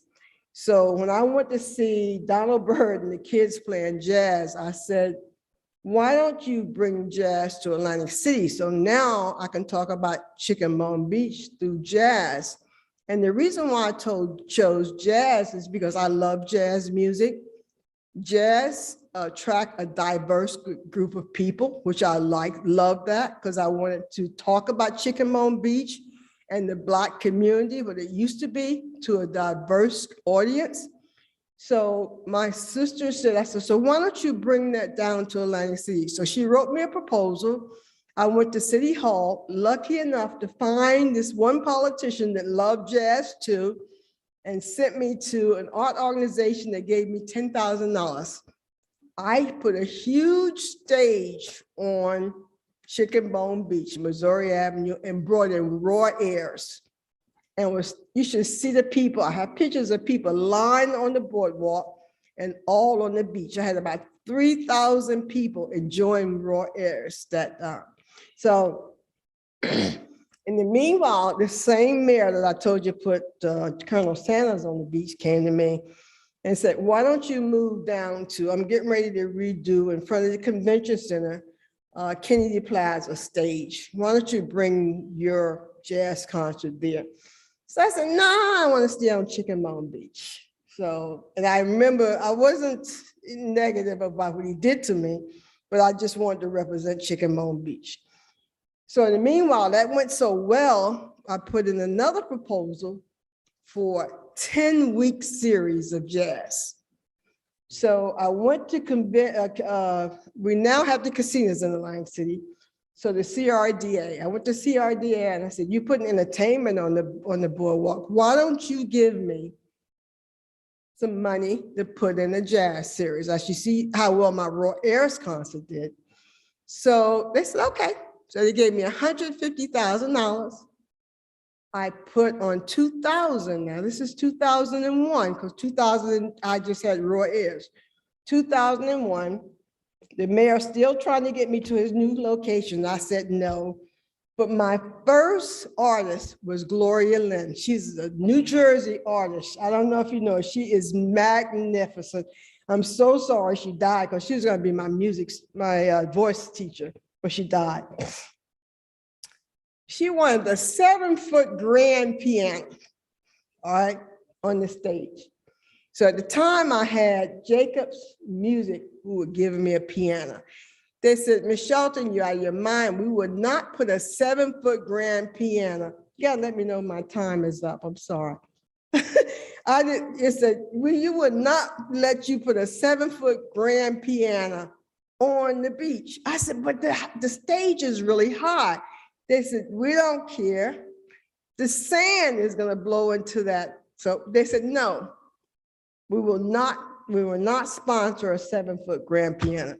So I had to eat crow, go back to the mayor and say, okay, I'm gonna move to your stage area. And it wasn't that far. It was in front of the convention. Well, now it's Boardwalk Hall, but at the time it was a convention center. So I said, okay, it was a beautiful stage area, but I really want to stay on Chickamauga Beach. But then I realized I'm gonna do jazz concerts with acoustic instruments. And I knew also that I could not stay right near that close to the water. And I wanted to continue with the straight ahead jazz, I call it, the authentic jazz. And the reason why I told you I love jazz and I want to stay with the authentic jazz, because if you are a jazz lover, you know that the artists master their instruments and they get on the stage and each one of them allow each other to shine. They allow each one of them one at a time to actually go and improvise and play whatever they want to, but they have the ability to come back in unison and give you the most magnificent music. So please, guys, go listen at Straight Ahead Jazz and realize that they are creating that music at that moment for you. So, and then I knew that that's the story I want to tell. To me, that was the same camaraderie that was on Chickamauga Beach, that unity, that creating, and we are very creative people. My time's up almost, okay. So if you come into Lang City, 2009 I stopped, but every July and August, every Thursday I do Straight Ahead Jazz. Go ahead and do a couple of the pictures. I had quite a few jazz artists, top artists, the Jazz Crusaders, Imagine Ma. So I have had, but hopefully I put in the grand again. I should start back on the boardwalk. So every July and August on Thursdays, I have jazz. So just come and actually Google Chickamauga Beach at Comcast.net. And then one more thing, Wells Fargo, see some of the artists I had. Wells Fargo in the email gave me a building, which is actually an end of the road building. And we now have a jazz institute. I have 15, I just started. I have 15 students. I'm teaching piano, trumpet, free guys, trumpet, piano, guitar. So if you ever get to Lang City, look up chickamaugabeach.org and always go on the website, chickamaugabeach.org. Send me some money, come see me, but know that I'm trying to get our young Black students to continue what we created, which is jazz. Thank you very much, and I appreciate you listening to me.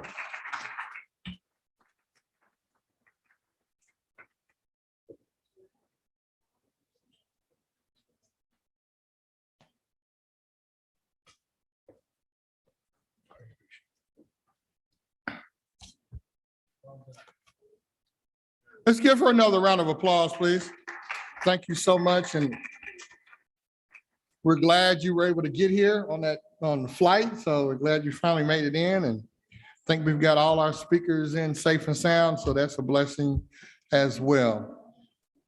So we're getting ready to go into our next session. And to introduce our speaker is Mr. Julian Mormon. He's a Full Mill Scholar with the Emerging Scholars Institute, and he's a creative writing major, and your minor is music. Yeah, so we were talking about jazz, music, yes. And I remember as a kid growing up, and I'm a musician as well, and remembering my uncle used to come down from New York. He was a jazz musician, and he showed me chords and all these things. And he said, I'm gonna show you 3 chords gonna change your life. So he showed me 3 chords and said, now I need you to learn 3 more. You learn 3 more, you know 3 more. And you're right about how the improvisation and everybody kind of gets their time to show what they can do. And so jazz is near and dear to my heart. And then of course, I'm gonna put another little plug in for Dr. Clardy. He has a jazz show, right? So if y'all not listening to Dr. Clardy on WKMS, what's your time slot? 9 p.m. Central Time, WKMS. WKMS.org, HD1. It's Cafe Jazz. We're on from 9 p.m. until 11 p.m. All right. No problem, no problem. And for some of you younger folks that maybe not listen to a lot of jazz, you know, particularly if you got like stress and anxiety and stuff like that that bothers you sometimes, because I get it sometimes, tune in. It'll smooth you out. Okay, it'll smooth you out. Okay. You just, as I call it, ride the wave of the music. It's great. So at this time, let's give Julian a hand as he comes up to introduce our speaker.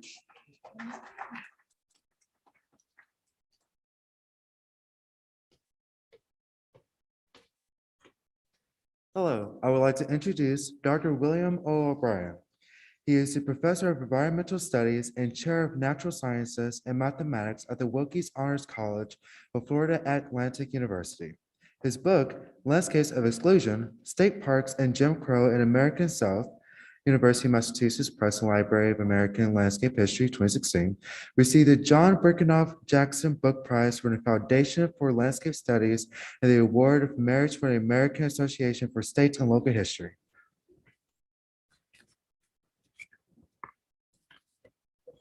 Give him a hand.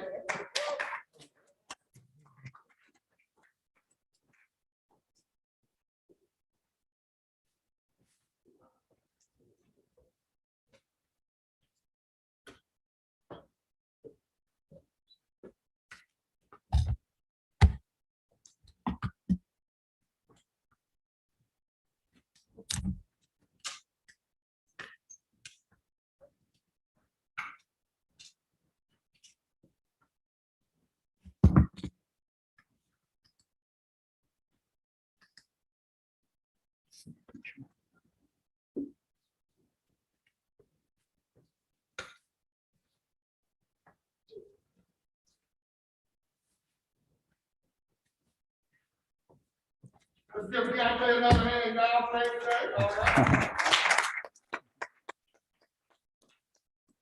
So thank you all so much for having me here. I'm very honored by this invitation. And thank you, Dr. Dawson, for helping organize my trip. I'm one of those people who made it here barely. I think we were on a flight together, all of us here. We just came in this morning. We were supposed to get here last night. Oh, I'm gonna take this off. Much better. I'm going to be talking about the book I wrote, Landscapes of Exclusion, State Parks and Jim Crow in the American South.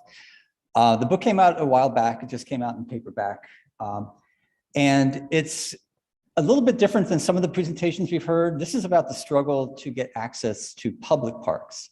And it's about Jim Crow, but it's also about bigger issues in the discussion of recreation. I'd like to start with this quote, if it comes, there it is. This quote by Toni Morrison that really indicates the silence we often encounter when it comes to talking about issues, like race and parks. When I first started studying this topic, it wasn't very. Oops, hang on a second, I went too far. It wasn't. I didn't even know that this was a topic. That was out there. I mean, it didn't really think about parks, didn't think about state parks and racial segregation, but you think about it for a second and you realize, of course, just like everything else in American society, we have this hierarchy that we haven't really come to terms with yet.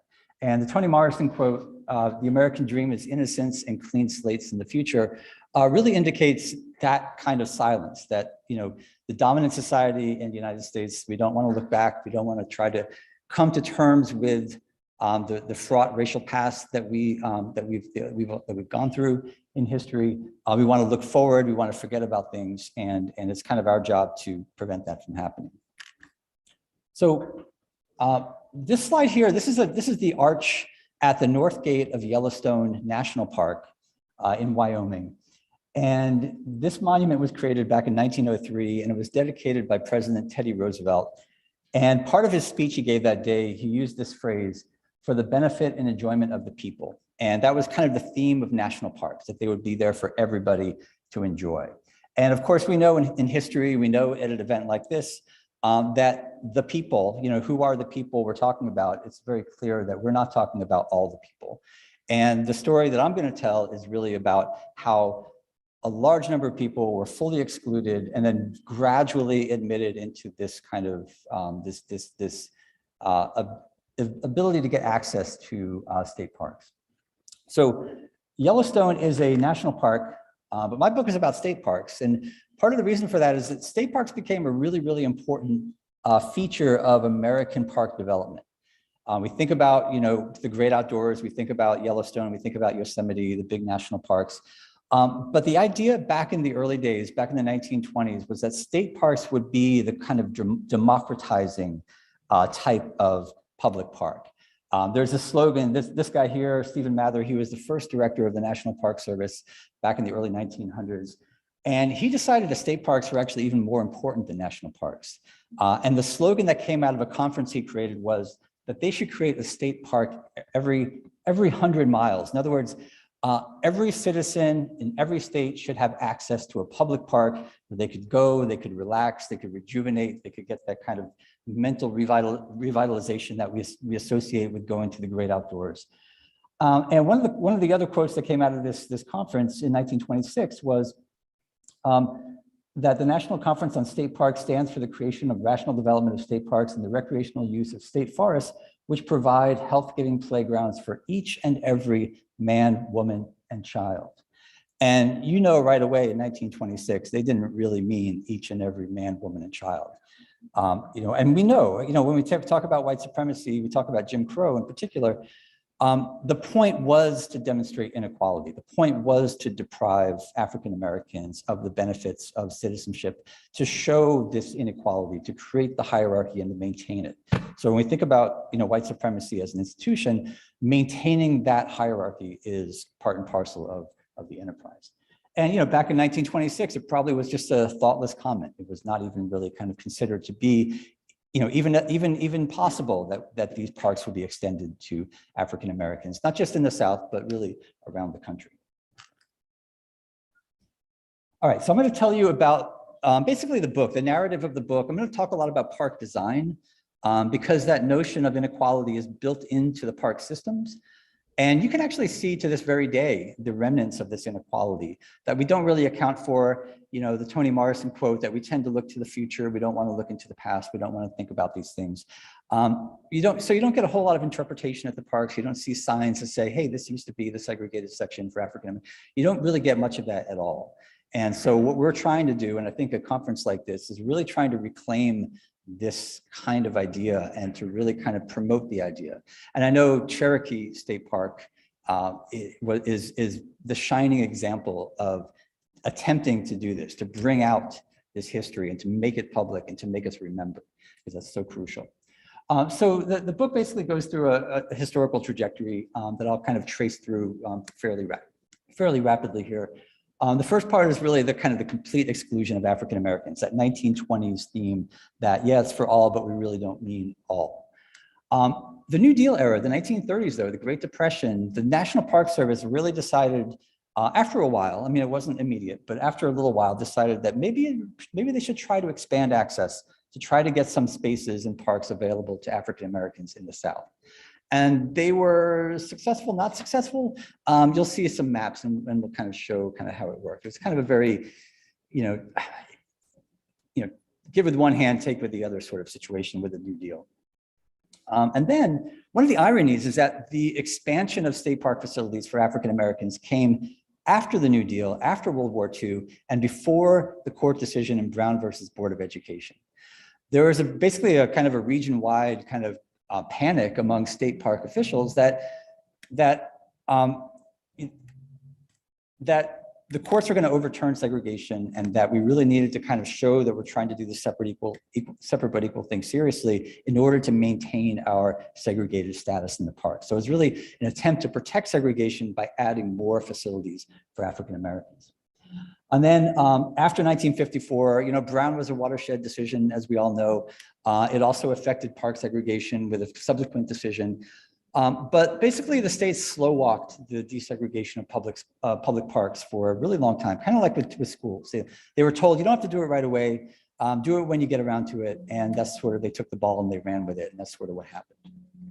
So that's kind of the trajectory of what we're going to talk about today. Okay, so I'd like to start out with this map.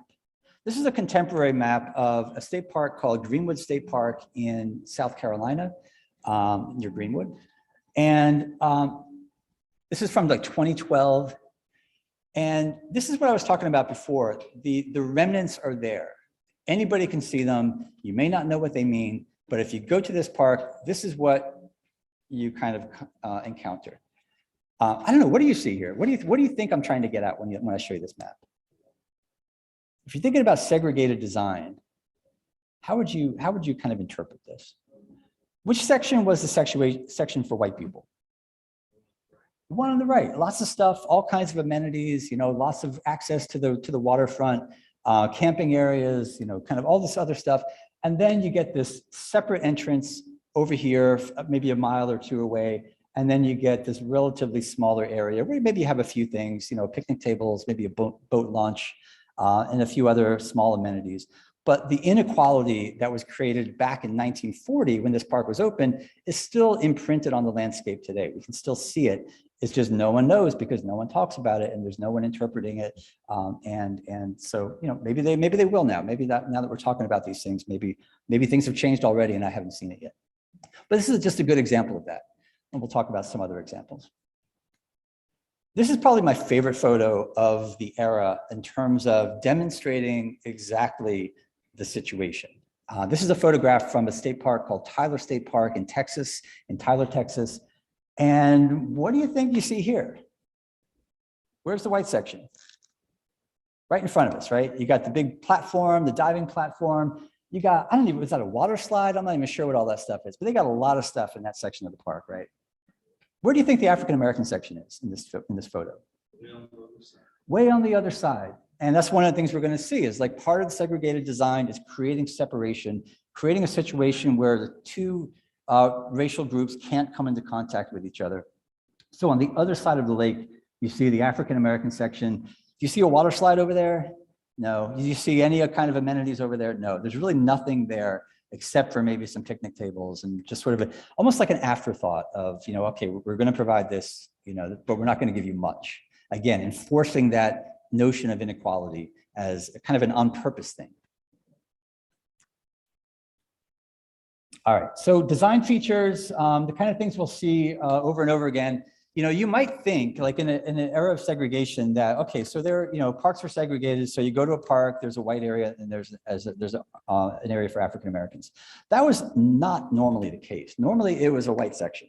Like the park was a white section and that's it, right? Exclusion was the primary feature of park systems. Only gradually were a few sections of parks and a few actual entire parks created for African-Americans to use, but it was never the norm. It was always this exception to the rule of exclusion. There are two types of segregated state parks. And again, I'm talking about state parks in this presentation. The first type was what you might expect to see, where you'd have a white section and an African-American section, unequal, but they're on the same grounds. The other is a totally separate state park. There are some examples of this as well, where you would have an African-American park. Often they were built nearby to white parks. I'm just gonna get some water here. But, and I'll show you some examples of, even with the side-by-side parks, even though they weren't the same park, you could still see the inequality in the size and the amenities and things like that.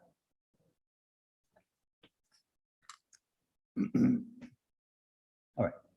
Other features of design, like we already demonstrated, the African-American sections or the African-American parks were typically smaller. They definitely had fewer amenities. One of the, leading up to the court cases in the 1950s, one article talked about how typically state parks are formed around unique scenic features or unique historical monuments. And of course, the white parks already formed around all those things. And you can't take those things and duplicate them in another park. So typically, the better stuff in the state was occupied in the white parks or the white sections of parks. And then whatever was kind of remaining might have been in the African-American sections or the African-American parks. the idea of like having scenic landscapes as kind of a primary feature, that definitely was the case in many parks that were accessible to whites. Probably not so much the case in most of the parks accessible to African Americans. We're going to see some examples of substandard construction, not up to the elaborate kind of architectural detail that you might see in a white park. And, once again, that notion, Jim Crow was all about, it wasn't about separate but equal. It was about demonstrating inequality and enforcing inequality and making it very clear who was in charge in these particular locations and nationwide. All right, so here's an example. This is Booker T. Washington State Park.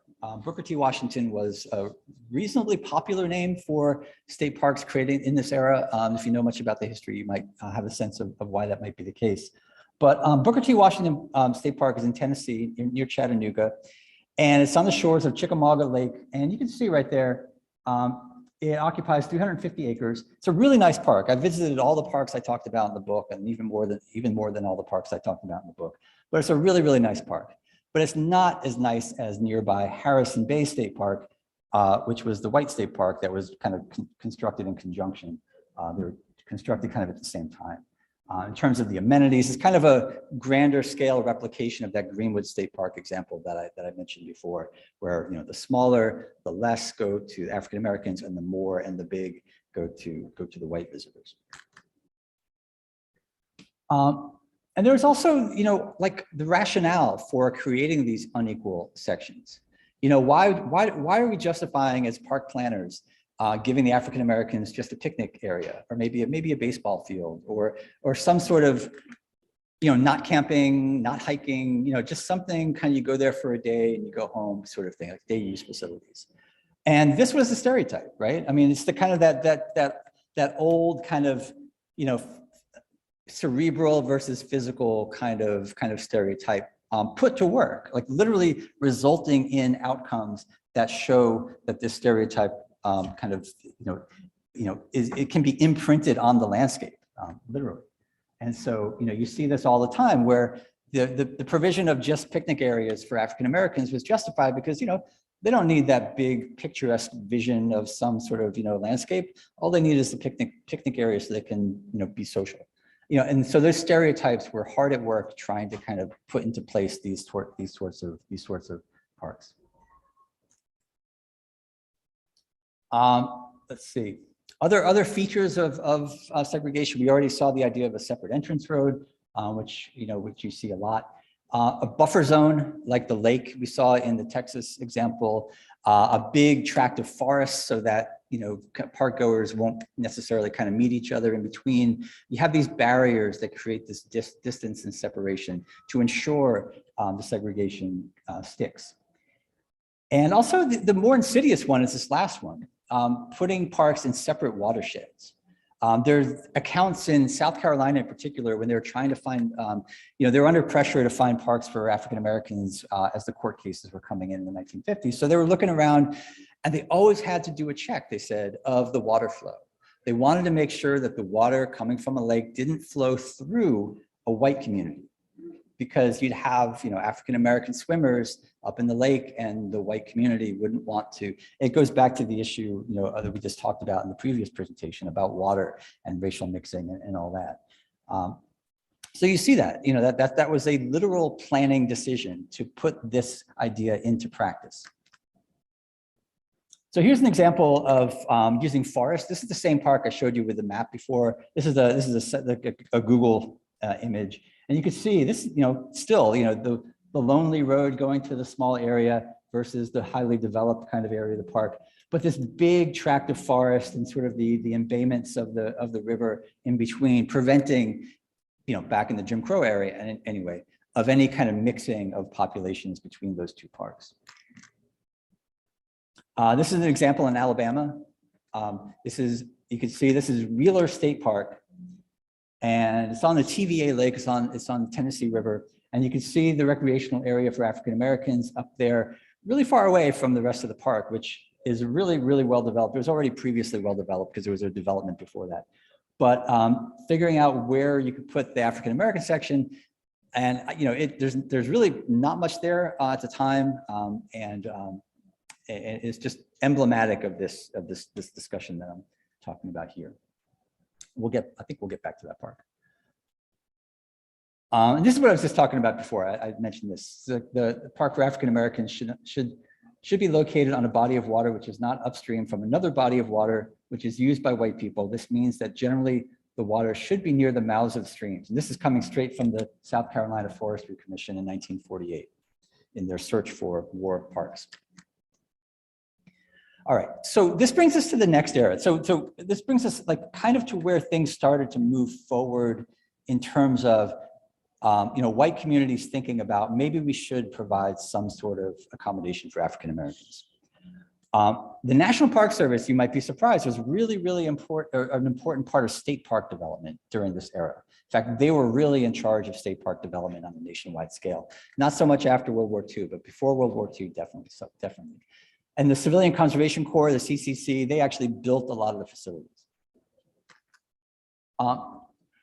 And there was a lot of pressure. I mean, it wasn't just that out of the kindness of their heart, the National Park Service was doing this. They were getting pressure from Boy Scout groups, from Girl Scout groups, from African-American leaders, all kinds of areas in society, were saying like, this is a problem. We've got lots and lots of people, millions of people who aren't being accommodated at all. We need to find a way to fix that problem, at least in part. And this is a quote from a representative of the Boy Scouts. Okay, so, if you study the New Deal at all and you know kind of that era, you know that the New Deal wasn't perfect when it came to racial justice by any means, right? You hear a lot of stories about how the New Deal really kind of let a lot of people down when it came to these issues. And part of it is kind of like there are people of all different minds, like, kind of white representatives. This is FDR's cabinet at Shenandoah National Park, showing off the new CCC, the Civilian Conservation Corps, and their work.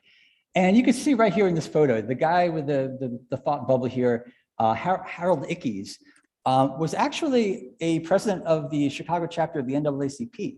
He's a white man, but he was the chapter president in the Chicago NAACP, who actually tried to do significant things. He was very constrained. The New Deal was very constrained because a lot of Democrats at the time, of course, were white Democrats from the South. And they blocked everything, or there was a lot of fear in the FDR administration that if they put too much pressure, that they would lose a lot of their kind of programs that they were trying to get implemented during that time. So they pedaled very softly. It's kind of part of the problem that they had. On the other hand, you had this other guy in charge of the CCC who was a segregationist from Tennessee. And he enforced segregation in the CCC camps that built the parks, not only in the South where segregation was official, but everywhere in the country. So you would never have a racially mixed CCC camp because of this. The head of that was a committed segregationist. So you had these kind of countervailing ideas between different people working on these issues. The advantage Ickes had was that he was the Secretary of the Interior, and the Department of the Interior is in charge of the National Park Service. So he had a bit of an advantage in terms of putting pressure for these kinds of more favorable outcomes. But this was what came out of it. So at the end of the New Deal, we got to 1941, World War II started, the New Deal ended pretty soon after that. And not a whole lot of progress, right? Like the red dots symbolize state parks that were created for African Americans during this time. Now, if you have millions of people living all around the South who are promised, a state park every 100 miles, 50 drive access, for every man, woman, and child, and then you look at this map, you're thinking, wait, we hardly made any of the distance to what we needed to do in order to kind of accommodate that access. Talking about like the green motor guide, trying to travel as an African American in the South, trying to go this, the expanse, and the distances you would have to go to get to pretty much any park, it's a dangerous thing. It's not easy. And a lot of people just, why would they take the trip? Why would they put themselves in that kind of risk to go to one of these few state parks that are available during that time? So I wouldn't say that the New Deal was a total bust, but it certainly didn't get the job done when it came to promoting the expansion of parks that they thought they could do at the outset. So, I mean, And they had contradictory policies that really prevented it too. On the one hand, the official stance of the federal government was no discrimination. And that was sort of that's what they said. That's what they tried to do. They actually tried to do these things. There seemed to be a pretty significant amount of sincerity among many of the people working in the agency about providing access. But on the other hand, this one right here, the accommodating local custom, that was the deal breaker in almost every case. It was almost impossible to get agreement among local white communities that you would put an African-American park or park space anywhere near where they lived or where their friends lived or whatever. So they would, and the Park Service would always back off. They would say that, we'd like to do this. What do you think? And they'd say no. And they'd say, okay, no problem. And it would just, nothing would get done, right? It would just be the perpetuation of the status quo in large part.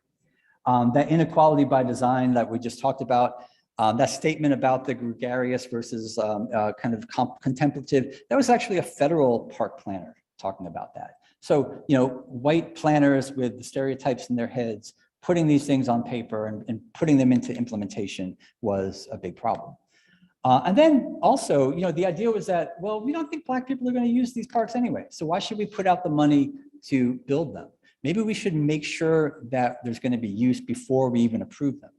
They didn't ask that question for the white visitors. Like, white visitors would have a park, 50, every 100 miles, there'd be a park, right? And the idea was that each and every man, woman, and child, right?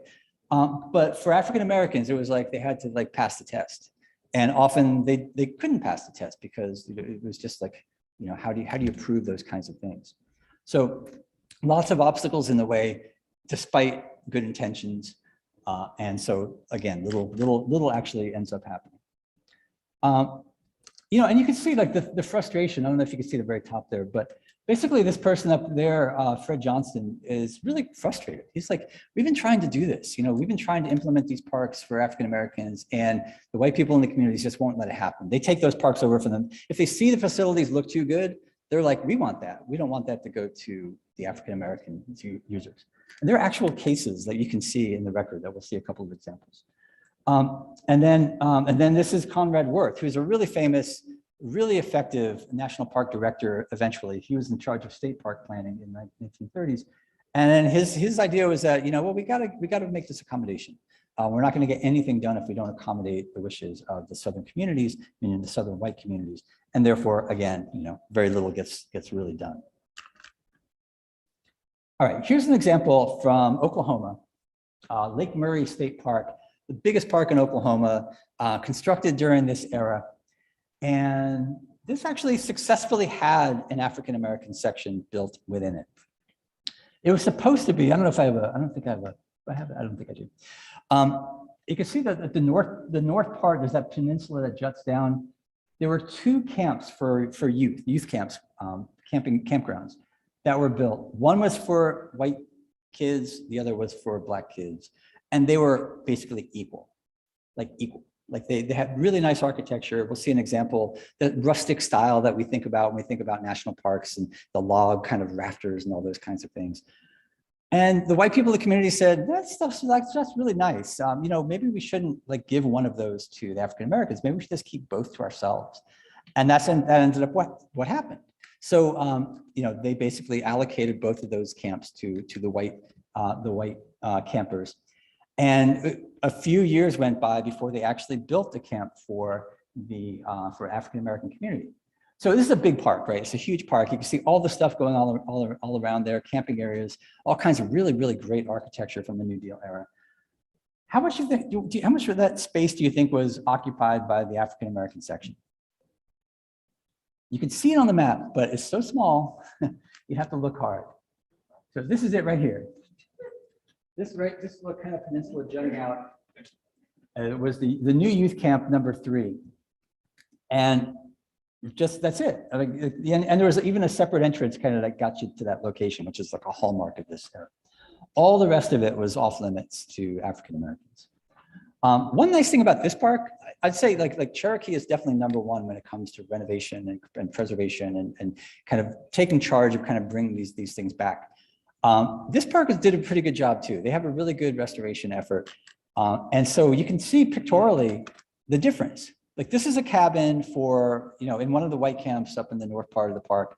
Really nice architecture. It's just what you expect to see in a kind of a nicely done New Deal era park design. What do you think the African-American cabins look like? So you go to camp number 3, right? And I happened to be there on a day when Savannah was having her sweet and sassy 16th birthday party. So her birthday party sign was in my picture, which was fine because the gate was unlocked and I was able to get in easier. This is the entrance to the group camp today. And here's an example of a cabin that was created for that. Yeah. And the excuse was, this was 1939 when this was finally constructed. And the other ones were like 1937 or so, maybe 36. But the idea was, no, 37 for sure. The idea was that, well, the New Deal, the World War II is coming, we can see it coming. It was 1939. Money's starting to dry up. We don't have a whole lot of money for construction. We don't have a whole lot of time because we want to build this before the camping season starts. So let's just kind of throw something up and call it a day. And, you can always come up with excuses, right? But the excuse is very evident, who gets what, who doesn't get what. And you can see it like right there. And, thankfully, they had the foresight to preserve these things because very often these things don't get preserved. We don't get to see, we don't get to reflect. And that reflection is really key. If we're going to go anywhere in this country, given our history, we need to remember, we need to see. Okay, this is my favorite quote. So the New Deal, in some ways was not great when it comes from an African-American point of view. There's a lot of complaints. This is the quote from the Pittsburgh Courier, which is a really prominent paper in the Black press from 1936. And basically what they're saying is that, we know there are a lot of problems here. There's a lot of discrimination. Some of the agencies were really just trying to discriminate. Others weren't going far enough. But this bottom part says, this is all true. It'd be useless to deny it, even if there were any inclination to do so, which there is not. Like, you can't deny it. Pretty bad. But what administration, speaking of the FDR administration, within the memory of man has done a better job in that direction, considering the very imperfect human material with which it had to work? The answer, of course, is none. I mean, not a ringing endorsement, right?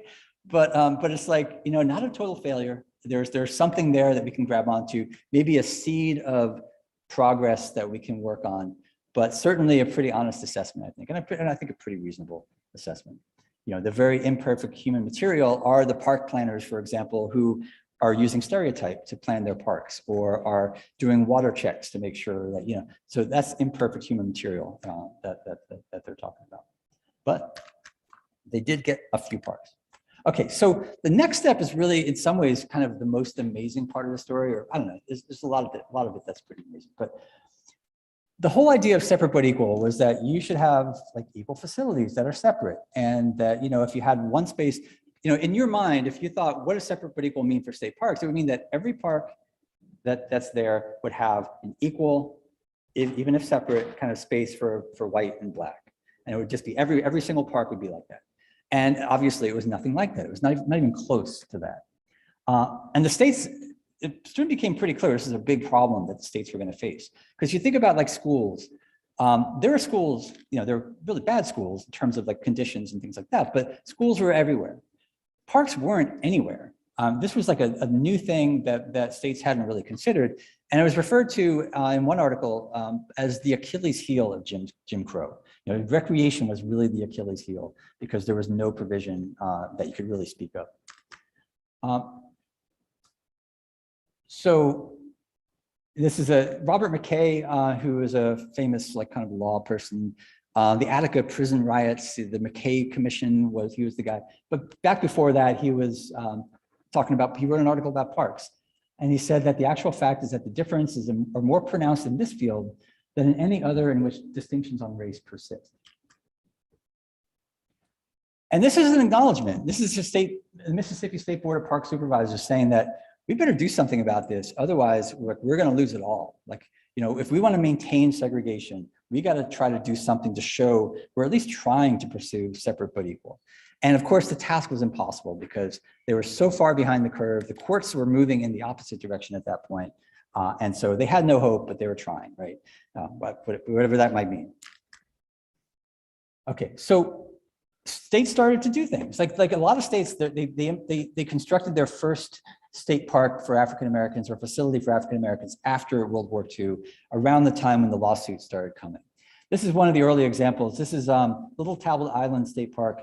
It's actually not far from American Beach. If some of you might have heard of American Beach, it's right down the road from American Beach.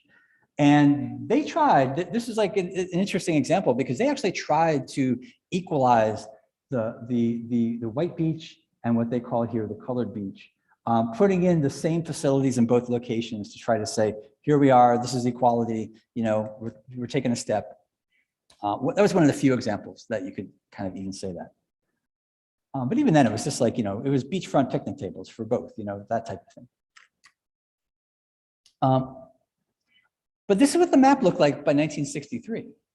And really, you think about between 1950 and 1954 was the major period of development because they were all trying to get their parks in before the decisions came down.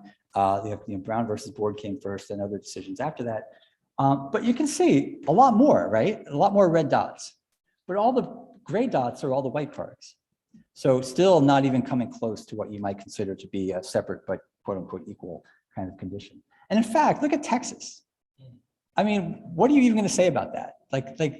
And there's a whole story in the book about Texas, and it's an interesting one. But you know, I mean, the legal jeopardy they're in is pretty obvious in that case. Arkansas is another good example. They had a one state park that was created in the 1940s, and it was only created because the Black president of the Pine Bluff HBCU put up his own land. Like he literally donated land and agreed that he and his students would kind of keep the place maintained and stuff like that. And it only lasted for a couple of years. And then the land was given back to the family after he died because the court said they weren't maintaining it as a state park, so they can get the land back. They had none, right? The whole state of Arkansas had no state parks available to African Americans. But you can see over and over, there's like one example in many states. I think the exceptions really are Florida, Georgia, South Carolina. But you can see that one state park I mentioned in Alabama in the north, that's the only one. Or Mississippi, or here in Kentucky, you know, you get Cherokee, Prince Edward State Park in Virginia. There's another Booker T. Washington State Park in West Virginia. You know, that's it. One park for the entire African American population in the state. Obvious inequality. You can't meet the burden of the separate but equal standard, particularly as the federal court system was really starting to strike down those kinds of ideas left and right. Okay, this is a close-up on Mississippi. You can see the one state park for African Americans, and then the 15 white-only state parks kind of scattered around the rest of the state. Obvious, right? And then the state park systems were also unequal in their separateness. Like even this map, you can see there's two different state park systems in the minds of the Tennessee state park planners. And those circles represent 50-mile radius circles, like that notion of state park every 100 miles. You draw a 50-yard radius and you got 100 miles. So the idea was that if we can get one of those circles covering all the state, then we'll cover that state park every 100 miles kind of idea. For African Americans, there was one park here, T.O. Fuller State Park in Memphis, and then Booker T. Washington State Park in Chattanooga. Nothing else anywhere. Their plans weren't to cover the whole ground, right? Their plan here was to just get a couple more, you know. And then basically their excuse was that we just want to put parks near where Black people live. We're not going to worry too much about every single Black person. We're just going to focus on the major population centers. But they couldn't find. They searched so hard to find a park in the Nashville area that the park planners did. But white property owners just shot them down at every turn, just like in South Carolina. Just didn't make any progress. Finally gave up. They desegregated the parks, but only having those two parks in use. This is kind of the sentiment. This is a woman, you know, she wrote a letter to the State Parks Agency in South Carolina when they're trying to find a place to put this African-American section of the park. And this was kind of like emblematic of the sentiment. I mean, just really just horrifying things to read. And just scuttled plans left and right, trying to kind of find a space for just people to use and to have a good time and to enjoy themselves and to relax and do those kinds of things that we want to do as human beings, and yet being denied simply because of the color of one's skin.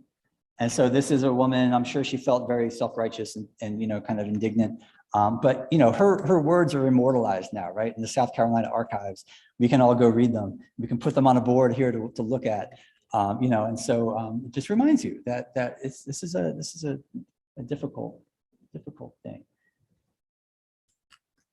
And those are just two little snippets from that letter. You should see the whole letter. It's incredible.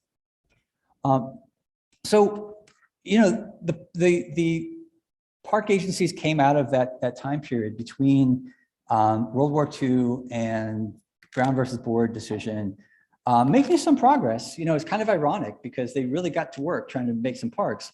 Obviously, it didn't cover that ground, didn't create any equalization in any sense, but it did do something compared to the concerted federal effort. The actual federal effort to do something in the 30s didn't really pay off, but the state park agencies doing it on their own in the 50s, they actually did more, whatever that might mean. They're still trying to protect segregation as their primary kind of activity. So the court systems, by the 1950s, it was pretty clear, there was no surprise that Brown versus Board was going to be decided in the way it was by the time it was decided. There was a very clear pattern of progression towards chipping away at segregation ideas, and federal judges, not the state courts, but the federal courts were really kind of on a pattern that you could see pretty clearly. And the Brown versus Board education decision came down in 1954. A year later, basically using the same logic, the court said that, if it applies to schools, it applies to parks as well. And they basically declared park segregation unconstitutional.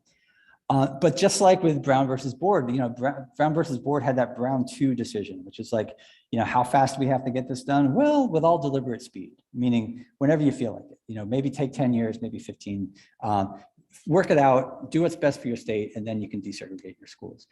The governors in the South took state parks to be the same way. The idea was that we're just going to take our time. No one's making us do it. We're going to just kind of do what we did. Kentucky, I should say, they desegregated their parks right away. They did it in 1955. The Supreme Court acted. They just said, we're going to do it too. Even in Kentucky, there was a Supreme Court decision that led to that decision. So that was a different case. So the border states basically acquiesced relatively quickly. Deep South, not so much, right? And by the time we got to the 1964 and the Civil Rights Act, it was illegal to do this type of thing. It was just like, it didn't matter if there was any equality. It was just illegal at that point. Some states did resist, like South Carolina decided that they weren't going to desegregate their parks. They were going to basically close the entire park system, period. And there's a whole meeting a series of meetings that they went through to eventually they reopened the parks, but it wasn't really until 1966. So it's after the Civil Rights Act was completed that happened.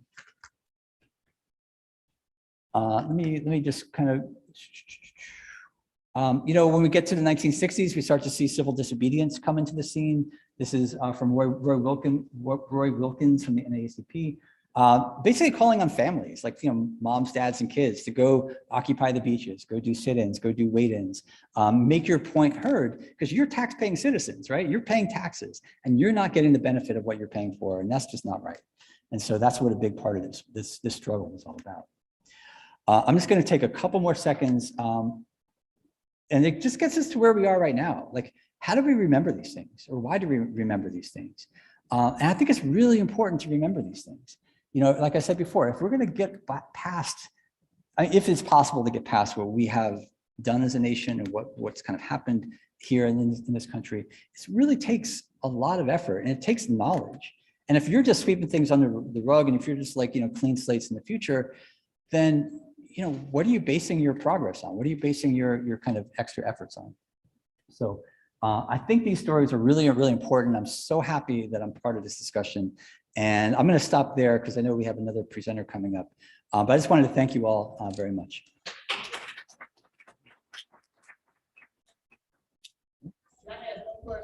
Oh, I'm sorry. Yes, questions. We have time for. Thank you. And thank you for your work. But do you know of one example of where one of these formal state parks exists and that the concept is memorialized, that there is a museum, that there is something to this concept of this segregation? Did you ever found that? Not so much. I mean, maybe, I would say no. I mean, in kind of more kind of big scale, kind of grand. But I mean, some of them have done okay, like Jones Lake State Park in North Carolina, which was one of the early state parks for African Americans, a separate state park on its own, has a pretty good interpretive program inside the park itself. I'd always go back to Cherokee though. It's really like, as you all just being just incredible. And even when I visited there, you know, like years ago when I was writing the book, I was amazed really that work was being done and pretty happy about it. But it's a work in progress. I think more of this is happening. You know, after the book came out, I've gotten emails from, you know, state park workers in various places, like in Texas. Like they read what I wrote about Tyler State Park with the lake, with the, you know, the white stuff and the water slide. And they started like putting in interpretive materials and they started identifying what was what and really taking a proactive effort. And I think that's happening more now, and we'll see. But it's hard because I think, you know, a lot of people who are in charge of these things, they don't want controversy, they don't want to talk about it, and it's really hard to get the ball rolling. We plan to, as this conference is a start of making sure the narrative, Cherokee, and all these parts lead. Mhm. And thank you for being a part of that process. I appreciate that. Thank you so much.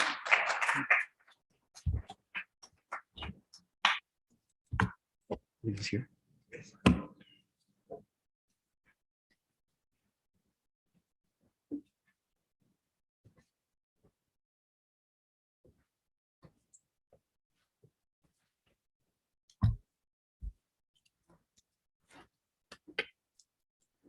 We have one more session and then we'll be breaking before the evening grand conversation.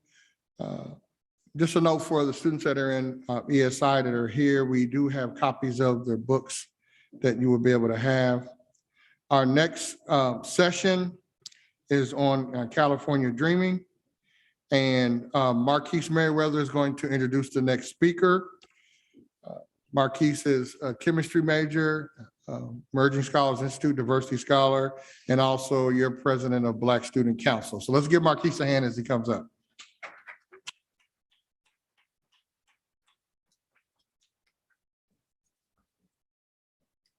Good afternoon. Today I'm going to be introducing Dr. Allison Rose Jefferson. In September 2021, Dr. Allison Rose Jefferson became a Getty Conservation Institute Scholar in residence to continue her research on the historical African-American experiences and public policies to conserve it in the California coastal zone of the Los Angeles Venice district. Her recently finished applied history project, Santa Monica's Belmar History in the Art Project in the Angels Walk LA Central Avenue Heritage Trail, drawn on her research of Southern California locals that feature historical significance as well as contemporary consequence to elucidate and recentering the African-American experience in local history, heritage conservation efforts, and the American identity. Her recent book, Living the California Dream, African-American Leisure Sites During the Jim Crow Era, University of Nebraska Press, was honored with the 2020 Miriam Matthews Ethnic History Award by the Los Angeles City Historical Society for its exceptional contributions to the greater understanding and awareness of regional history. Since 2013, Dr. Jefferson has collaborated on a field trip programming with several groups to provide underdeserved youth with new and enriching coastal zone experiences that tie together history, art, heritage, environmental stewardship, and beach recreation with their own lives to enhance their personal growth and open up new horizons for them. An introductory surfing lesson is part of this youth program.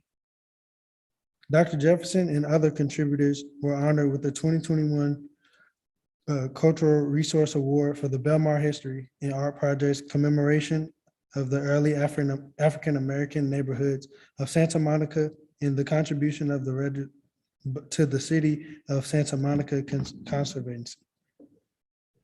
The spearheading the Bay Street Beach Historic District, listening to the National Register of Historic Places Dr. Jefferson and Michael Blum of Sea of Clouds were honored with the 2020 Cultural Landscape Award from the SM Conservancy. Her work has garnered attention in KCET LA programming, the Los Angeles New York Times, the Guardian, the Monday newspapers, CBS TV 60 Minutes, news program, and other media. You can learn more about Dr. Jefferson's work at AllisonRoseJefferson.com. Dr. Jefferson was also honored with the rare and prestigious James G. Cameron Award in 2017 from the SM Conservancy for her many significant contributions to the understanding of African American experience in the history of Santa Monica in the Southern California region. I would like to present Dr. Allison Rose Jefferson.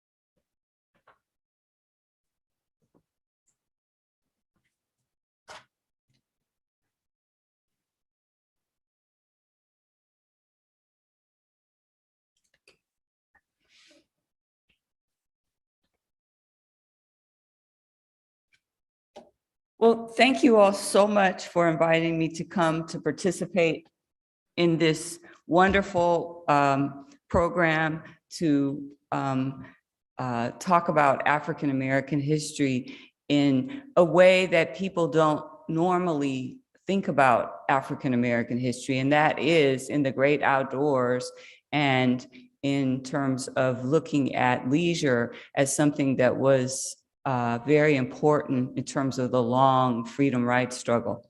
And so I'm so glad that I could share with you all today.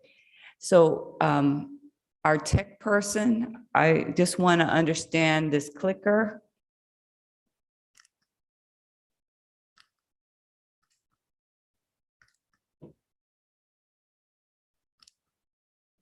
Where's our tech person?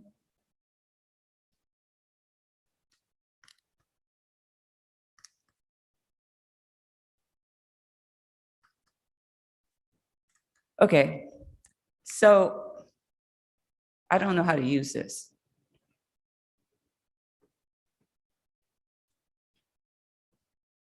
So African Americans began moving in large numbers to the Los Angeles environs in the decades surrounding the turn of the 20th century, joining communities of whites and Jews and Chinese and Japanese and old Californios and new Mexican immigrants, as well as migrants of other backgrounds. The majority of new Black migrants relocated from American southern states, like those who moved to the northeastern part of the United States. African Americans, excuse me, moving to California and other Western parts also acted to escape the worst of Jim Crow era anti-Black racial restrictions. African Americans, similar to others who moved to the state, embraced the booster dream promoted about California, about the California dream of a leisure lifestyle in picturesque outdoor settings and new life opportunities, even while discrimination and lax enforcement of California civil rights laws implemented as early as 1893 for decades into the 20th century prevented them from using various public and private facilities and buying land in many areas. Despite the challenges, African Americans actively participated in California's development throughout the early 20th century Great Migration. They bought homes and other property, raised families, launched businesses, created social and faith institutions, and nurtured a rich cultural milieu that included the emergence of West Coast jazz. Today, my brief remarks will explore my recent book, Living the California Dream, African-American Leisure Sites During the Jim Crow Era. Next slide, please. You're gonna learn a little bit about how African Americans made California and American history by challenging racial and class structures when they occupied recreational sites and public space at the core of the state's formative early to mid 20th century identity. These sites became contested ground in the development of attractive inland resorts and beaches, relatively free from white citizens' harassment. In Los Angeles, recreation and relaxation were essential components to liberty and a distinctive civil concern in the nation's long freedom rights struggle. I'll also share with you all some ways that I, as a historian and others, have used a few of these stories to engage audiences in history, as well as heritage and nature conservation and social and environmental justice education, in some places more successfully than in others. Next slide, please.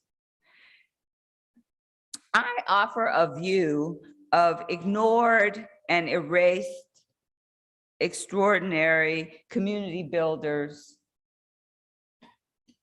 and socioeconomic development experiences of Black people of all classes in Los Angeles and California, and the impact of leisure that intersects with the new scholarship about the influence of the diverse output of the Harlem Renaissance and the new Negro experience as a cultural movement of national and global phenomena. These stories of unrecognized voices, economic development initiative, and civil rights struggle add new information and understanding about how African Americans sought to seize their California and American dreams to appropriate and shape the offerings of their new environment in the far West. In these stories, I recapture, reconstruct, and reinsert the significance, meaning, and place of leisure by recognizing African-American leadership and action, therefore giving a more complex understanding of the American experience in the West and California, where racial discrimination existed in practice rather than legally, as in many other states of the nation in the post-enslavement modern capitalist era. Next slide, please. In contrast to the city where Black Angelenos lived, California waterfront and pastoral places where they went to relax and invested in real estate included in Los Angeles County, Bruce's Beach, in Manhattan Beach. Some of you may have heard about some things that are going on there in the news, and I'll mention a little bit more about that later. Santa Monica's South Beach area, sometimes controversially called the Inkwell, Eureka Villa in Santa Clarita Valley, in Riverside County, Lake Elsinore and Corona's Park Ridge Country Club, and a few other places in Southern California I describe in my book. These stories of California's largest and most popular, though not broadly remembered, African-American leisure destinations were sites of pleasure, identity, and economic development. And they were also places that were a challenge to racist, anti-Black public policies and private practices that flourished for different times, for different time durations between the 1900s to the 1960s. Next slide, please. These are the stories. These are the stories of public and private memories of African Americans of all socioeconomic classes. The new Negro who migrated out of the US South to northern, Midwestern, and far Western cities in the post-World War I decades to escape racial injustice. These migrants included soldiers arriving home from Europe after the Great War, and all of these people were more self-confident and sometimes militant in their demands for their rights as citizens and as consumers. Next slide. Race, power, privilege, and wealth often influenced leisure opportunities, just as it determined who was able to take advantage of economic and social opportunities in California. Even with these impacts, African-American leisure builders and seekers through creative assertion claimed and performed their full humanity, civic membership, social and economic development, resourcefulness, and self-determination. Next slide.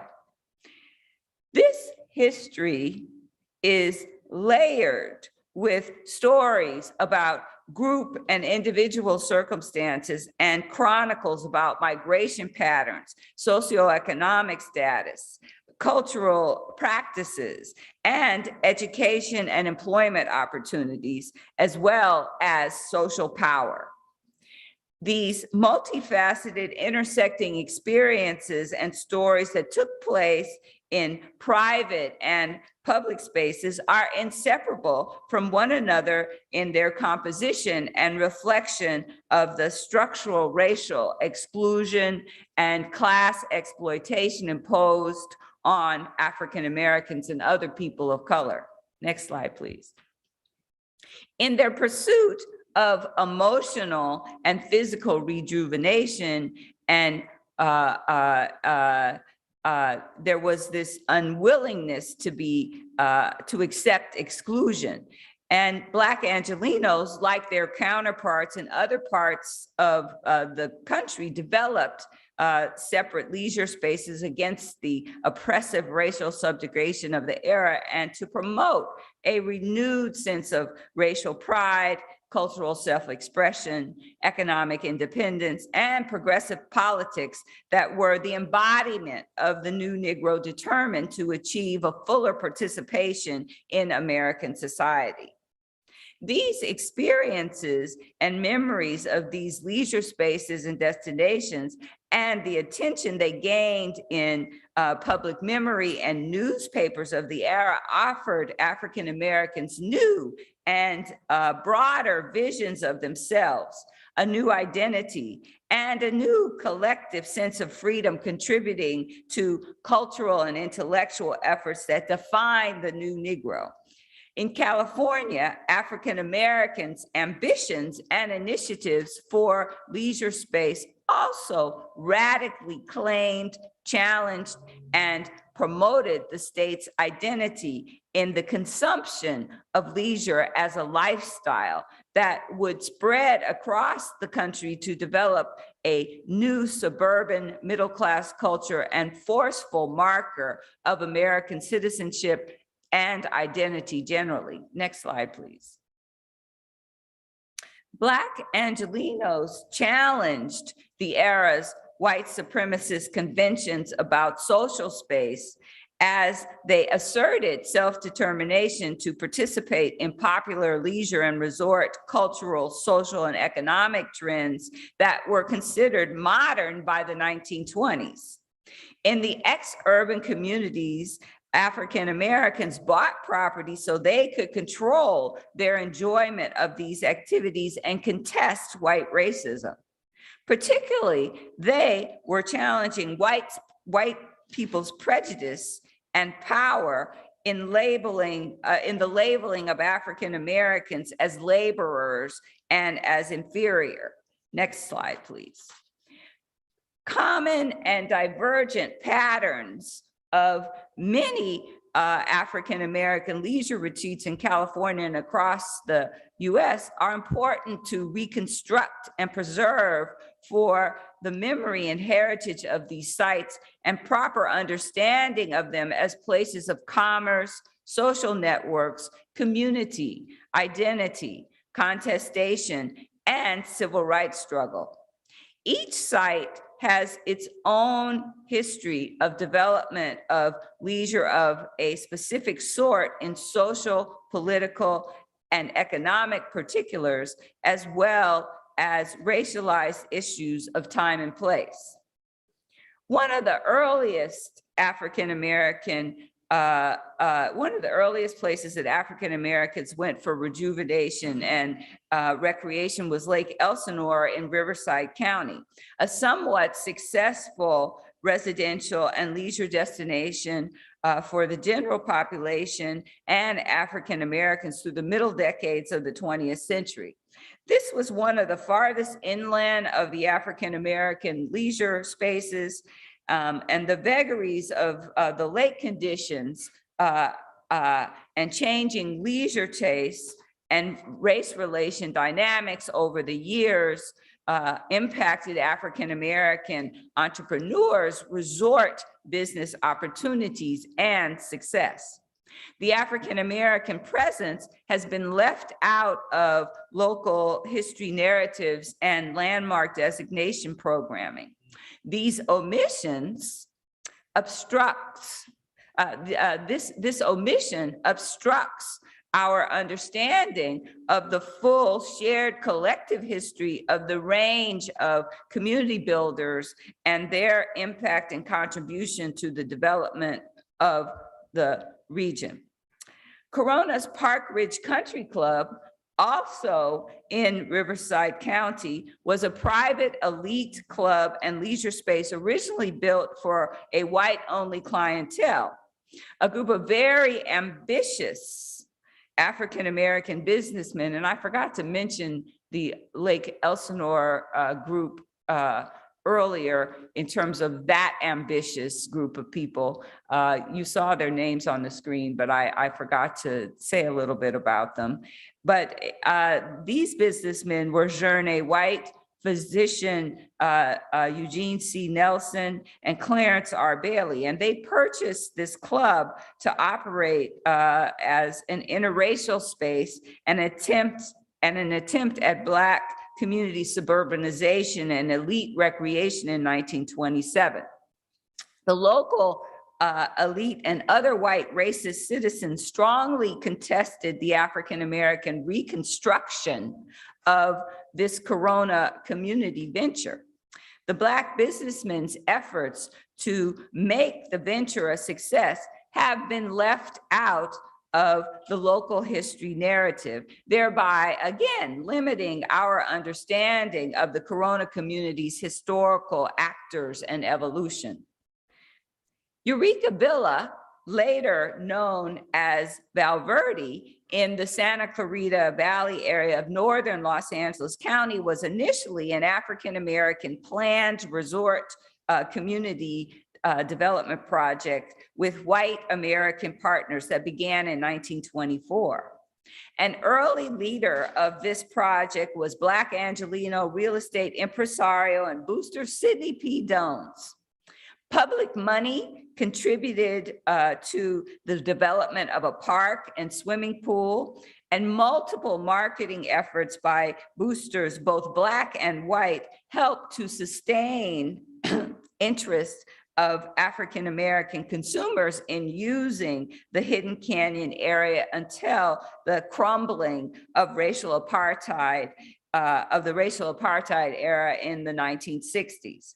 By 2015, the Valverde community had been recast as one of the last rural areas remaining with affordable housing in the Santa Clarita Valley with limited public memory of the African-American heritage.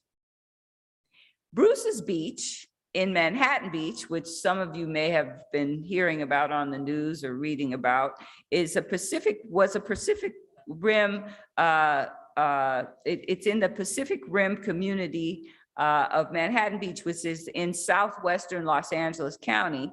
And it was an early successful African-American residential resort community and leisure destination that began in 1912. Eventually, racial exclusionary measures aided by destructive use of state power in 1924 eliminated this small resort community and the economic development that was going on there, with attempts to erase the site's memory from history. Only through political assertion has a limited revival of the history of Bruce's Beach and its incorporation into the public record emerged in the first decades of the 20th century. The Bruce's Beach community and its visitors were not alone in facing legal sanctions and private harassment actions discouraging African Americans from visiting and settling in particular beach locales as the region's population increased during the 1920s. During this decade, several Save the Beach campaigns were implemented to keep African Americans from creating and maintaining beachfront resorts in multiple California beach towns in the 1920s. Next slide. In my book, I go into discussing these other cases to exclude African Americans from various California beach towns that I'm not going to be able to talk about today. There were confrontations and assaults across decades, some which turned violent, aimed to bar African Americans from public beaches. The most coveted California recreation and relaxation destination, you could argue, today as well as back then. Activists mounted legal challenges to these discriminatory practices endeavored by whites. In their first organized civil disobedience action in the region, members of the Los Angeles branch of the National Association for the Advancement of Colored People in 1927 challenged Manhattan Beach officials when they tried additional measures to make the beach white only. Although the Bruce's Beach community was destroyed through eminent domain proceedings, they took the land the city took the land for a park, which we'll discuss a little more about in a minute. When the NAACP members staged a swim-in protest after being arrested and fined with legal maneuvers, clarification was won that African Americans had the lawful right to enjoy this beach in Manhattan Beach and all of California beaches. This was a very important civil rights and beach access victory, not only for African Americans, but for all Californians. We still have issues with beach access that aren't necessarily the ones that are impacting African Americans directly, but are impacting Californians, where some folks live close to the beach who have a lot of money and they close off roads and they say that just regular Joe citizens can't use the beach in front of their property. So in the coming decades, this accomplishment that African Americans won this beach access victory, they became more confident in their assertion of their rights, and this contributed to racial restriction attempts at state public beaches fading away. As the 20th century advanced, African Americans around the US would increasingly utilize legal actions and public protests to dismantle legally sanctioned, along with informally enforced discrimination and segregation in public accommodations. After various waves of local citizens, sometimes contentious public discussion about their municipality's heritage over many years, in 2007, the site not officially known as Bruce's Beach was formally commemorated by Manhattan Beach citizens with a Pacific Oceanfront park named in its honor and a descriptive text plaque with gross inaccuracies 80 years after the Black resort community was removed through eminent domain proceedings to create a park. The park didn't get created until around the late 1950s, and it had many names before it got to Bruce's Beach in 2007. So this public commemoration opened up broader claims for not just public memory, but also American identity, even with the signage text that dilutes, misrepresents, and partially omits the site's historical truths and understanding. So fast forward to 2020, Bruce's Beach in Manhattan Beach and the Bay Street Beach in Santa Monica, which I'll talk more about in a minute, became sites of conscience, reflection, and healing for memorial and celebratory events when systematic racial inequalities were laid bare by the long history of injustice, which led to the death of several African Americans and other people of color, specifically George Floyd and Breonna Taylor in this central section of the country. Events held at these sites were to show solidarity with the nationwide protests against systemic anti-Black racism and gratuitous police brutality and murders, which the Black Lives Matter movement forced prominently onto the national and world agenda as part of the reclamation and commitment to the Black freedom struggle. Celebrations have been held for Father's Day and Juneteenth. June 19th, the day that enslaved African Americans in Galveston, Texas, gained their freedom after the Civil War had ended a few months after the Civil War had ended a few months earlier, and 2 years after President Abraham Lincoln issued the Emancipation Proclamation that freed all the enslaved folks in the insurrectionist Confederate States. Black Texans first celebrated this day in the 19th century, the oldest day of continuous commemoration of emancipation and the end of slavery in the US. So this day, Juneteenth, has become a day of general celebration, a moment of joy, as well as a day of mourning that recognizes Black liberation and history with an emphasis on education, achievement, and empowerment. Called Freedom Day and Emancipation Day by some, this day marks the nation's rebirth of freedom and African-American resilience that is a reminder of the urgent work that remains in order to achieve full equality for all, full equity for all. After years of advocacy by many groups, as you all most likely know here, Juneteenth, National Independence Day, was made a national holiday by federal officials this past year.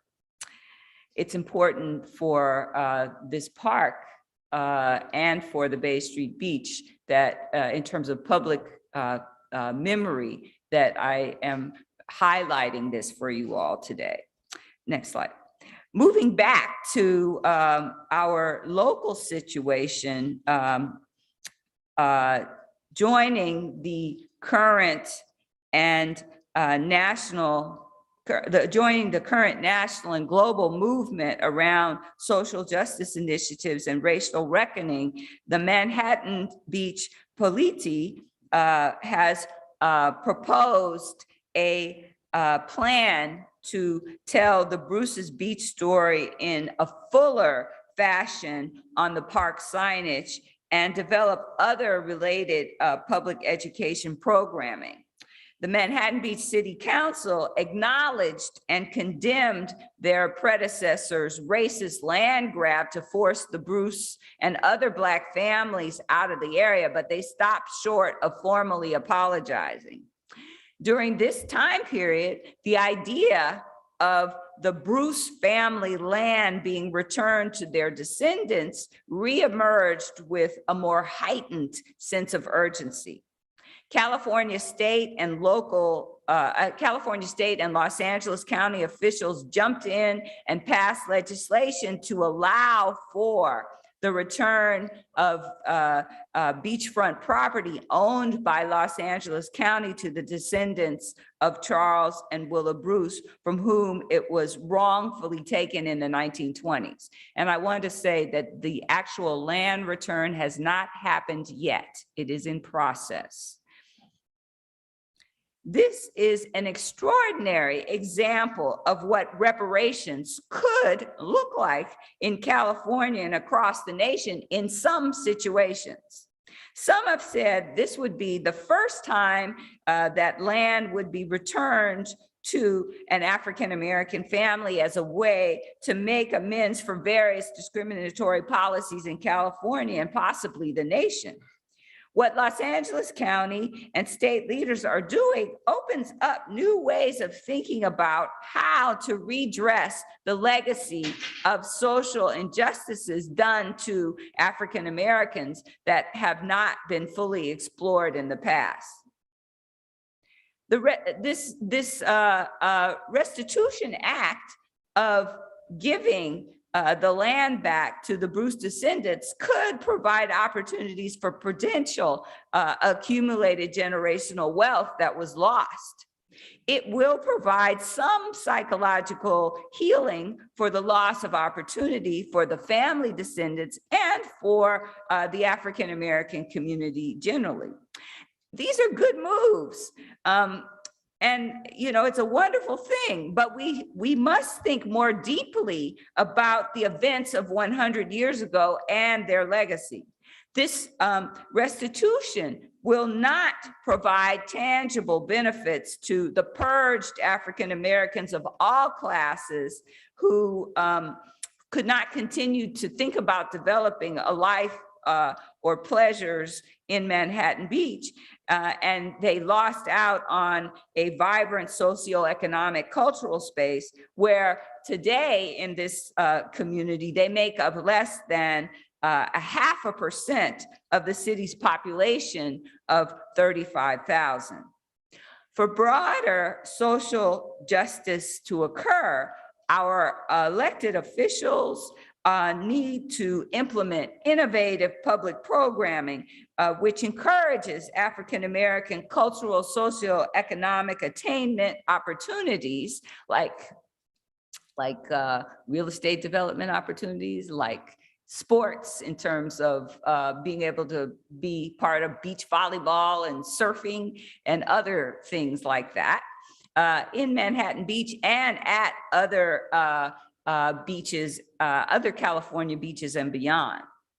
In Santa Monica, elected officials and citizens have also been working on trying to develop new initiatives to foster meaningful change and advancement for equity and inclusion in the Bay City. Even though African Americans were chased out of Manhattan Beach early in the 20th century, they were able to build a sustained community in the Bay City of Santa Monica that was founded in 1880s. And this community was in the 1880s, this community was a few blocks from the Pacific shoreline in the environs of what is today the South Santa Monica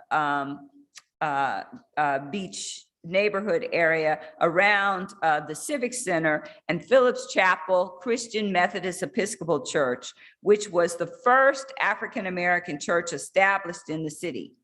And it was also the first institutional space of African Americans in the city, and it was the first of the CME Church on the West Coast. A short way south, in the introduction, the young man, and I'm sorry I forgot your name, but you described what I'm working on right now, looking at the Venice community of African Americans. There was an enclave that was emerging in Venice in these early decades of the 20th century, and that was also part of the African American community, Black community in Santa Monica. In the years surrounding Phillips Chapel's beginning in 1908 at 4th and Bay Street, the oceanfront area down the hill around Pico, south a few blocks to Bicknell Avenue, emerged as a gathering place where African Americans from all over Los Angeles County and beyond came to enjoy the beach's pleasures. While the boundaries shifted through time, it was a popular beach destination for African Americans from the 1900s to the 1960s. Many of the beachgoers once referred to this stretch of coastline as the Bay Street Beach. Others sometimes called it the Inkwell.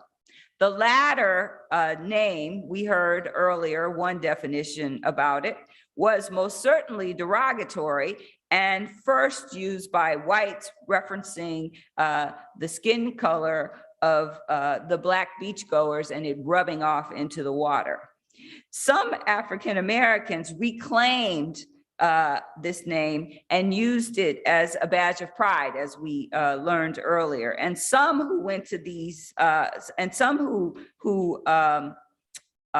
went to this beach, and the one that was in Martha's Vineyard, and the one that was in North Carolina, and there's a few other places around the country that had this moniker used for places.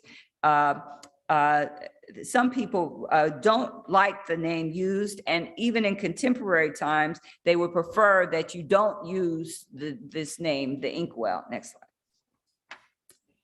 African-American regional residents and Los Angeles entrepreneurs attempting leisure space service business expansion for their community were challenged by various white supremacy public policy and private measures inhibiting residential expansion and economic development into the middle 20th century. Nonetheless, African-American citizens' public beach usage and a small local residential community were able to persist despite Santa Monica's white elite racist anti-Black actions and economic sabotage. The local African-American community's persistence has mattered in the reclamation of place and memory in 20th century heritage conservation efforts and public history programming that have been initiated by citizens groups and public officials. This and other Southern California leisure spaces marked an African-American identity on the regional landscape and social space as they confronted the emerging power politics of leisure space and set the stage for these sites as places for remembrance of invention and public contest. The city of Santa Monica in 2005 landmark their landmark designation of Phillips Chapel CME Church set the stage in 2008 for the official recognition with a local cultural monument of the historical African-American beach gathering place at Bay Street and Oceanfront Walk. Also recognized was Nick Gavaldon, the first documented surfer of African-American and Mexican descent in the Santa Monica Bay. African Americans' actions to use this and other beaches and recreation places embody the local stories that contribute to the national narrative of mass movement to open leisure space to all, demonstrating how the struggle for leisure and public space, along with political and economic issues, reshaped the long freedom rights struggle.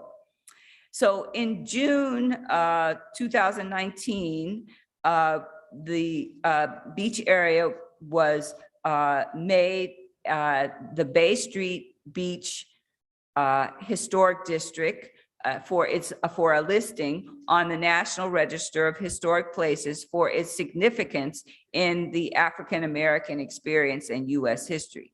And this is the first historic district in Santa Monica to receive this national honor, and it's one of the few in California associated with people of color. And you already heard that I and Michael Blum were honored for our work in getting this to happen. Next slide. At Bay Street, the landmark designation infuses a cultural and natural resource site with complexities of human history and experiences, offering a critical critical dimension beyond beauty, rarity, and environmental protection, which strengthens objectives of both the heritage and nature conservation movements. For social and from a social and environmental justice viewpoint, the inclusion of this history is symbolic of important social change which has occurred. It pushes forth a sense of collective cultural belonging and a common membership in American society that helps informing a basis for social progress and action in the future. As a public historian, I have led coordination to facilitate remembrance of African-American voices at Santa Monica's historic sites through the development of innovative public programming partnerships between the Santa Monica Conservancy, Heal the Bay, the Black Surfers Collective, some other nonprofits, Los Angeles County supervisors. The benefit of ongoing investment in the pluralistic heritage and nature education through these partnerships is important to continue building future pathways to new, wider, and younger audiences, as well as established audiences in support of heritage and nature conservation ideals, and also in support of just people feeling like they belong in these environments, as one of the speakers earlier this morning spoke about.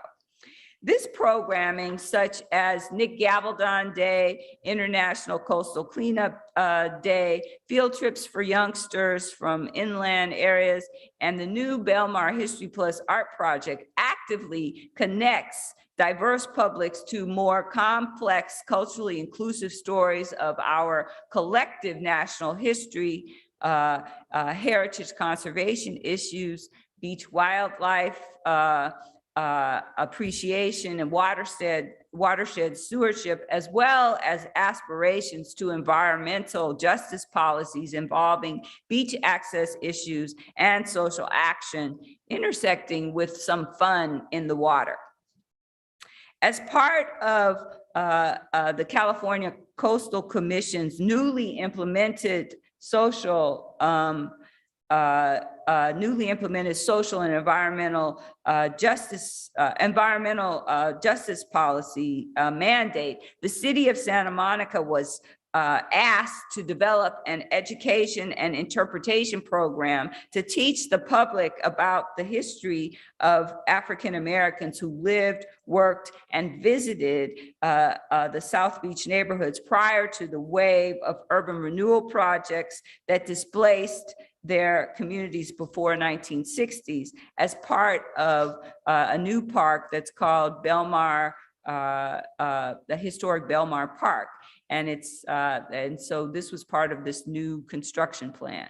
And I and others contributed to the development of a resonating, multifaceted education, inspirational, and remembrance project, which I see as a commemorative justice initiative.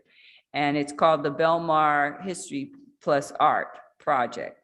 It includes a context essay, outdoor installation of history panels, and a large sculpture, lesson plans, website, and other community engagement programming that hopefully is bringing this area's history to life for present and future generations. And this public commemoration action at these Santa Monica Bay historical African-American coastal zone sites that I have discussed today, and other similar sites throughout California and the nation, open the door towards social and environmental justice by recognizing that communities of color have a right to historical and cultural sites, a place in the American identity, and the joys of cultural expression and self-fulfillment, along with clean air, clean water, and enjoyment of all America's natural and socioeconomic resources. In closing, like many white Americans, Black Americans were lured to California for its opportunities and the good life imagery produced by writers, painters, photographers, and movie makers, which were used by various boosters promoting migration to the state. The stories and imagery of African Americans who participated in various phases of the Western migration and settlement continue to remain largely absent from the dominant mythologies and history surrounding the Western migration, notwithstanding the investigations of the Black West that have been published in the last 60 years. Today, I briefly highlighted little-known stories about African-American agency and socioeconomic investment in the California dream lifestyle at what have been called a frontier of leisure destinations in Southern California. The intersection of the stories in my book and the public process activities I discussed for education, remembrance of our collective history, cultural identity, and stewardship action offer new ways to connect people with natural and cultural and historical heritage. And they encourage visitation to these locations and others around the US. So as a historian, I will continue to firmly engage in encouraging people to use history for these broader educational programs for wider equity and access for all people, for enjoyment of American cultural and natural places now and in the future. So I hope that you will take time to learn about these forgotten Black Westerners and their undertakings and ponder the implications of their stories for our lives today. And I hope you'll buy my book, Living the California, and read it, Living the California Dream, African American Leisure Sites During the Jim Crow Era. Thank you very much.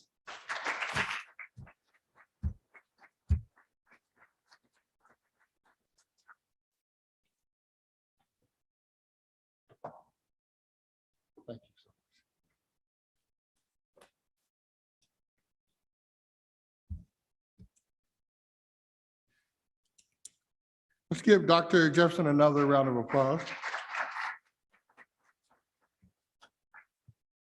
Okay, so we're trying to catch up on time here.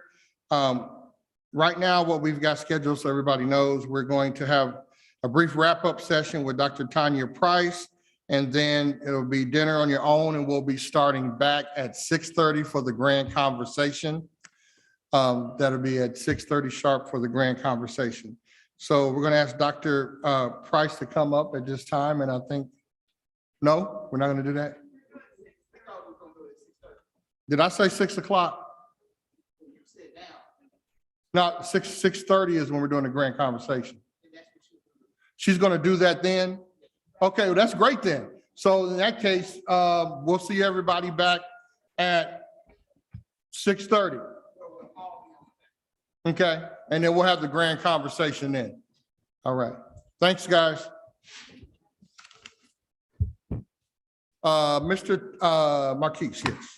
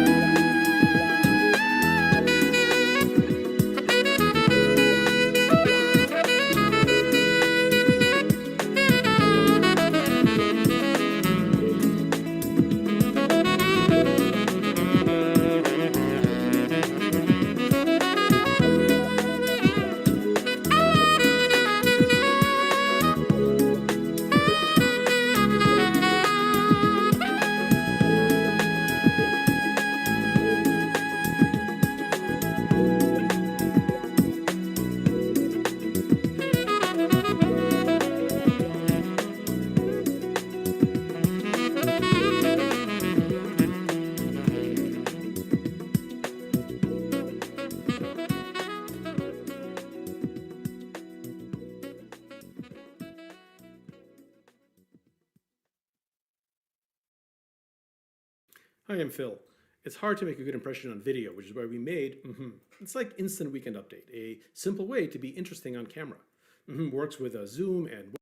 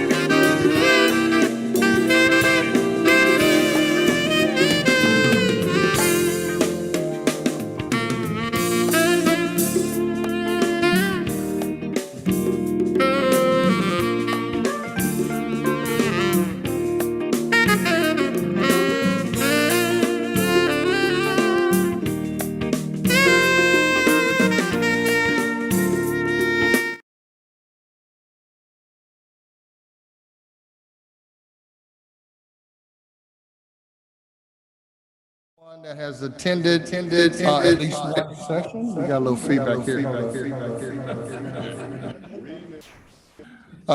Everyone that has attended at least one session today, hopefully you got some good information. We've had a great day so far, and now we're going to wrap this up with our grand conversation. We have a number of distinguished guests up here from across the country that are here to talk about segregation and recreation, and particularly right in our own backyard of Cherokee Park. For those of you in the Emerging Scholars Institute, we plan to continue to partner with the Friends of Cherokee Park and do some activities out there. Who likes to do stuff outdoors? Anybody outdoorsy people out there? Okay, great. A lot of the things that you're talking about that they used to do, they're talking about used to happen back in the day. We want to restore Cherokee Park, and there's going to be some community service opportunities and a lot of things that are going to be going on to do that, and we want to be a major part of that opportunity here at Murray State University through the Emerging Scholars Institute. So again, I want to thank everyone that has helped today, in particular my staff and the volunteers, and Dr. Dawson is going to talk a little bit here. I will be turning it over to Dr. Nancy Dawson to moderate the rest of the session here. So let's give her a great round of applause because she did a lot of work to get this grant together with this committee and pull this together. Thank you. And we're honored to be able to host this today. So thank you, Dr. Dawson. We'll turn it over to you. But thank you. Let's give your esteemed leader a hand for all the work, not only he does here, but he does every day in Murray State. Let's give him a hand. So let's start with Dr. Price giving us the drum call to welcome and open up this session. Good evening. When I do drumming, I like to at least say a word about where it comes from, to, make it the education. We are remembering the ancestors because we came here, or we were brought here to America. Either we immigrated here or we were brought here. Many of us were brought here enslaved. We didn't come here with a blank slate. We came here with a culture. And that culture has served us well. And we stand on the shoulders of those ancestors today and do a good thing to remember. So in order to remember them, I'm going to play this rhythm called Cuckoo. It comes from the Mayan people of Guinea, West Africa. And I'm playing it on djembe. Djembe is a West African instrument that comes from the region that used to be the Mali Empire. It came from the Banding people, also known as the Mandingo, the Linke. You might have heard Mandingo, anything of that. So some other things that women call for their same. A huge, very influential ethnic group in Africa. Okay, so this is a celebration rhythm. And people play the rhythm in order, it started out as a fishing rhythm. That the women fisher people, they have nets that they would fish in the lake of the river with nets. And when they returned to catch, they would play and sing cuckoo.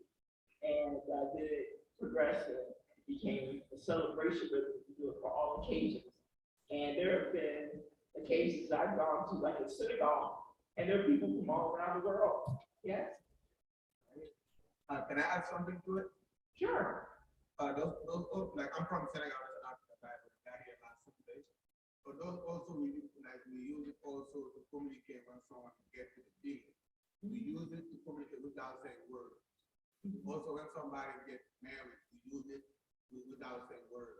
We have a language to it without saying anything. Language to it. And they say the word djembe, it's called a djembe.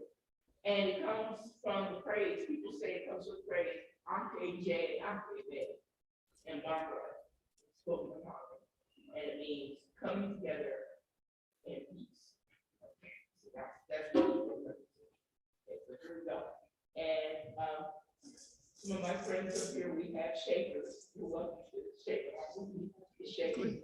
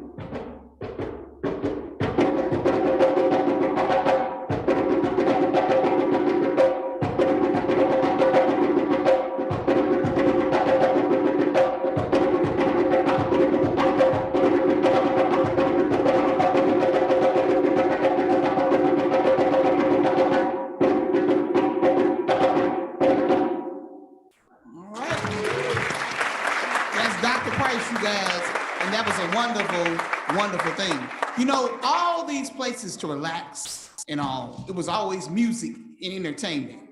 That is how African people are. And it's nothing to be ashamed of, it's who we are. And so we thought it was fitting to call in the ancestors. All the ancestors who attended all these beaches and parks all over the United States, we welcome you here today because it was a place that they relaxed, where they felt comfortable. So at this stage, I'd like to first thank some people. Miss Gay Broadwater, could you please stand? Gay has been working tirelessly. You've seen her in the background, and she's been working very, very hard. Thank you for all your work.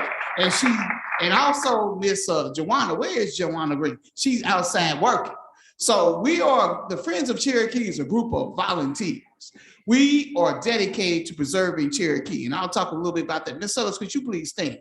Here we go with another young one. You've seen her, she's been pushing me around. I think she was ready to fall asleep for a minute, and we was tiring her out. But thank all of you for everything you do, because we recognize the people who work and help us. And so at this time, we asked Mr. James, he spoke earlier, to give a few words from the Sierra Club of Kentucky, who made a generous donation for us to have to this event today. So can you say a few words? Yeah, thanks, Dr. Dawson. So my name is Jerry James. Founding Sport Kentucky, and I work for Outcreation Mountain as their outdoor sports team. So I started, Sport Kentucky started a partnership with the Sierra Club, which how many of y'all know what the Sierra Club is? Sierra Club is like an environmental justice nonprofit. And so they're opposed so many things that are detrimental to public health and environmental degradation. And so a lot of states have a chapter, so they generously donated $3,000 to fund this program. And the goal of the partnership is a lot of their money is benefited predominantly white organizations and interests. And so they were like, you know what, since we come past the tragic murders of Breonna Taylor and Marbury and George Floyd, they're like, we need to leverage our privilege, leverage our resources, and help folks of color. So that's what we do. That's what they're doing. And I'm glad to facilitate that. Thank you. So, Cherokee Park. How many of you have ever heard of Cherokee? Not the one in Louisville, but the one down here. How many of you have ever been there or heard it exists? Let me see your hands high. 1, 2, 3. Wow. Cherokee Park is about 16, 17 miles from Murray State. It's a resort park. It was opened officially in 1951, and it stayed open until segregation ended in 1964. The purpose of it was because you had Ken Lake, you had Kentucky Dam Village, you had all the Lake Barkley. So where were the coloreds going? So Cherokee was open for that purpose. So it became so popular. People came from more than just Kentucky. They came from Tennessee. They came from Missouri. They came from St. Louis, Missouri, like all over the United States, because it was a free place to relax. And it was a lot, as I mentioned earlier, just driving to the park, what you had to go through, how you had to prepare the right chicken, and also you had, because you couldn't stop. You had to know where you going to get some gas. What was you going to do at night when you had to sleep? So it was a lot to it. So for 20 years, I've been working with the Friends of Cherokee. We're a friends group of the Kentucky Department of Parks, because this is owned still to this day by the Kentucky Department of Parks. And when I started working with Cherokee 20 years ago, no one knew it was back there unless you were one of the ones who went there. So it's way back in the back, because it's beautiful in terms of its geographical landscape, but it's kind of off the beaten path. And so when I got to Cherokee with my colleague George, because I wasn't from this region, and he told me we used to go to this park. And I went back there, it was beautiful. I mean, just beautiful. And it had a lodge, it had cabins, it had a beachfront, all these things for Kentucky's colored citizens. Now, at that time, 20 years ago, a lot of the things were broke down. Murray State had used it for its rowing club. So Murray State has a long history with this park. But there were people, and I started doing interviews with them, trying to get information and find out, because I was a chair of the Black Studies Department. I worked at that time at Austin Peay. And I, at no time really had I thought about segregation and recreation. I mean, it just, and I was even at that part going, it's just a park. Because some of you were going, it's just a park. But as the years went by and I talked to people who worked there, people who visit the park, I realized it was much more, and it meant much more. It was a place where these people could be free and happy under the toils of segregation. It's a lot to live under segregation. It was a place that they could go and they felt like humans. See, because often in segregation, I wasn't born in quite legal segregation, but it was the vestiges over there even as I was a child. And my father and my mother told me about what it was like. So I understood that, and understood it so much that I knew I had to fight for the narrative.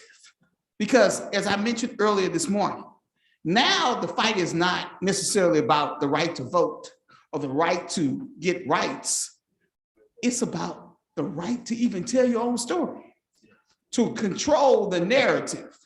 So when I hear people talking today about, we need to burn books and we don't need to talk about that stuff, because some of you in here today, you saying, why are we talking about this? It was a long time ago.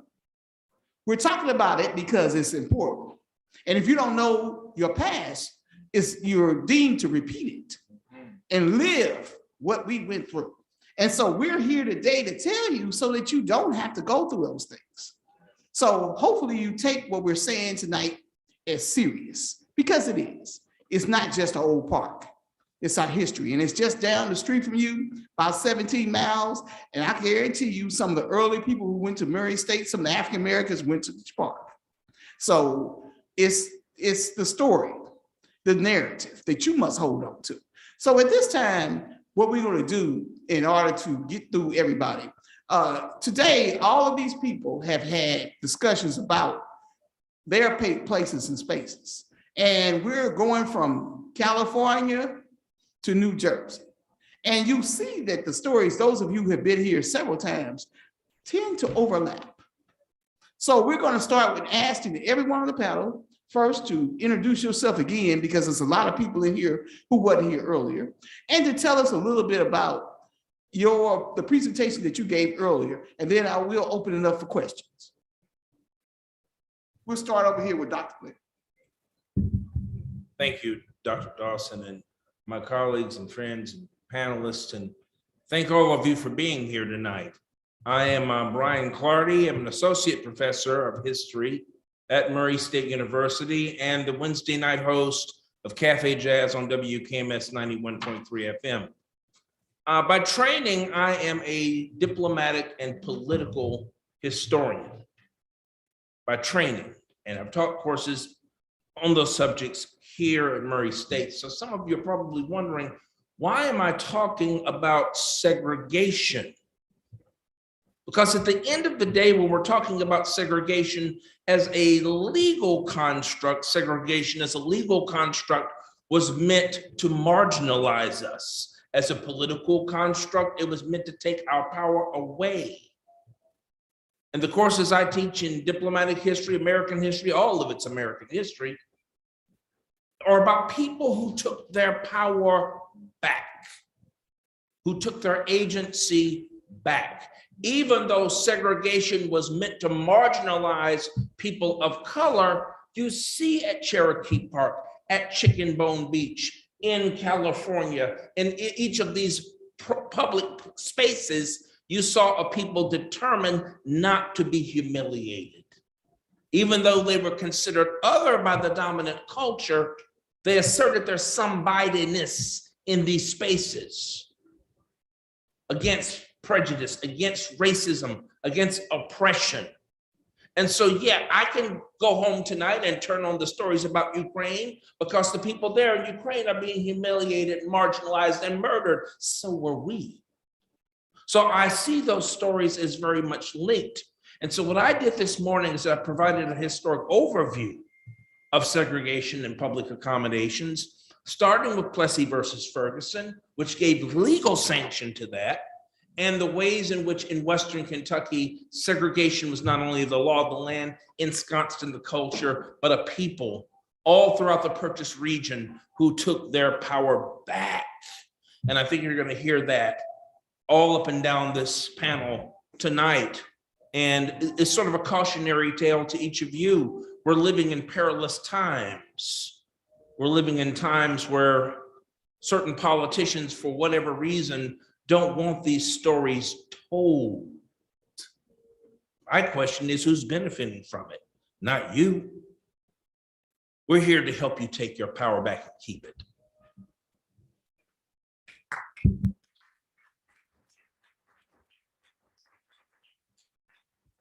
It's excellent. Thank you very much.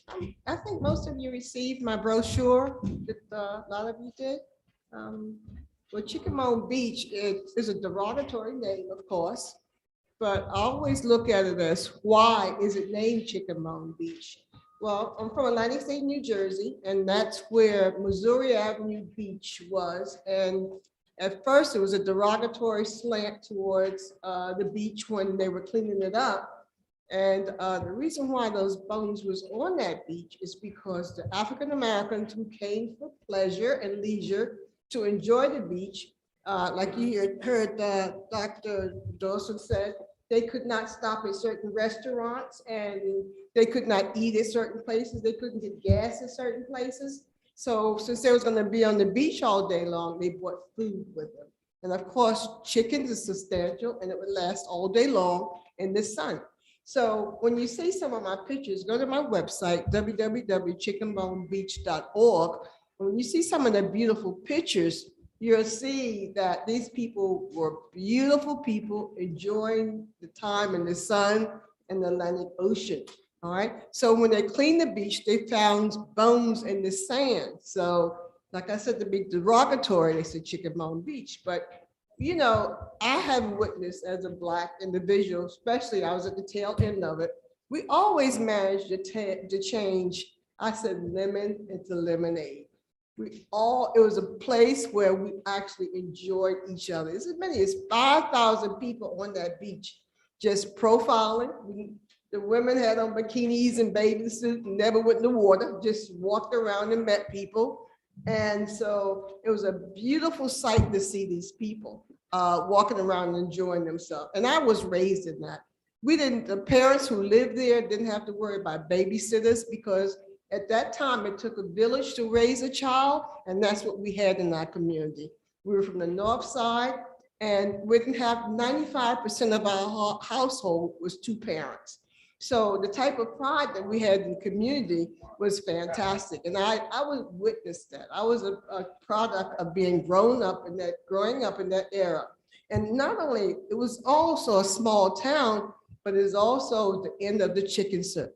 All right. And it was entertainment in Atlantic City on the Black side. It was 5 miles of Black ownership. It was boarding houses.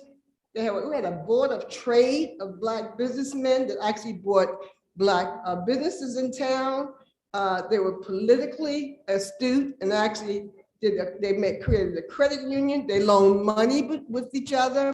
And they also, a lot of them got the money illegal for writing numbers. And even though the government said writing numbers was illegal, it's now your lottery. So they took that same concept but this money was generated and was used in the Black community to keep it thriving and keep it really interesting. So that's my product. It's Chickamauga Beach history. I came back to town and I wanted to relive this history because it was no longer there. And I chose jazz music. Jazz is a music that we created. And it's become, a lot of the young generations don't even know how jazz started. Don't even realize the beauty of jazz music. It's a music where the woman or man actually master an instrument, then they improvise. They get together, maybe in a trio, quartet, or whatever, and they each improvise, and in their own head, at that moment, when you hear a true jazz song, at that moment, that individual is creating what's in his heart and what's in his soul. And each one of them have a turn to do this, creating at that moment. And then they come in unison and they create beautiful music. So please sit down, listen at his jazz station, and really begin to love jazz music. And there's a book that Dr. Dawson wrote, it's Rap and Jazz.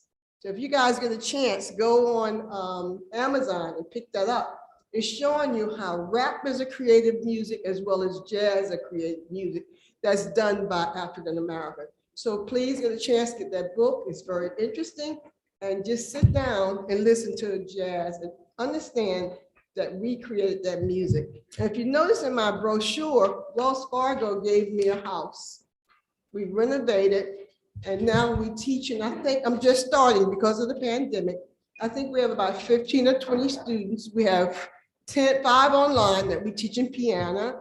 We just got a trumpet player. We're doing guitar as well as flute. And we welcome all the kids in the neighborhood because we want to maintain our kids in the neighborhood, in the north side, to continue with this music and to learn how to appreciate it, learn how to write it. We have also a recording studio. And I just submitted something to one of the casinos.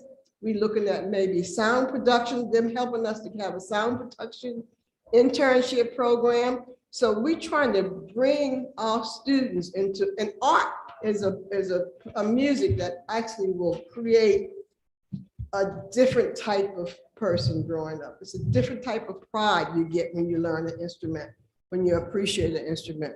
So thank you. I can go all day long. You know I'm very passionate about this. So if you get a chance, go to chickamonebeach.org and just look at my website. You're ever in Atlantic City. If this pandemic is over, I usually have jazz every Thursday in July and August on the boardwalk in Atlantic City, with straight ahead jazz only. So look us up. Thank you.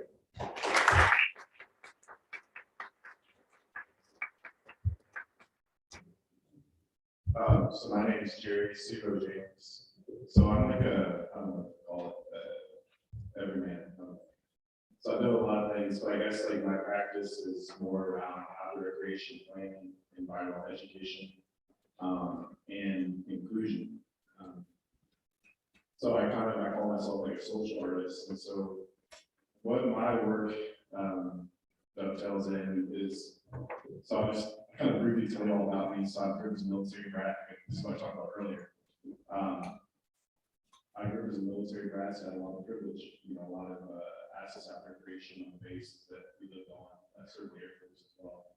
So I had access to trails and outdoor equipment, and I didn't grow up with like the stereotypes that exist in the civilian world about like white people outside. That's all my mom and dad like kicking butt, out in the field, pumping backpacks and stuff like that, right? So it didn't grow up with that. And my dad's from rural Virginia, baptizing rivers. So it wasn't like that for me. So I kind of took that brilliance and turned it into a career. So when I started, I moved like a lot of stuff. I graduated from Cambridge University, and did a lot of like back there, racism and stuff like that. So I wasn't really used to growing up in a multicultural environment. And so like I created Explore Kentucky, which is a social enterprise that promotes outdoor recreation around the state. And it started off on my Instagram. I was kind of like, I graduated college in 2013. So I was in my dorm room. Instagram was popping off, TikTok's popping off right now. I was like, I want to change the perception that people think about Kentucky. And I also want to show like, hey, here I'm a black man being outside and all this stuff. And so I created this Instagram, and it went viral with about 50,000 followers now. So I was posting like pictures of what you do all around the state, hiking, paddleboarding, rock climbing and stuff. And I used it to kind of like gain a career, and I did stuff at the state parks and tourism and stuff. And I didn't want to be like an influencer, right? I was like, I'm trying to do like flat tummy tea or like, like pushing products. And so like made it to an organization. And so I've done stuff with like youth, I've done hiking events, I've had certified power sports instructor in various disciplines. And so one of the biggest things when I talked about in my presentation was a lot of these folks when you see around me are like academics and what I'm aspiring to manage their academic, manage their story. And so I'm kind of taking the knowledge from them, from like this guy that my left, like his book is really difficult book for me. And trying to take that and undo the effects of Jim Crow, undo the effects of segregation and stuff like that. And so I work now for a national nonprofit called Outdoor Recreation Roundtable. And it represents 35 trade associations, represent the outdoor industry. So we represent everything from American African climbing guides, whitewater rafting, RV manufacturers, shooting sports. If you like modifying a car, we represent special manufacturers and stuff like that. And we advocate for policy on behalf of all trade associations. And so my role in my organization is I lead a program called Together Doors, which just started like last year and was sponsored by, have you ever heard of Airstream at all? Airstream, they're big, so Airstream is owned by a big company called Thor. It's company called Thor. So Thor, after like that's 2020, they're like, we want to leverage privilege and do something, to be in this conversation around, Jedi. So they created this Jedi Borders and they handed the program to nonprofit I work for. And so the goal is to infuse inclusion without recreation out the community. So we're doing stuff like an inclusive spaces toolkit, because a lot of to undo these effects of segregation, a lot of outdoor spaces are not inherently some place you think of as Black or multicultural, like it's marketed as it's just white. So we're trying to figure out ways, for example, there's this artist I met when I was in Colorado a few weeks ago. He's a Black artist, and what he does is he's a really cool series where he takes historical Black figures like Frederick Douglass and Rosa Parks and Malcolm X, and he puts them in ski goggles, and it's really super cool. It kind of it's really fun, and I really love it. And he showcases black folks skiing and stuff. And so my role is to kind of find these people all around the country and then use them and create toolkits and create programs to undo these things. And so I'm really grateful for the people that you see around me, because they, their bodies of work that they have created, I can use as a template. And when I say use as a template, it's to understand how it happened. What I always talk about in Kentucky is, state parks, Cherokee. I've been to, Explore Kentucky. We've been having our hashtag reviews over 20,000 times. And I've been to all these different parks. So people will call me up, Cherokee, we'll get some cloud, come to our outdoor space, put our cabin on your Instagram. So I'm able to go around. But it's interesting in fact, and not long ago, we weren't allowed to go to these spaces. We had one place to go to in Cherokee, right? But there's all these beautiful parks like Natural Bridge, Carter Caves, Kingdom Come, and all these beautiful sites that we can see. And so, so now that we know this, why? Because we're in the back of segregation, we can use these to really reach out and touch people. So that's my work, is tying it up and changing things. Thank you.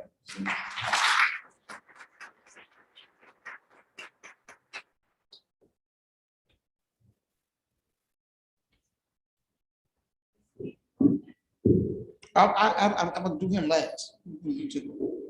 Thank you so much. I really appreciate it. My name is William O'Brien. I do something. I'm Bill O'Brien. I am professor of environmental studies at Florida Atlantic University in Southern College. And I appreciate what Jerry had to say.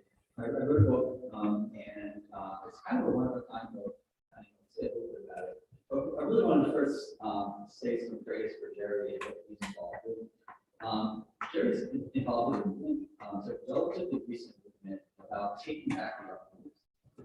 And as he said, there's this long history of kind of considering outdoor spaces and consider these opportunities in parks and in the wilderness as being kind of white space for what things to do. And that doesn't come from nowhere. That comes from history. And part of what Dr. Nelson said earlier is that knowing the history means knowing why these patterns are as they are. You think, this isn't for me. I don't go to these places. I don't want to go to these places. There's a reason for that. I mean, it's part of your personal decision. There's sort of legacy involved. And what I read about the book is how this history of segregation really is fundamental to the development of parks in the United States. In fact, parks were really cultivated as white space, and exclusion was the primary mechanism for enforcing white supremacy in the town. The idea was parks are white people. The rest of you are art schools can't come here, they don't want you. And you know, over time, if you keep getting the message over and over, they do not welcome here, they do for you. For us, you know, you're gonna start doing other stuff, right? You're gonna find other interests, your communities are gonna develop other ways of entertainment and recreating. And you know, those spaces will seem closed off and for culturally. So there's a history of discrimination in this kind of thing. And it's not to say, I mean, part of the reason why this conference is here today, Symposium, is that, you know, Black people in the United States didn't believe it. I mean, you know, this is all about Black Americans finding ways to recreate, find open spaces despite discrimination. And remembering these little instances of patterns that we're seeing in the communication. Piecing that back together. There's this really wonderful essay about that. And he was writing this in an essay called The Beauty and Death, 1920. And he was describing what now is Acadia National Park. And I don't know if you know John Muir, he's like the founder of the Sierra Club that Jerry had mentioned. He was like this eloquent person to talk about the outdoors, especially with some of the but W.B. Du Bois talked about this main park area just as eloquently, beautifully, just evocative language, very poetic. He was such a great writer. You haven't read it. Now, but he followed up immediately with the question, why don't Black people go to these places more? And his answer was, you gotta get it. And in 1920, getting from place to place as an African American states was dangerous. At worst, it was humiliating, maybe at best. It was just like you didn't know where to stay. You know, that green neighbors kind of was developed in order to create, you know, kind of a roadmap for Black tourists to figure out where can I stay, where can I gas, where am I not going to be kind of humiliated in the public in the process of just trying to get to some place for recognition. And you know, the history is full of it. And he was talking about, you know, the indignity of train travel at times. And it was just, you know, it was really poignant, that juxtaposition between this desire and evocation of the great outdoors and this fire, this barrier, this block, this kind of going out, this place you want to go. Get a sense of that. But you know, my book was really about state parks. The state parks are really supposed to be democratizing. They're supposed to be easily accessible and everywhere, so everybody can get to go see them. But of course, this is in the South program that I wrote about. Most parks, really all parks, were off limits. Only a few were created that allow African participation. And if you look at the few parks that were created that allowed African participation, they were not great. You know, it was like that notion of equality was never a part. If you hear about everybody before, I assume that there was some equality equation. There was never any equality. The point was to make things unequal, so you could easily show participation and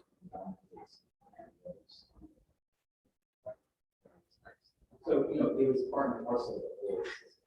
The parks were a big part. So the book details that, it goes to history, goes how that was ended. But we're still, like Jerry's saying, we're dealing with the legacies of that, trying to undo the damage that was done.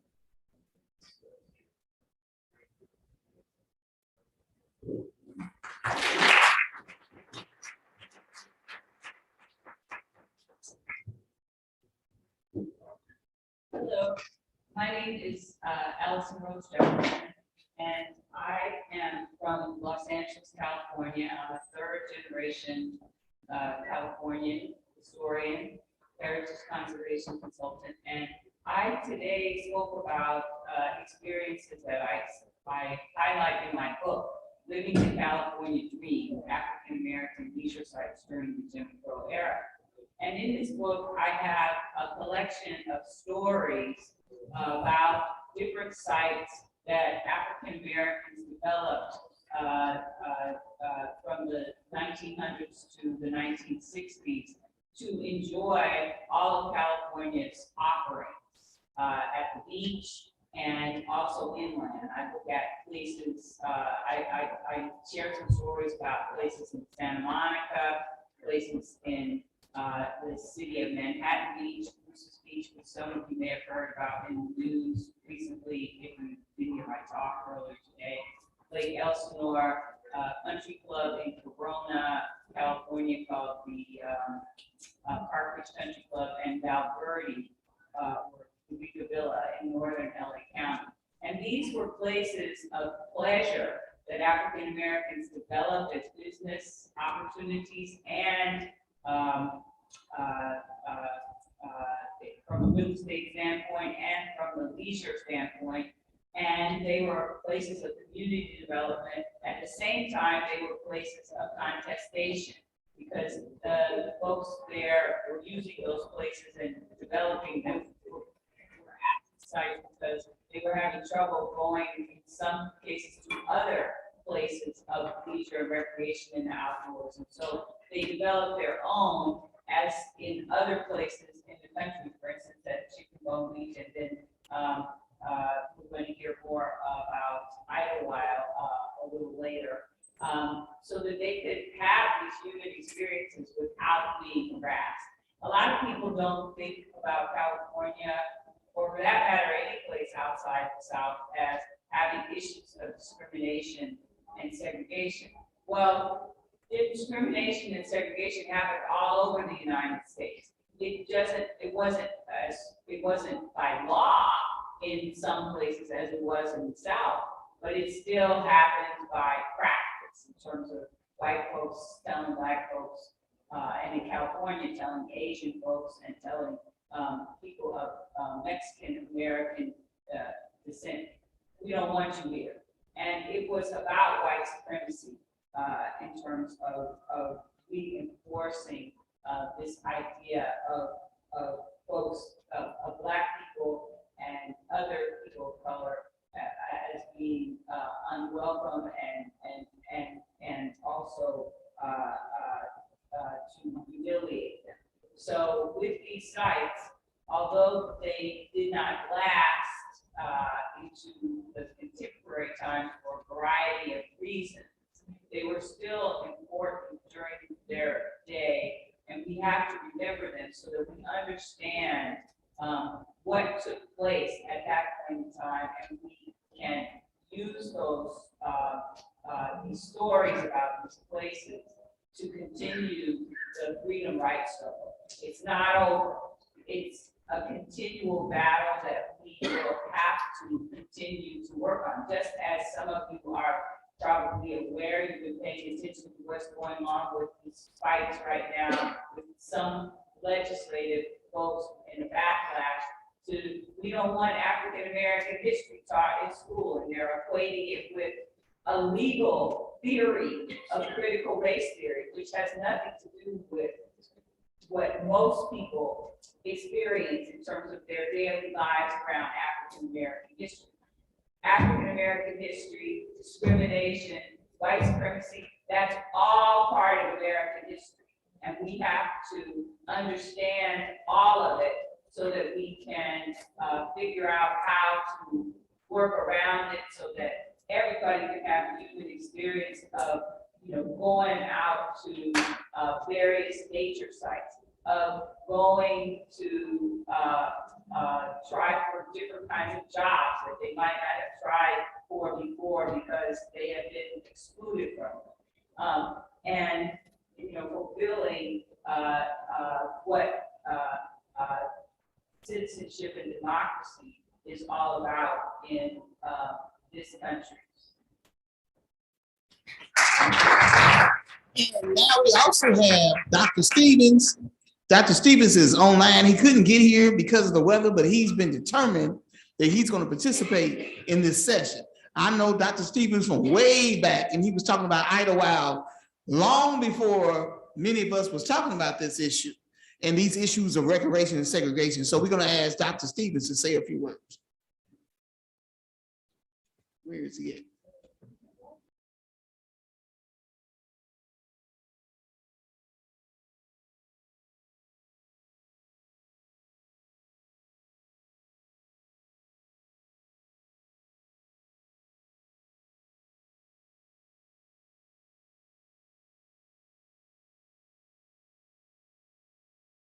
You all mute? You all mute?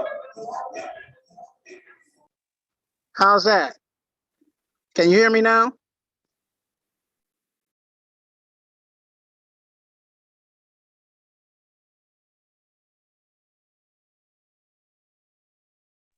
Can you hear me now?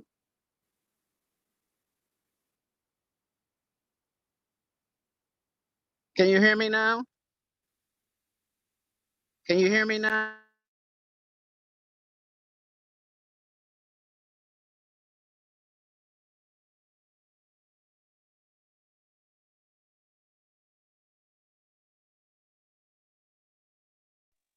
Can you hear me now?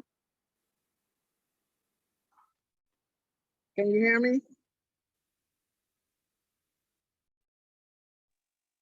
Can you hear me?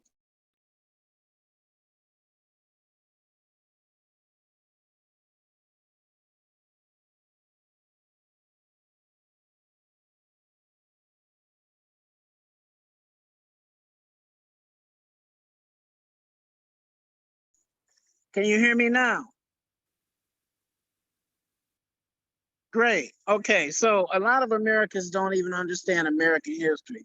And I'm talking about even after the Civil War, there was a number of laws, the 14th, 13th, 14th, 15th Amendments, the early civil rights laws, into Jim Crow, the black codes, everything. And one of the things I want to say is that we need to avoid buying into propaganda about black history. As Dr.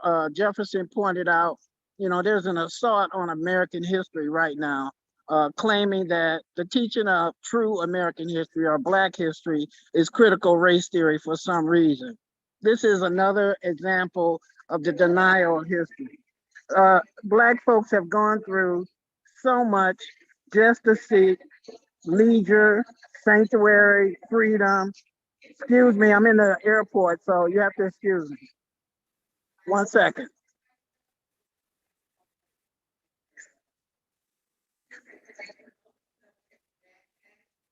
So I'm going to continue. I hope you can still hear me. So we created all of these spaces, some with the aid of good white Americans who believed in the mission of African Americans. You heard Dr. O'Brien's presentation about state parks in the South in particular, and all the denials and separation of African Americans. Chicken Bone Beach, they had their experiences. At one point in Atlantic City, there was 137 Black businesses, and that most of them disappeared. Club Harlem, Kentucky Avenue was a very, very popular site, more popular than New York and Apollo Theater, some of you might not know. But Idlewild, Michigan was the topic of my presentation. And I want to take a different dive. I want to talk about contemporary Idlewild, what's going on in contemporary Idlewild. Idlewild is 110 years old. Black people in Idlewild and these other locations have been a very resilient people in spite of all the obstacles, challenges that they've been faced with. But today, here we are in the 21st century, and there are a number of African-American professionals who are returning to Idlewild. They have a plan, they have a mission, they are determined, they're building new homes, they're renovating old homes that have been passed down from generation to generation. In fact, one of the differences between Black wealth and white wealth is there's not enough passing down of Black wealth. We see some of this happening in Idlewild and other places, as you have heard from many of the other panelists. So what I want to say is, what I was when Dr. Dawson mentioned this to me last year, and I thought, wow, this would be a fantastic conference. It'll give an opportunity for people to learn a lot about some of the plights of Black people just on the area of leisure and recreation, the entrepreneurship that was taking place and still is. And we talk about Jim Crow segregation, but believe it or not, folks, we still live in a segregated America. And one of the panelists talked about de jure and de facto segregation. So we still are encountering that. There's a big denial in Black rights, human rights, there's civil rights, your property rights, you name it. So what we have to do is continue. But as I was saying, last year when Dr. Dawson mentioned this to me, in my mind, I thought this would be a perfect opportunity for us all to network, just see what each other is doing and keep in contact and find ways to work together and not just look at our own individual sites. We got a lot going on in Idlewild. There's a lot going on in Atlantic City, and certainly there's a lot going on in California. Glad to see you, Dr. Jefferson. But I think we benefit more by promoting each other as well as promoting the communities in which we represent and we've been writing about. So that's my 2 cents. But you'll hear a lot more about what's going on in Idlewild. There's some big projects taking place, some new things that's gonna happen. Historical preservation is still real in Idlewild, and the continuation and sustainability of that is a project that is ongoing. So thank you very much. That's my 2 cents. That was more like $1.50. So are there questions in the audience? One of the things about being a professor for so long, many times the students, they don't ask questions. And asking questions is how you start to think about situations. So questions. All right? Yes, ma'am. Stand up so we can you don't mind? And I'm gonna repeat the question for those that's online. Go ahead. So I have a question on, is there, I guess, in your opinion, a stigma against African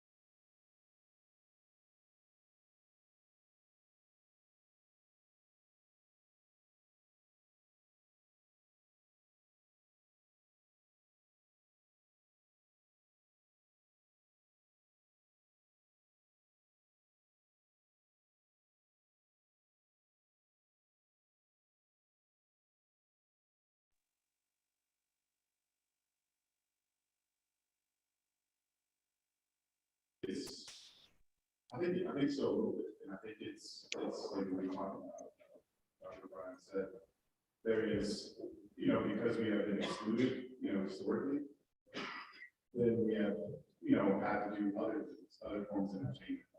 And so that has become a cultural thing. So, you go out and ski or hike, whether that's being a white person. However, and talk about my presentation a little bit, we've always been out there doing stuff. Like some of the first National Park Service rangers were Black. Some like talk about some of the first people to do long distance bicycle trips, like what is the 25th Infantry Bicycle Corps. They, long before the Tour de France took place, they did 900, 800-mile journeys across the Mountain West on bicycles with a rifle, backpack, and kit at the resupply. So we've always been out there doing that stuff, and I think it's the stigma maybe is because of suppression of these stories, and that's why it's important now for us to know about it. Yeah, so now there's about these things, but also there's like economic reasons too. So I just got like a new pair of skis, and they were like $700. And then the items were like $290. Then the setup was like $50. And then to go on the lift ticket, it's like $100 dollars. So it adds up, and because of the effects of the Jim Crow and stuff like that, I can get nerdy, but like you think about what happened after World War II, you know, or the GI Bill. A lot of Black Americans weren't able to fully access the benefit of the post-World War II economy. A lot of white Americans did. And so then you see like a leisure class really take off, you know, no Black, no Black. So I think it's just economic, you know, elevation movement. It's also representation, knowing that these spaces are for us. And let me add this. You know about Mammoth Cave, right? Mammoth Cave, which is not too far from here, right outside of Bowling Green. You know, it was originally explored a long time ago by African Americans, the Bradford family, which is still park rangers and still with that park. That's just something to remember. You have something to say? Now, I'm going to clean up the language that Steve Harvey used, but he did a sketch about 20 some odd years ago talking about the differences between white culture and Black culture. And he said that white folks have spectacular weekends.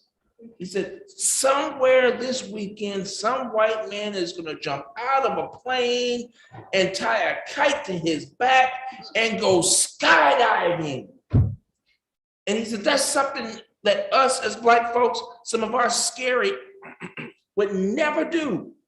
And I laughed at that at the time, but I said, wait a minute. In a way, is he right? Are we afraid to do things like bungee jumping, deep sea fishing? Are we really cheating ourselves out of an expanded quality of life? And then it dawned on me, for the very reasons that have been stated on this panel. Can we afford it? Can we afford the equipment? Can we take the time off? Can we, on the weekends, from all of the crap that we have to deal with during our work week, then have the time and the physical energy to go out and do these things? Well, we can't afford not to do the last one. We can't afford not to, because it's good for our souls. And right here in this particular area, in the Purchase, we have a lot of great opportunities to go camping that's very cost effective, and it's something that we need to look into culturally. We have to, against the grain, expand our cultural horizons. Other questions? So, You want to say something? so, you know, that's what my whole thing is about in terms of my work. It's looking at leisure and cultural opportunities that we have always participated in. We just have not seen ourselves in terms of the media to understand that these are things that we do. We may not go skiing on a regular basis because we don't live in Colorado or we don't live in Northern California. But that doesn't mean that we don't go out and walk around the neighborhood if we're in an urban center, or that if we're living in a rural area, that we don't walk down the street or the country road where we are. So I think that we have been doing these things, and that because it's not portrayed in the media in the same way as with white folks, there are some people who think that it's not for them, but that's of a different thing. They're not feeling the entitlement to have these things. And it's because of the things that have been talked about in terms of one of the things that Dr. O'Brien was talking about space, in terms of how we have been denied the opportunity as Black people to have this space over generational time. And so with that, then there's some trauma associated with it on some level, and maybe that's not why we're participating. Stigma is not quite the way I see it, but I can understand in terms of somebody else thinking of it that way. Let's see if we can get a few questions. So, are there any other questions? I want to ask, since all of you guys have a lot of research on this topic, what was the biggest problem you guys had to face to get all the research you guys have now? So with my research, Dr. O'Brien and I were talking about this earlier. He was asking me if I had been able to find some things in the University of California, Los Angeles archives. And I was telling him, no, that most of the research that I have done for the stories that I talk about in my book came from individual people that I interviewed about their experiences. I did find some photographs that were in UCLA's collection. They were donated by an African-American woman who had been the first African-American librarian in the Los Angeles Public Library System. And she started collecting materials on African-Americans in the late 1930s through the 1960s. And so she donated some photographs.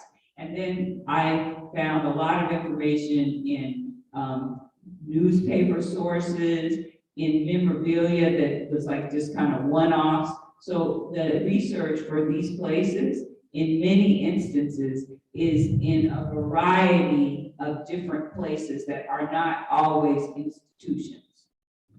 And let's say this, the reason this conference is historic because there's never been a conference that we all, I don't know if any of you have heard of one, which we're talking about leisure recreation, where scholars actually talk about it, but what they've written. This has never happened. So you're a part of history. And I know as trying to talk about that little park down the street, it's been a struggle. I've been 20 years in this, and we have had a struggle trying to interpret the narrative. Because the park, I think Cherokee is one of the greatest examples. I mean, it's a beautiful place, but not everyone wants to tell the story. So that is a struggle. Because I was a researcher in it, you know, I just decided I was going to go ahead and tell it.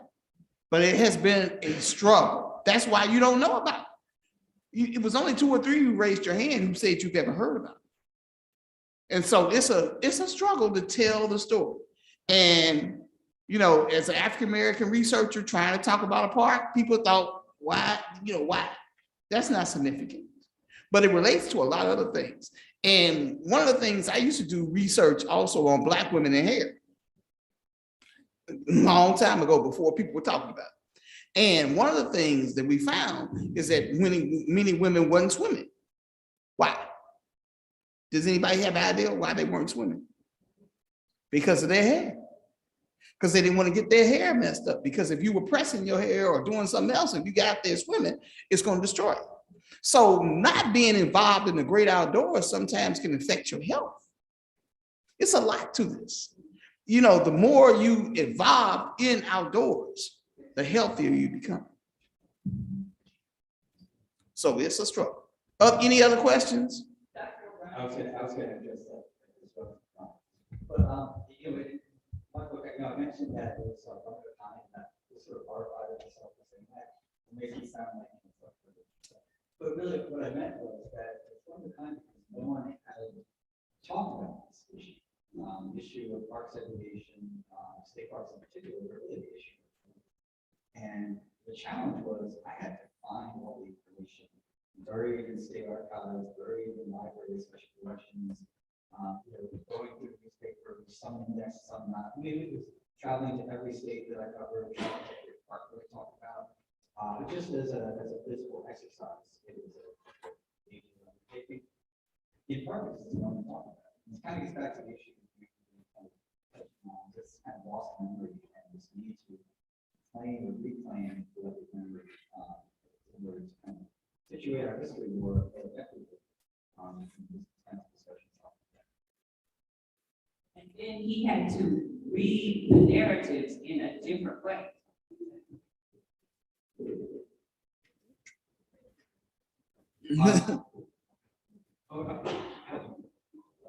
So even though he's reading what the institution says about something, he would have to look at that and read between the lines comments to understand that that's not exactly what they meant. When they're saying separate but equal, it's not separate but equal. It's separate, but, oh, well, we're just doing that because we have to. I do want to touch back on the previous question just really briefly, because Dr. Jefferson talked about this notion of collective memory of trauma and, reasons for not going to places. You think about, what is the meaning of the woods? For me as a white man with privileges, going for a walk in the woods is a walk out in nature, it's relaxing. It might mean something very different in different contexts. Like, say, a woman walking in the woods not knowing, or, just all kinds of circumstances, but it's a very specific historical circumstance when we talk about African American history. The woods could be a refuge, it could also be a place of extreme danger. And some of that kind of collective memory consciousness helps to shape some of this discussion as well. Maybe some more so for some of others, but certainly that's it. I'm a historian, but I lived a lot of Chickamauga Beach witnesses when I was there, and I discovered there John Roseman. Like I said, if you go on my website, see some of the beautiful pictures of Chickamauga Beach. There's a photographer named John Mosley, and his art, his pictures was in John Bloxham at Temple University. Had a museum there, and he had bags and boxes of Mosley's pictures of Chickamauga Beach. And then, of course, like I said, I lived in Atlantic City, and I was around people who actually lived it and told me a lot about it, and I witnessed it. I was retailing it, but I witnessed a lot of it. But I still, when I first started making people realize that the nickname was Chickamauga Beach, the New York Times came down and said, "How dare you bring that issue up on the racism?" So, it was a lot of things like that. And then I had a sign put on Chickamauga Beach, and it would disappear. And then I put a sign on there again, and one of the mayors put Mark Twain that looked like Colonel Sanders on the beach, right on the boardwalk in front of my beach. So it's 20. I've been out there 25, 26 years telling the story of Chickamauga Beach. And like I decided to tell it with music, and which is jazz, and bringing a lot of jazz entertainment. And one more issue that I think she talked about. We have a recording studio now, we just opened, and looking at all of the singers, we realized that sound production for our Black men and Black women, they're not there. When we look at the singers, so we just created a program and went to Hard Rock, where we presented a proposal, and we asked them if they could come in our studio and help us start teaching Black students internship on sound production. They said, that's an interesting idea. So they're going to get back to me and give us some more additional instruments. So I've been very fortunate. We've been out there so long, but also we bring spirit jazz, which is an art culture of music. So we have a lot of recognition for the famous people that we bring in. So we're fortunate as far as that's concerned. So we have a lot of eyes on us, and they're helping us, no matter what color they are. We're very fortunate. They see exactly what we're doing in the neighborhood. They see what we're creating. And the house that it was given us, the city's coming in and we're doing the whole block.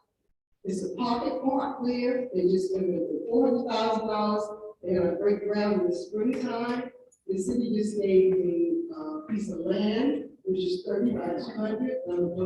Already have my proposal in to do the parking lot. So when the students come, they're gonna have a place to park the car, like a simple residential park. So, but back to the kids as far as the seniors, they couldn't get any youth, they can't get any youth at all. And that has a lot to do with also. Okay. So those jobs pay $45, $50 an hour or more. So the casinos also going to help us. I hope it works out. So far, they said yes, they look at it. They're going to help us not only train these students, but also they're going to renew it. So you'd be surprised how blocked the union is for African Americans in that area. And I'm quite sure there's another evidence also. So it all boils down also to economics. do we have, to actually join us? Well, I see that we're being told you have to go. So we're going to thank you all for coming this evening. But I want to say one final word about Cherokee. Cherokee, historically, like all these people, a lot of these parks they were under white supervision. Even though blacks were out there, like Cherokee served under Ken Lake. Cherokee still is under Ken Lake. So that tells you something.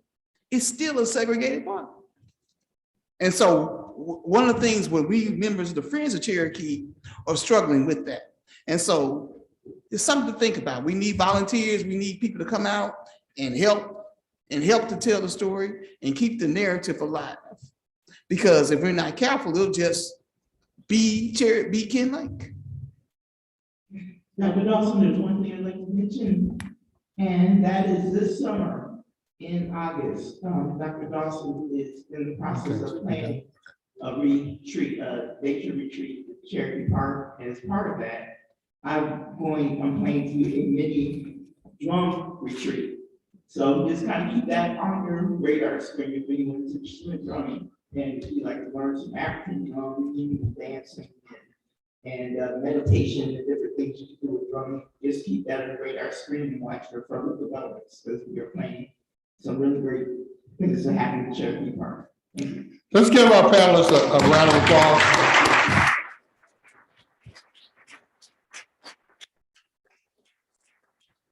We appreciate all of your time, and we're at our end point here. There will be a book signing at the end, and being respectful of your time, we need to let y'all go. I know we need to do that. So is there someone has a 1 minute statement they need to make? Because if you got 1 minute, but we got 1 minute, then we've got to be respectful of the time. Let them go. All right. Tell your story. I like that, Doc. Tell your story. All right. Okay, so if you want to talk to someone, you have any additional questions, they'll be outside. Doing that, I have purchased 2 of the books, and I'm going to get another book that we'll have available for you in the center. Again, all my ESI students, we appreciate you guys being here, and all the other folks that have come out to the symposium. Have a good night. Be blessed.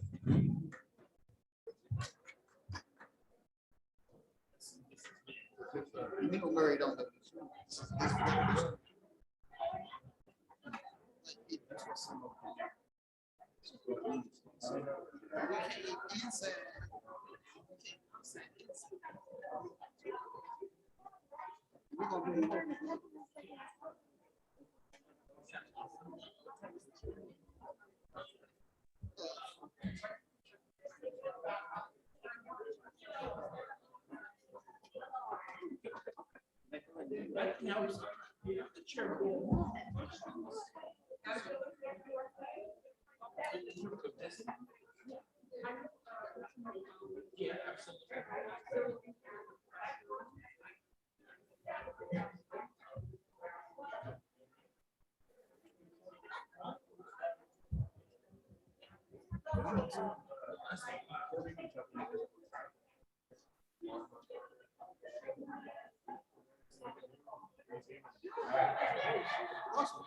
Russell